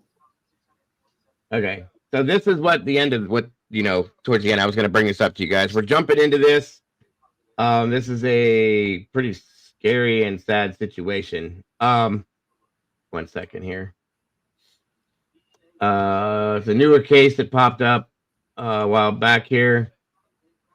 And let me find it here, and I will show you guys just the beginning of it, and then we're gonna deal with it. There's a lot to it too. There's a whole lot to it. There is. I got videos and Bad. everything. It's bad. 1 second here. While you do that, I'm going to jump off. Thank you for having me. And Always a pleasure. Bye, Always- Golf. Always a pleasure, Golf. Thank you for see you doing next it. time. Bye, guys. Anal inspector, wait. What? Hi. I knew she'd answer to that. That's That was terrible. Sorry. All right. Have a good night. Bye, guys. All right. Good night. Good night, Golf. That Okay, wasn't here. nice. All right, so here I'm just gonna give you guys like a news clip of this real quick, and then we will go. Oop, I definitely got to fix the speed on that one. That's not cool. Boom, and this isn't even the beginning of it, but that's okay. All right, and then like I said, probably tomorrow. I know Molly's been on this, and we've been talking about this for a few days, and I was really freaked out that I wasn't going to be able to be here to do this. So this is what we're talking about. Just to give you guys a little kickoff that haven't maybe heard about this. I know most of you guys probably have. It's so sad. Murder investigation. Although the search ended for the missing mom-to-be, Savannah Soto, the investigation into her death and the death of her boyfriend, Matthew Guetta, is just beginning. We have just learned from police they both died of a single gunshot wound. This turned into a capital murder case, and police say the killer will also be charged with the life of Savannah Soto's unborn baby. So far, we know Savannah was last seen at an apartment complex in Leon Valley. According to court documents, her boyfriend, Matthew Guetta's last location was off of Labor Road, about 10 minutes away. But the two were found outside the Colinas apartment complex. They were both inside of the Kia Optima police were searching for. Chief William McManus said it looks like they were inside the car for 3 or 4 days. The family tells us Savannah was supposed to be induced to have her baby on Saturday. She was last heard from Friday. Family has learned the vehicle was found at the Colinas apartments yesterday and told police. The woman says she's Savannah's sister-in-law. Joni Wassel tells us she got to the car, opened the door, and found the horrific sight as police arrived to the scene. Police are not sure what connection the Colinas apartments has to the case. Family and friends were desperately trying to find Savannah and knew she was in danger. Savannah's grandmother, Rachel Soto, shares with us how her worst nightmare came true. My heart is broken right now. And nothing's ever going to replace her. She was a good girl. She loved sports. She played basketball with her brothers. She was a heart. She was beautiful inside and out. San Antonio Police Chief William McManus calls the case complex. Questions remain over what went wrong and how the missing mother-to-be was not found for days, even though she was minutes from home. It turns out an alert to find her was only sent to people living in Leon Valley and not the rest of San Antonio. This originating in Leon Valley, that's why it came out from there, the alert, clear alert. Was there ever any indication that SAPD should have put out a clear alert of their own? No. Savannah was found just outside of Leon Valley. SAPD is now in charge of the case. We've also obtained court records today revealing Soto's boyfriend had a long criminal history, including drugs, burglary, and assault against Savannah. Police have provided no information indicating Matthew Guetta was involved in Savannah's death. As they continue to investigate, we uncovered Savannah Soto's boyfriend, Matthew Guetta, had been charged with assaulting her on Christmas Day of last year. Guetta was placed on probation for that charge, which was set to end on June of 2024. But court documents show he picked up more charges this past September. A violation report shows Guetta was charged with unlawful carry of a weapon, reckless driving, and evading arrest. His possession of a gun, a violation of probation, which prohibited him from having guns. Another condition of his probation was to not have harmful or injurious contact with Soto, his girlfriend. Here's what police had to say when asked if firearms were found in the car. We don't know that yet. We have not been able to move the bodies. The medical examiner is still working to determine the cause of death.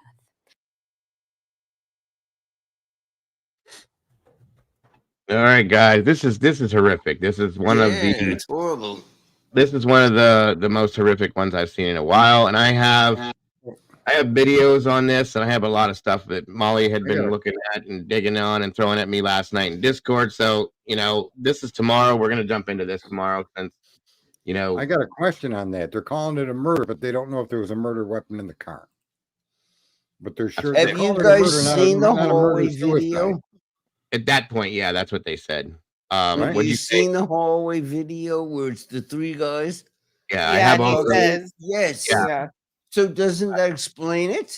Well, in a sense, yeah. We're going to look at those tomorrow when we cover this. I have a whole bunch of videos from that lady which Diego's ready to go. It blows my mind that they never messed with that woman's camera. That blows my mind, Yes, me too. Like dummy. In my opinion, I'm not covering this case because I'm not messing with no cartel. You're not coming up in this house. But I'm not playing. It goes a lot deeper than this. Like you think? Oh, 100%. And I'm not certain that the boyfriend was the target. Gotcha. Yeah, I'm just gonna put it out there. To let everybody see the news So of you it. guys do agree that this is informant stuff? I think there's something related to that in some way, in a sense. mean, I know that, go ahead, hon. I know I don't know if it's so much that they snitched or whatever, but it's a long history, and I'm not even certain that the family itself is not the problem. Yeah. Yep. I got you. I know what you're talking about there. Wow. Yeah, it's pretty deep in my opinion. I'll say that. What? Just from what I've seen. Strange. Yeah. The strangest we thing see how to that me is unravels. the strangest thing to me Go the ahead, buddy. strangest thing to me that makes me just like, yeah, this is one you probably don't want to get that close to is where each of them were found in the car. Mm-hmm. It's like, yeah, okay. And the way that they were found, here's the thing with me, you guys. So I don't know. I'm not going to go deep on this. I'm telling you right now. I'm going to give you the surface story and give it to you that way. The way they were found in the vehicle, that's what caught my attention, if you know what I'm saying. I'm not going to say it live right now, but you know what I mean, okay? There's something to it that it's a marker for something is all I'm going to say. Yeah, that's the cartel. I'm telling you, I'm not fucking with no cartel. Like I've had friends that are close to that, and that's not my gig. That's their business, right? I get it. Oh, good Lord. Yeah, we're gonna put the news of it out there, and then you guys take it for what it is. That's what I'm doing here. So Clue's dick is not as big as she led us to believe. Well, here's the thing. Well, hold on. See, you're misinterpreting it. You're misinterpreting it the wrong way. If I dig into this case and I solve it, I might be giving up one of my friends. Oh, Lord. Okay, now look, you guys, we all need to pay attention.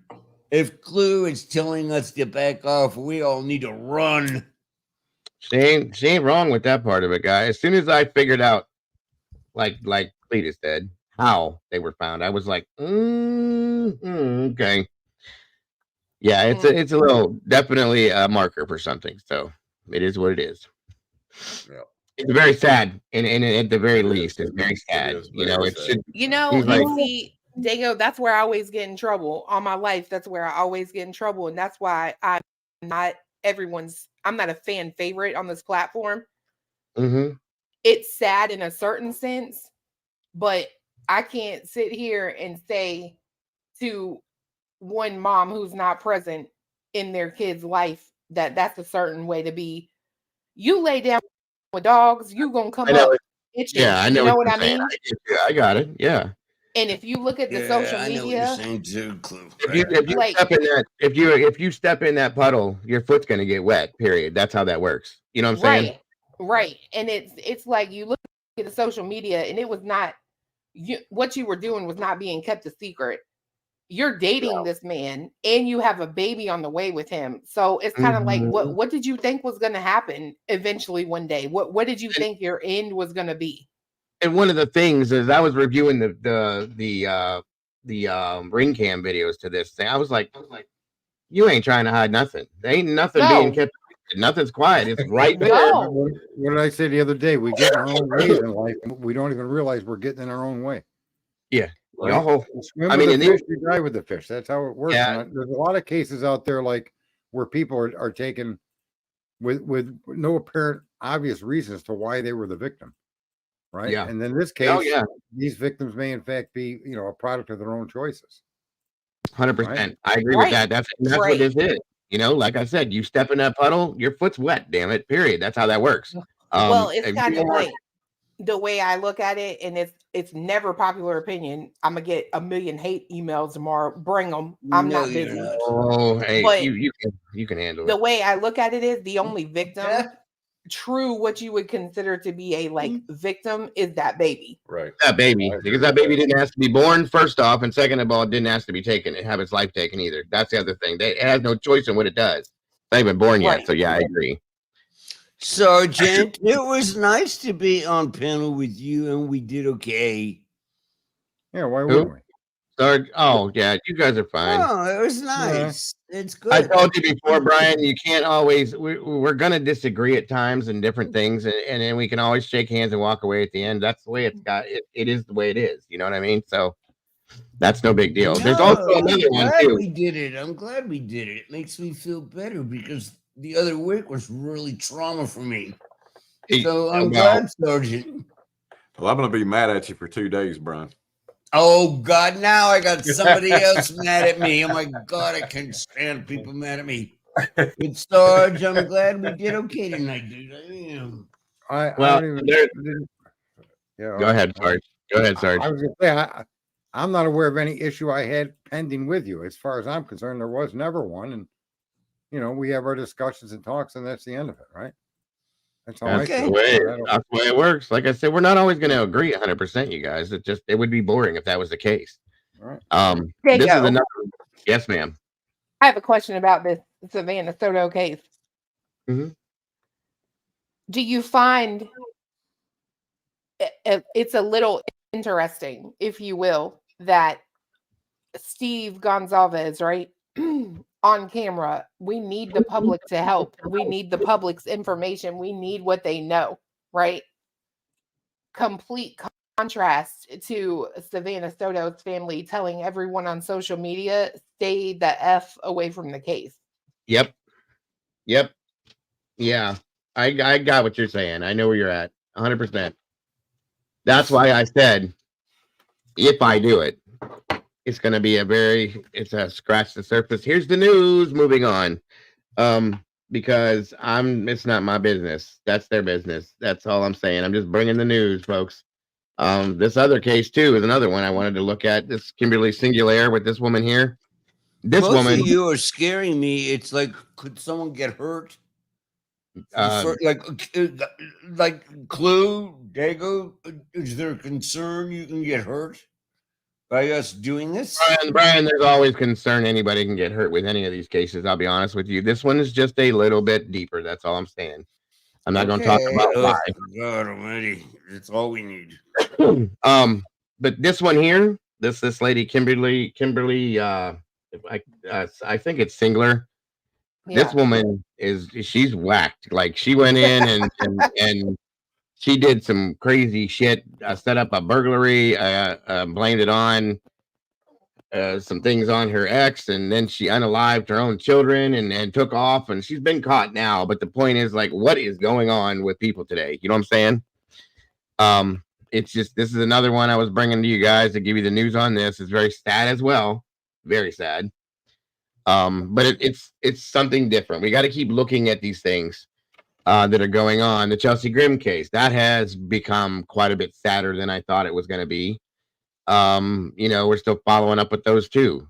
There's other things going on with previous cases we've covered. There's people out looking for Summer Wells again, thank God.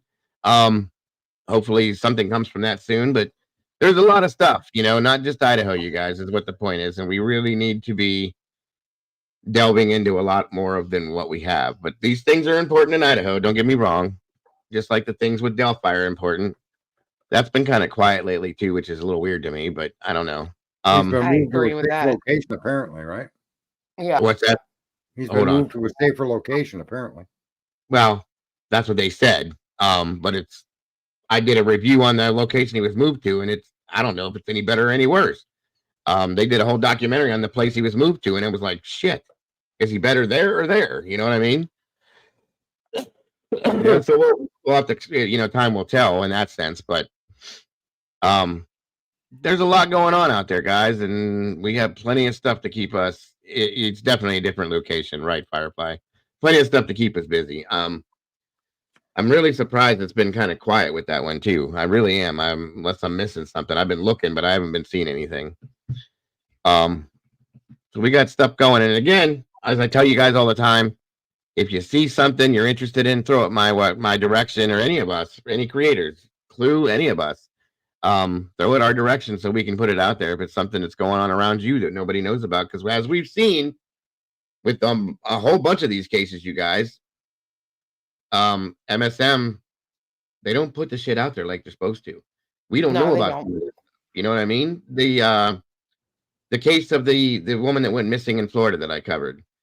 Why can't I think of her name right now? I don't know, but like nobody was putting that out. Nobody was putting it out. Thank God Mikey lived down there, and we have a couple other people, and they're like, listen, you need to hear about this. And I went and looked into it and found it. It's just very, very little bits of info that gets put out on these cases. That doesn't help, especially in missing persons cases. What good is that? You know what I mean? It needs to be broadcast to the whole world so we can find these people. Yeah, that's what I figured too, Teresa. They're still waiting on the Supreme Court decision in Delphi. I gotcha.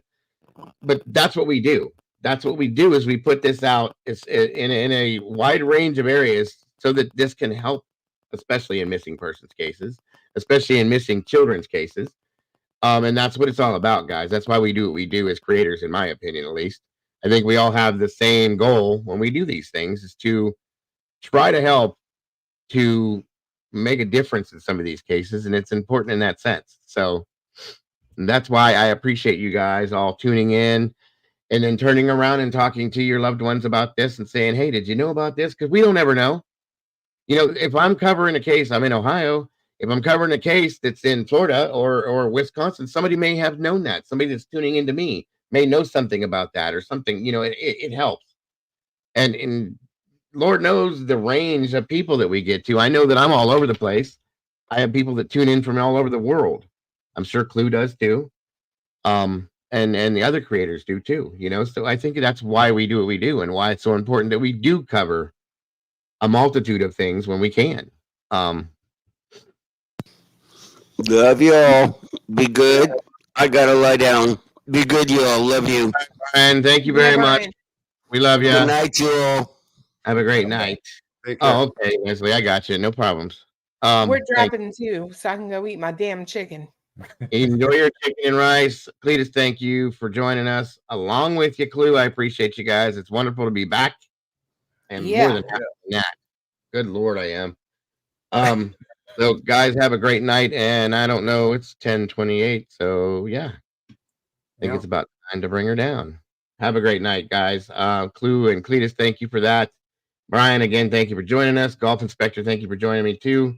I'm sure you're jumping down too, Sarge. I take it. Sure. Oh yeah. Alrighty. Well, thank you, Good Sarge. night. Have a great night, guys, and thank you for joining us, Sarge.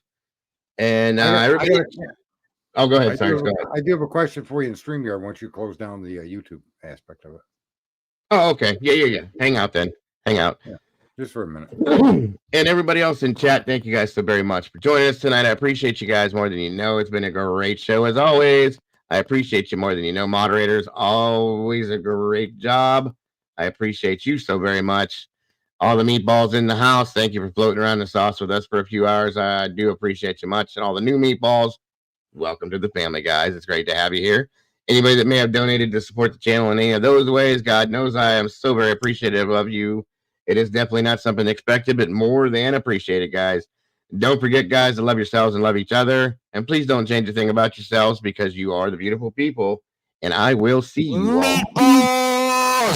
Rock. Thanks, Bryan.